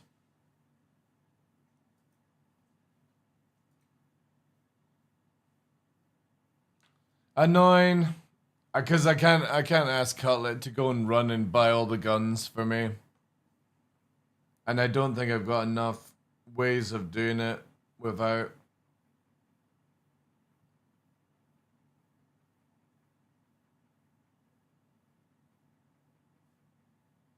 Also, make sure, my guys, you're overspending Cutlet points on his giveaway right now.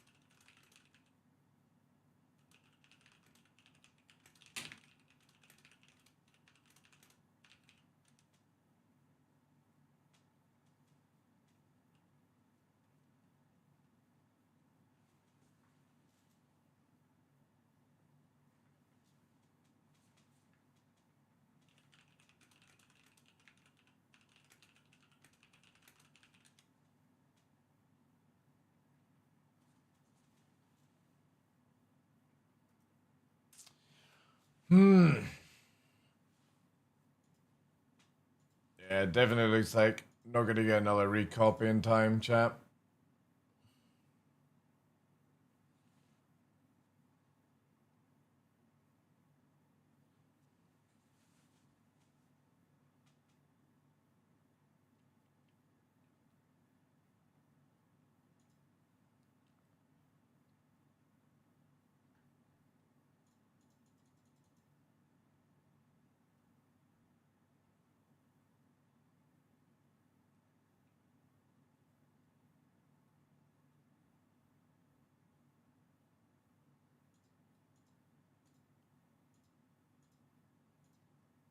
Come on, CIG.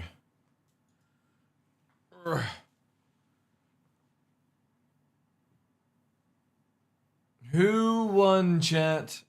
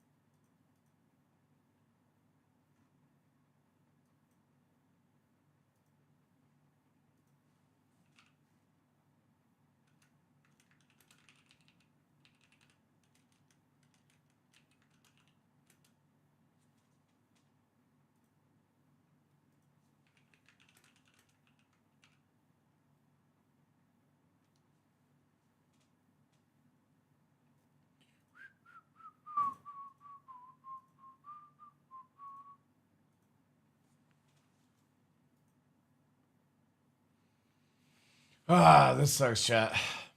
This sucks. Why is CIG adding bones on armor this year? What do you mean, bones?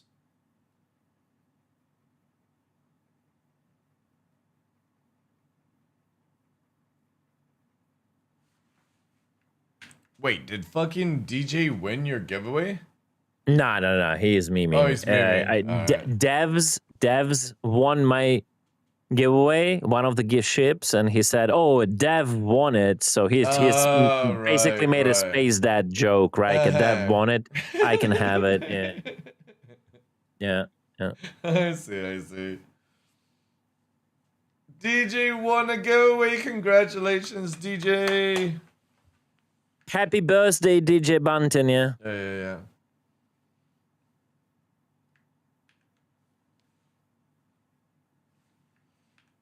Sorry, I can't help you, DJ.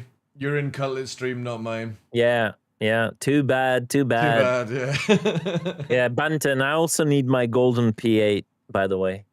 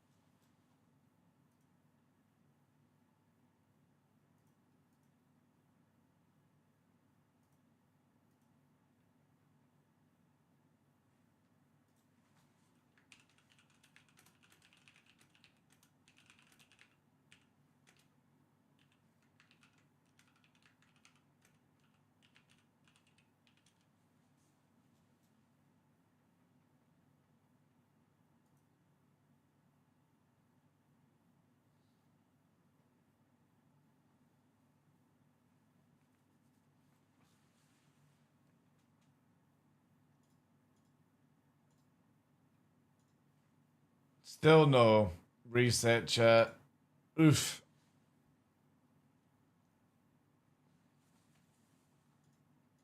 I don't know if I can be bothered to stay online just to try this out. And even then, can't really test it out without too much complications.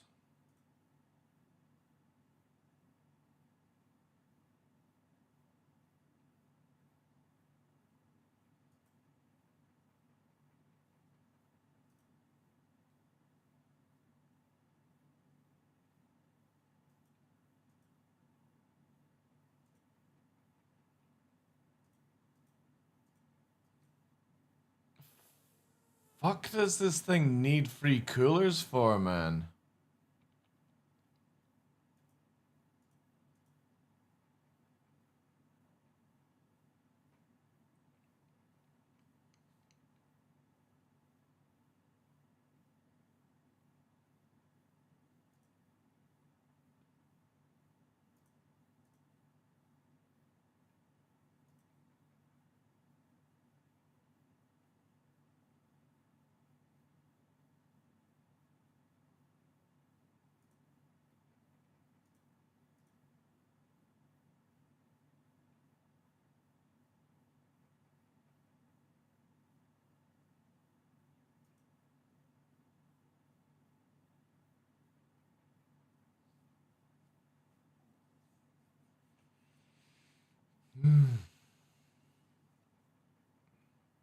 Kind of funny, by the way. Nick's one exists, nice planet, lives key. People are like, nah, asteroid.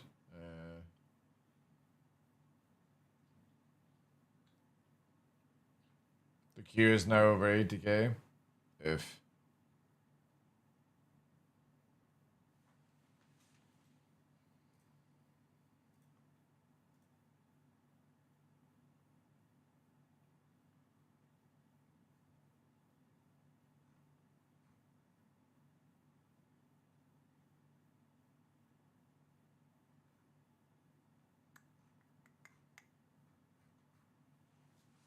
Now I gotta find this fucking video again.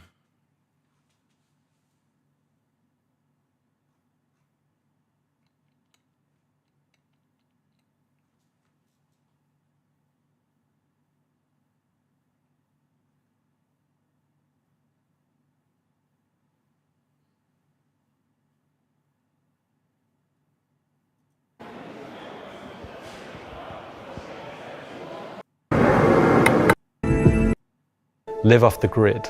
The People's Alliance, or you can go mark our find ways to do it even. In Switzerland right now, a completely captive audience.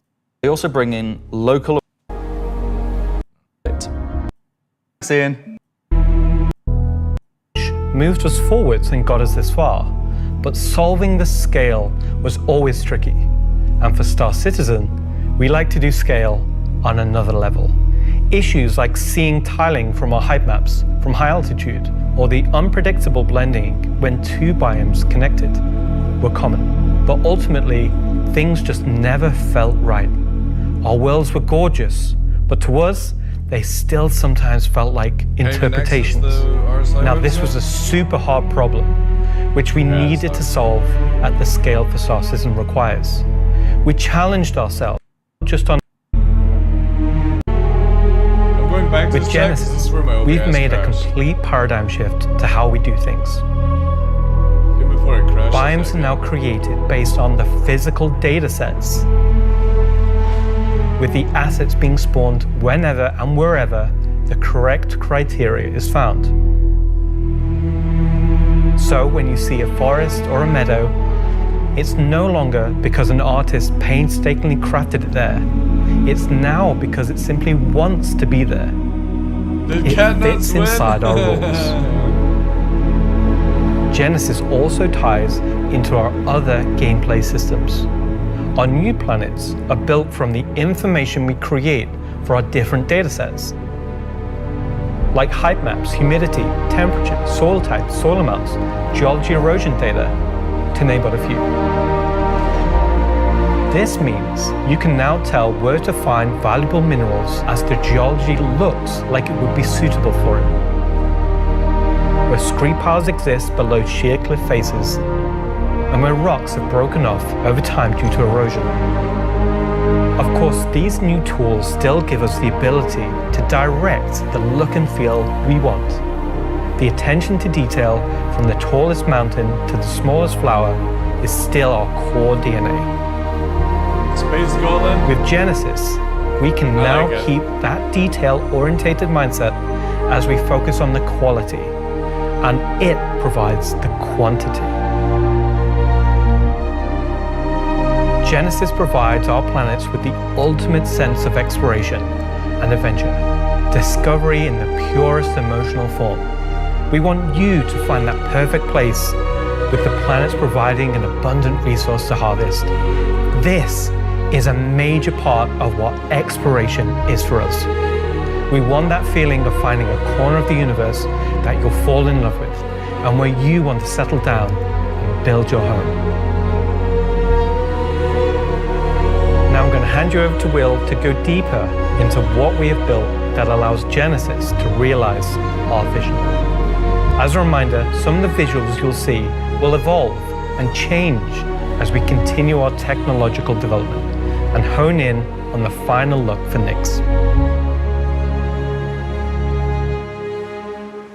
Thanks, Ian. So, in case it's not already clear, Genesis is our name for a group of technologies that are improving our ability to build worlds, refining those that we've already created, and ultimately expanding our persistent universe to the scale and quality that we all expect. I work on planet tech, so let's talk about how that's continued to evolve since our presentation last year. And instead of just highlighting some really cool biomes that we can create, let's go ahead and show how all this work applies to the upcoming planets of Nyx.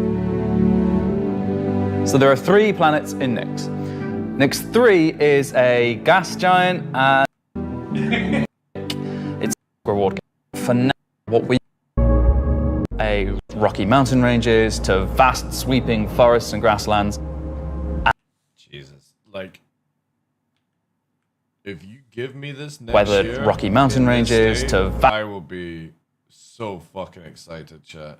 Vast sweeping forests and grasslands. In 4K, this looks biomes from insane. Weathered rocky mountain ranges to vast sweeping forests and grasslands, and from damp expansive wetlands to claustrophobic festering swamps. These core biome concepts give us a fantastic platform to hone our technology, in some cases because the current tech couldn't do them at all, or because we want to completely step up our game for them. So, let's approach this planet in much the same way that you, the player, will, from orbit. The orbit appearance of the planets going forward is far more tied to what is present on the surface. Previously, we had different data that drove the orbital and ground coloring. That's because the orbit was designed to look like vegetation that we'd place on the surface, and the ground coloring was trying to be a mix of soil, rock, and the organic compound coloring that forms the kind of colors there. Now we author much more of the data in a unified way. When you look at Earth, you see blues and greens for ocean and vegetation, and brown or yellowy tones for sand and soil. We wanted to keep it as simple as that. The same set of textures and data that define the color of the soil, sand, and rock on the ground are used to create the orbital look. We then assess the presence of vegetation and competition between different species on each part of the planet, and use that to blend in tones of green, including variations due to species health and the current season. This creates a far more complete image and allows you to identify features, geologies, and potential points of interest all the way from space. Let's go down to the surface and start with something closer to what you're used to, but in a whole new light.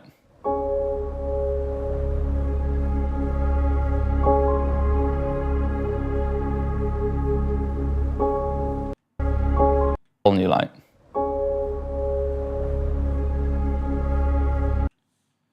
How many years is it going to take for CIG to get the loading shadows to work correctly? Because I'm fucking sick and tired of this shit. You're literally looking here, right? We're not even like fucking more than 50 meters away, give or take. And again, this shit is so bad.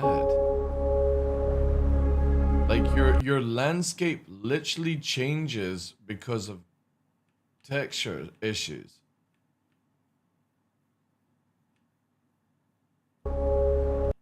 It's not just a shadow issue, it's a fucking texture issue on whatever's going on with the landscape. It literally changes the terrain.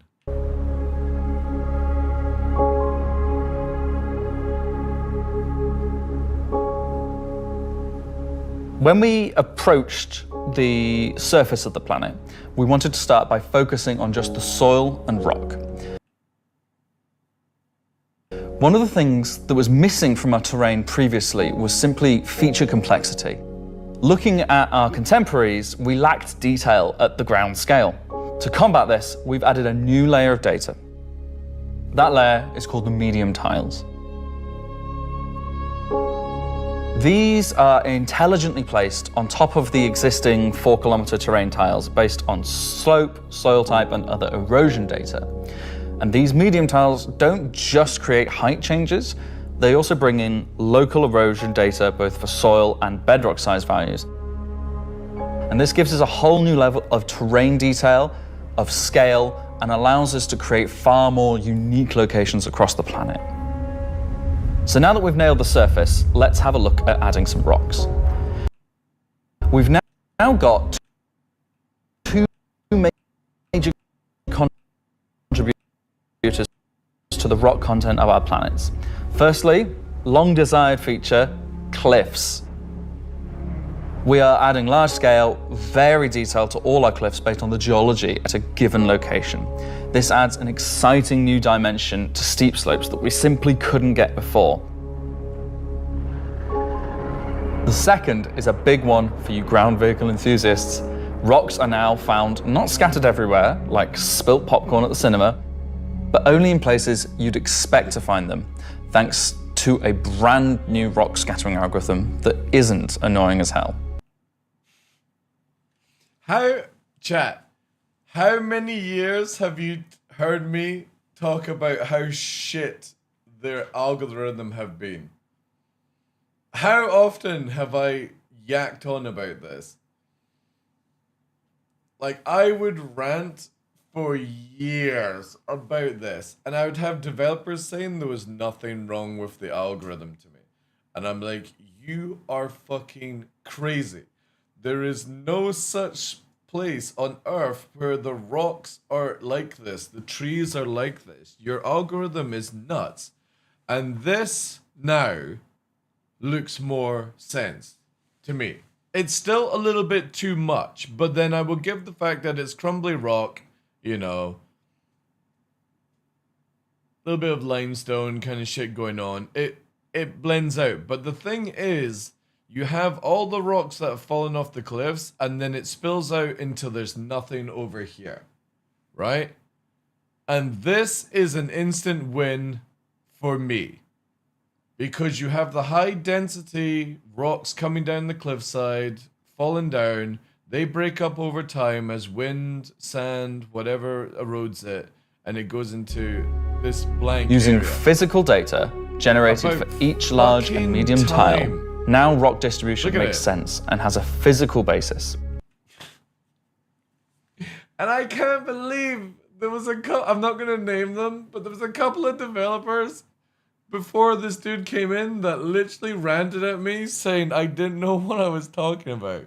And now you have this guy literally saying I did know what I was talking about, where it doesn't make sense, because I literally called them out at the time saying they had no fucking clue how to do rocks and they needed to dial their algorithm back. And it's just so nice. So if you're still crashing into them after this comes out, that's on you. Oh God, that is beautiful.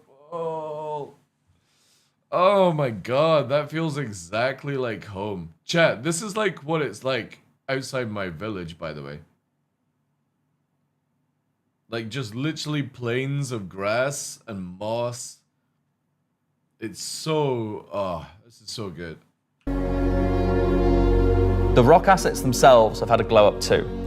We now create rock sets related to a particular geology that look like they originated from the same source. And this ties into how we'll be distributing minables in much more interesting ways. God, this is literally Scotland. Ways too. I'm gonna live here, chat. I'm living here next. This is where you'll find So now that our base terrain and rock scattering looks good, let's add some vegetations and explore some additional biomes.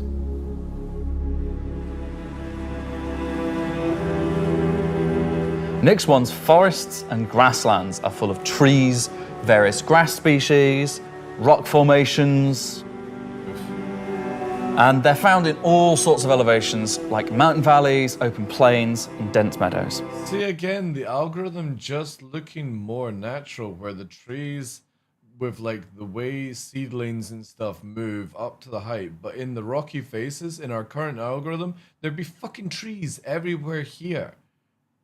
And that's just not how it operates. Trees can't like clamber onto, like certain tree types can't clamber onto rock. And when we start to add a bit of fresh water, they begin transitioning into more wetland type biomes.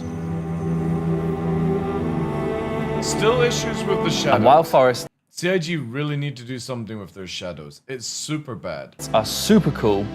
Let's focus on the grasslands and wetlands today.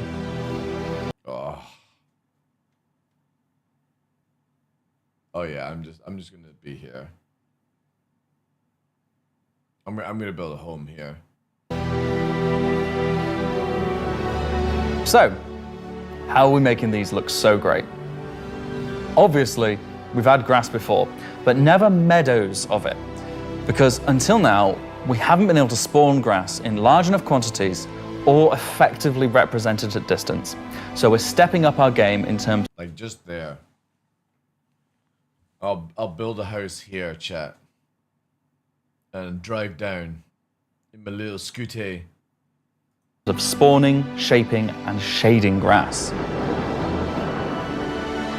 With Genesis, we now leverage GPU spawning to create vast quantities of assets across all biomes, whether it be dense meadows or more complex collections of ground cover like you can see in these wetlands. We are also able to fit our grass tiles to the ground by conforming them to the unique terrain underneath. Now we can finally cover complex terrain shapes with grass and ground cover assets, and as a result they are now gravity aligned, meaning each blade is oriented as you'd expect and not sticking out like before. Holy shit. Oh my god. Next, let's take a look at how we light our grass. Now, as in real life, the shading of a grass blade, or indeed a whole field of grass, is lit very differently to like a flat surface.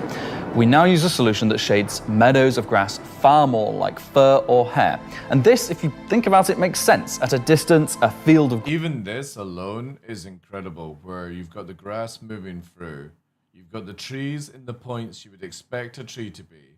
No trees are sticking out of the fucking stupid shit, right? You've got nice fallen rocks, but then, look chat, you've got the earth that's been or the stone that's been pushed through the earth because of tectonic plate movement, but you don't have 20 billion fucking rocks everywhere else. Look how much better the game looks when somebody can actually code a fucking algorithm. Grass is far more like a carpet or cloth than a flat surface. This improves how our grass looks from a near perspective, as well as bringing us nicely into how we're solving the distant representation of grass. So, let's talk about the distance problem. Like even that alone, right? This now feels like high density rock faces. Like you're walking around Monroe's and shit. Walking in between the rocks, they've fallen down.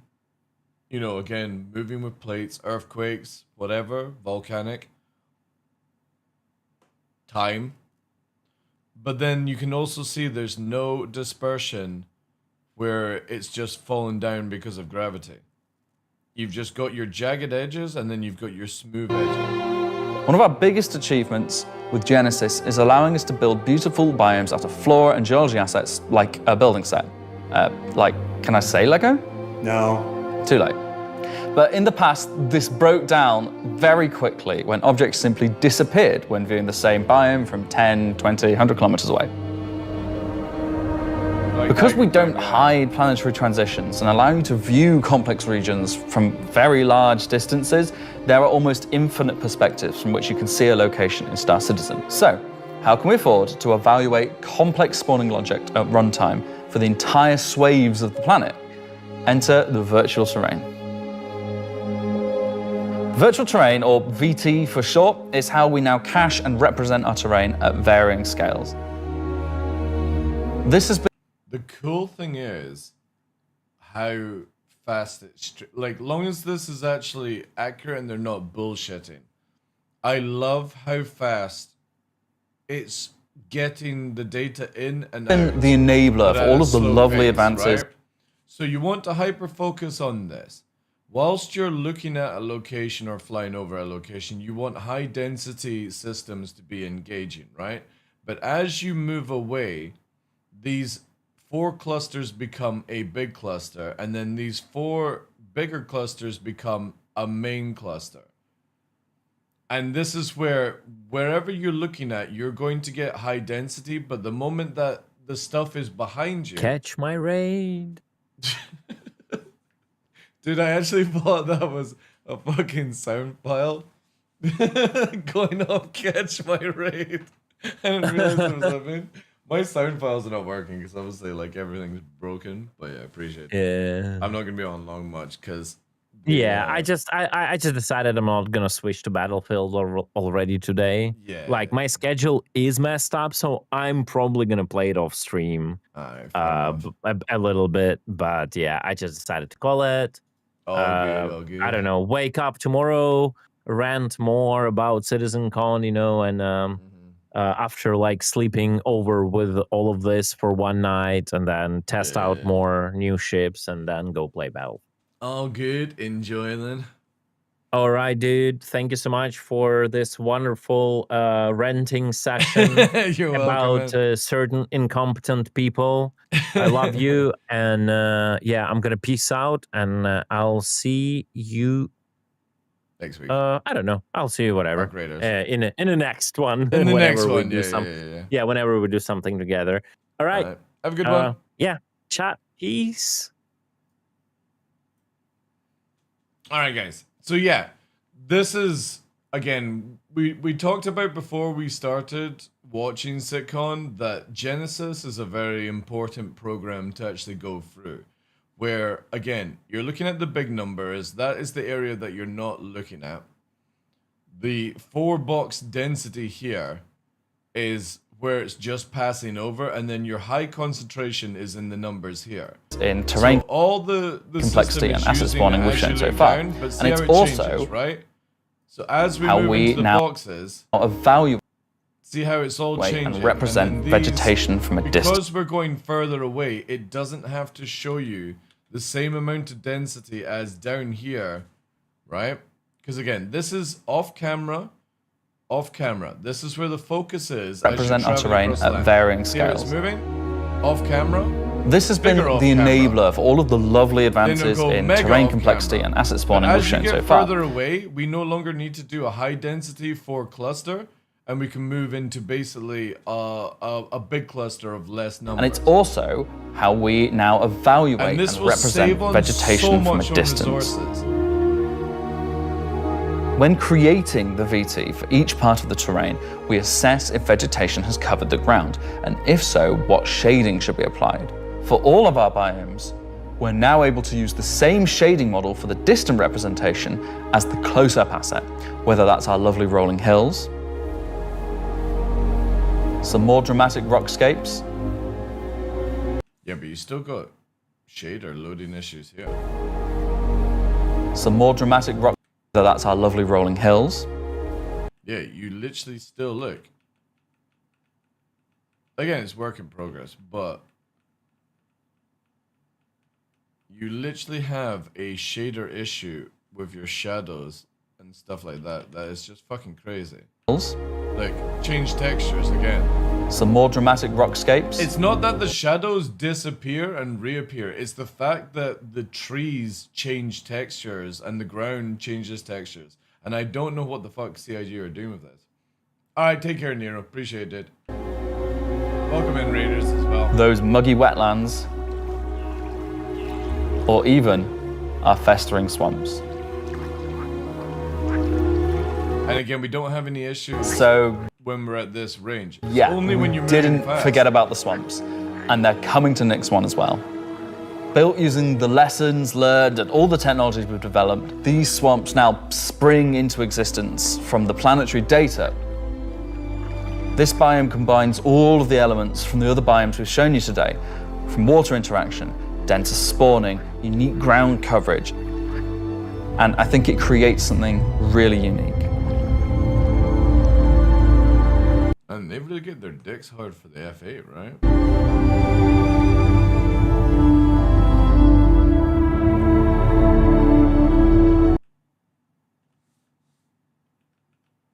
Why is that suddenly getting a kick up?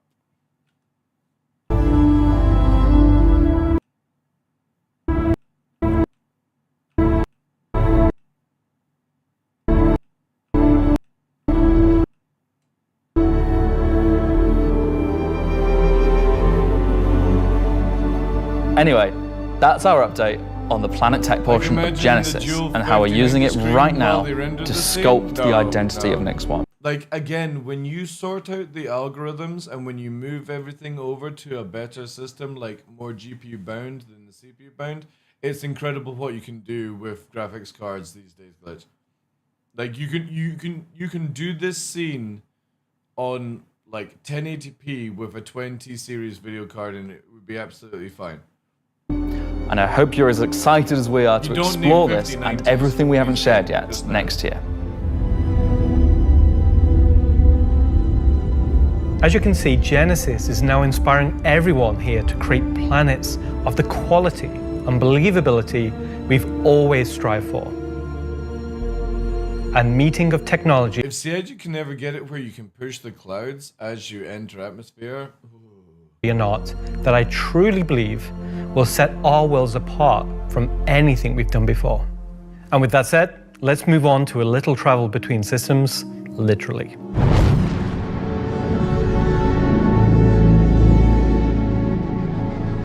Up until now, our mission system has been specific to the star system you're in, meaning a Stanton mission has to take place in the Stanton system, and a Pyro mission has to take place there. We've never been able to link these together, but with the introduction of our third star system, it's time for this to change. And that begins with the introduction of interstellar cargo. What are you talking about today?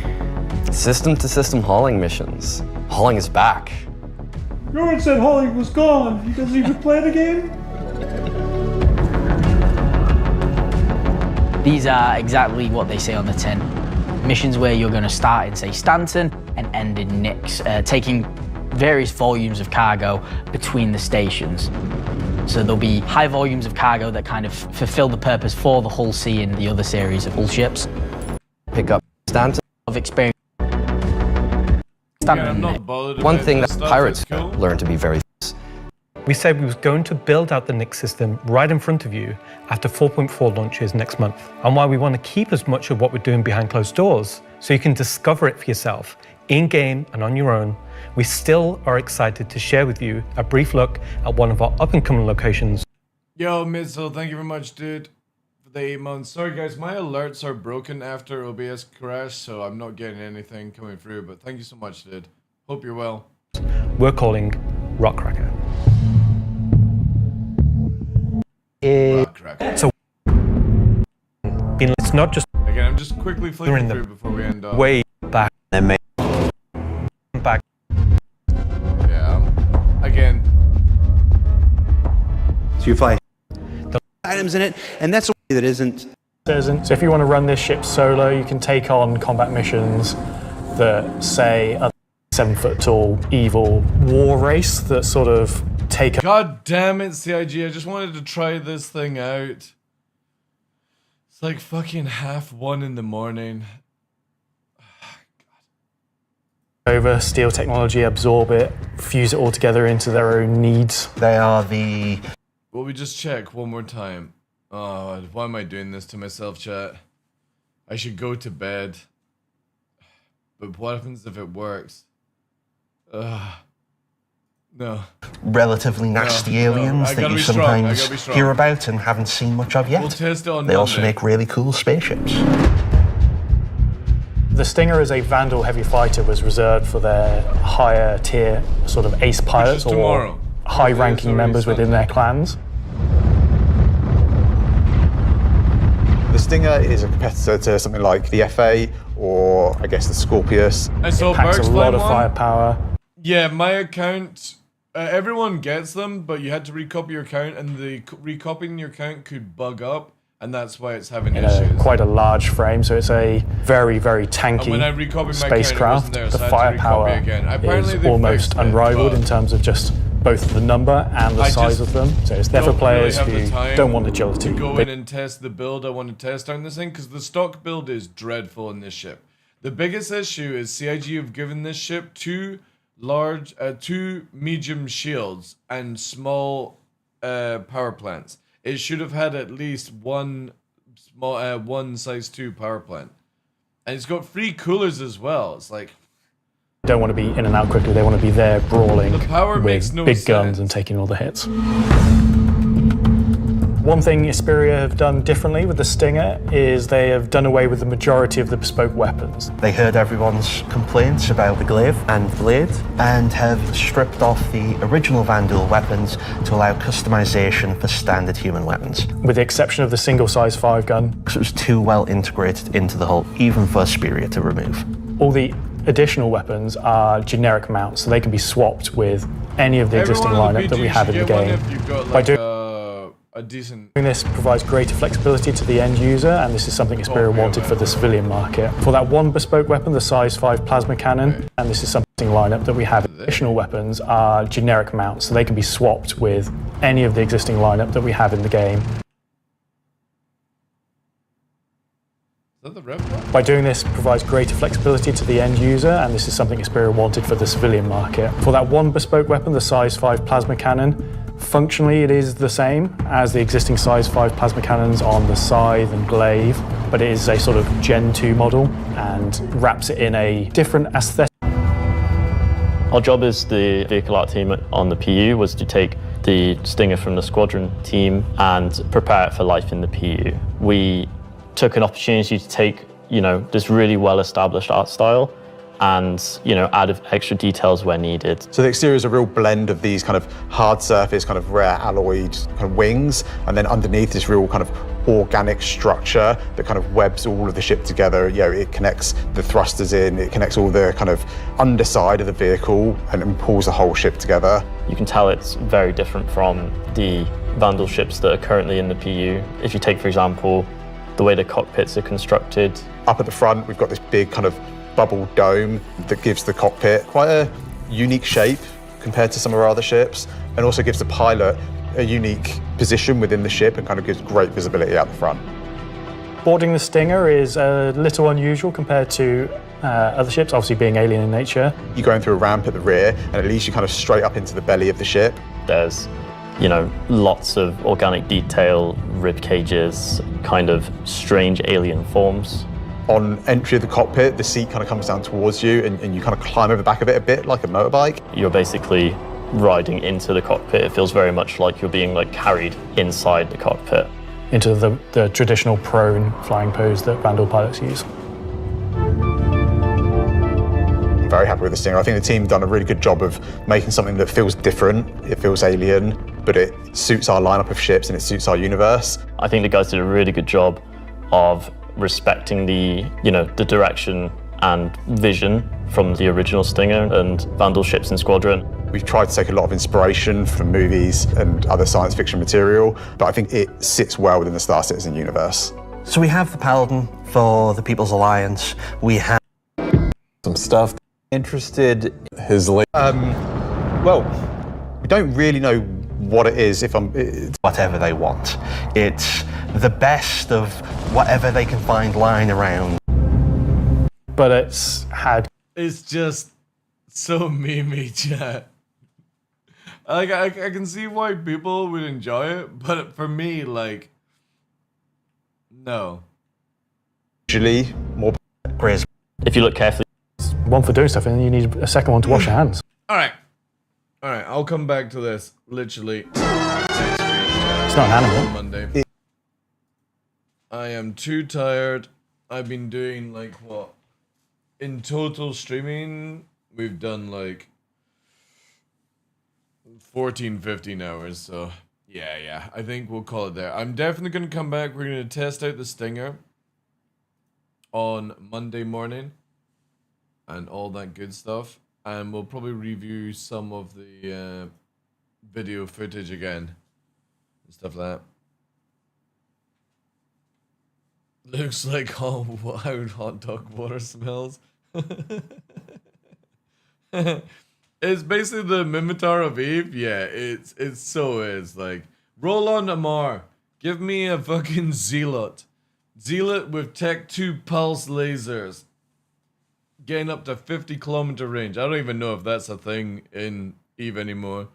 Not played since 2012, but I did like my Nano Zealot. It was a lot of fun. Obviously, next week, we've got more testing, but then on Friday chat next week, we're playing with Burks and co in Arc Raiders. And yeah, awesome. Somebody's walking over my grave. But yeah, I do appreciate all the time and love. I'm just gonna call it there, chat. I'm too fucking tired to try and figure out what to do with life. But yeah, that was awesome. I think generally, I would say just for my community, I'm happy with this Citizen Con to a certain degree. With the talk on Genesis, I'm very excited. The stuff on Nyx, I said this at the start. I didn't want to see them wasting all their time on Nyx, but here we go. They spent a lot of time yakking about it because I guess that's all that we're getting next year is Nyx. But yeah, definitely happy with the outcome of it. I went in with the expectation of not wanting too much from it because it was only 2 hours, but it definitely it didn't disappoint. There's a lot still to come. I would still like to see more stuff about the social aspect of the game, VoIP, these sort of things. But yeah, can't complain. My feed is spammed with stuff. I just don't even want to look at it. Don't even want to look.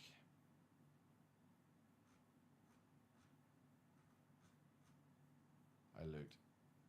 All right. Awesome. Let's put the music back on. And again, sorry about the crash today. I'm going to look into why OBS crashed after that time. But thanks so much, guys. I had good drinks. I think purely with the shock of the OBS crashing made me stop drinking. 2 good hours? Yeah. You're off to bed as well. Thank you so much for the gifted subs. Thank you so much. Have a good rest of your weekend. Catch you next week. Have a good week at work as well, if you're at it. But yeah, that was a good CitizenCon. I enjoyed that with Cutlet as well. But yeah, that's what we got sort of planned out. My only concern now, like, God, I don't know what to do. Obviously we've got 4 free 2 coming out, and they're talking about 4.4 at the end of the year.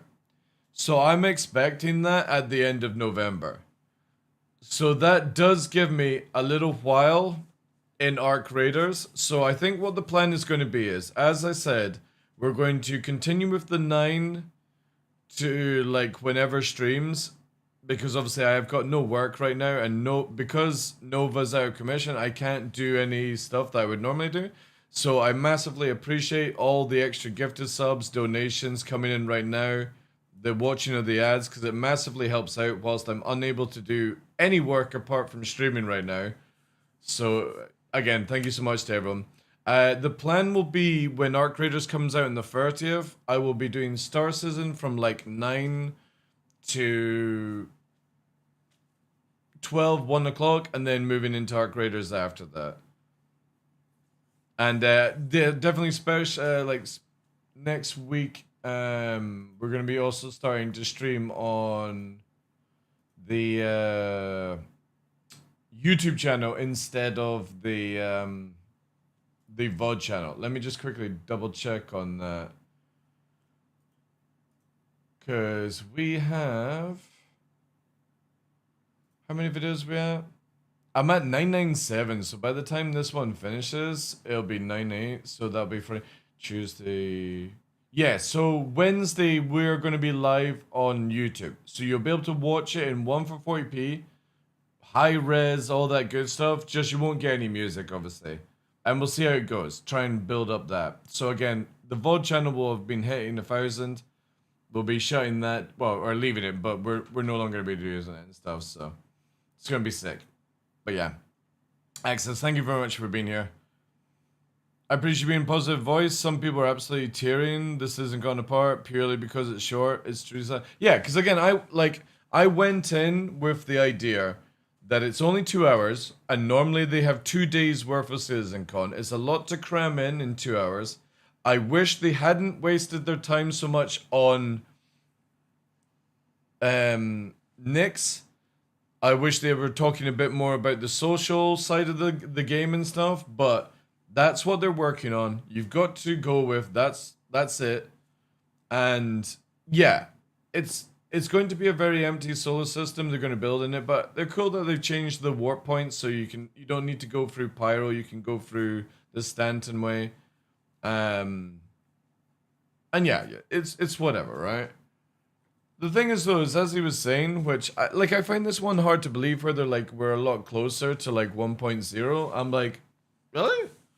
You know, they're still working on all the things that they were talking about, but obviously we're not getting to see the progress on it. So I'm like, I'm a little skeptical on that. But again, I can't be negative towards this sitcom. I can be a little bit ranty about it, but I can't be negative. It was what I expected it to be. Short and sweet, gives us good update, and I look forward to some of the stuff. But yeah, thank you for being here, guys. I know it's run on a little bit longer and stuff. It was exactly as Wellman as expected, and to their credit, it felt like the most realistic sitcom. I completely agree on that one as well. I think a lot of the time is when people see the new content that comes out, a lot of folk are like, it's the same old, but I like how CIG are trying to intertwine a little bit more structure, even for mining operations. It's Hathor all over again for the rock mining one, but the cool thing is you have to actually go in with your ship instead of going in with the Atlases, and then you have to need people to protect you on the outskirts, because Nyx is a very dangerous place, so.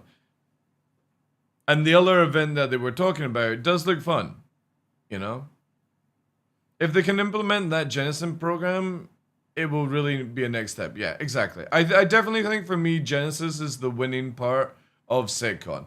And I did say at the start, talking about Vulcan, Genesis, flight model, optimization, VR, any of these things were going to interest me, so at least I got one thing out of it.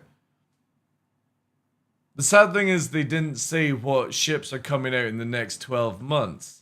Which they've done for 2 years at SitCon. So, that kind of sucks. But whatever. Maybe we'll see more IE. You know? Low flying on Nyx 1. Dude, I'm definitely going to build a home on Nyx 1 with that landscape. Just sit in my meadow. Beside a swamp. That'd be sick, man. Anyway, have a good weekend, guys. I will see you back on Monday. I'm not going to be rating one, so just check out. And all that good stuff. Appreciate you guys, as always. Clean, sideways cough. Access. Ubo, see you guys. Choo choo. Thank you guys. Thank you for being here. Bloodsucker, everyone. Have a good weekend. 90s, good night. Oh, I think I'll have a cup of tea before I go to bed. And I've not even done a 20-hour stream. It's just, it feels so tiring. I am looking forward to testing out the Stinger. I will save the Stinger gameplay until Monday. I promise you I won't test it tomorrow or later on today. I'll test it on Monday. Have a good one, guys. Stay safe.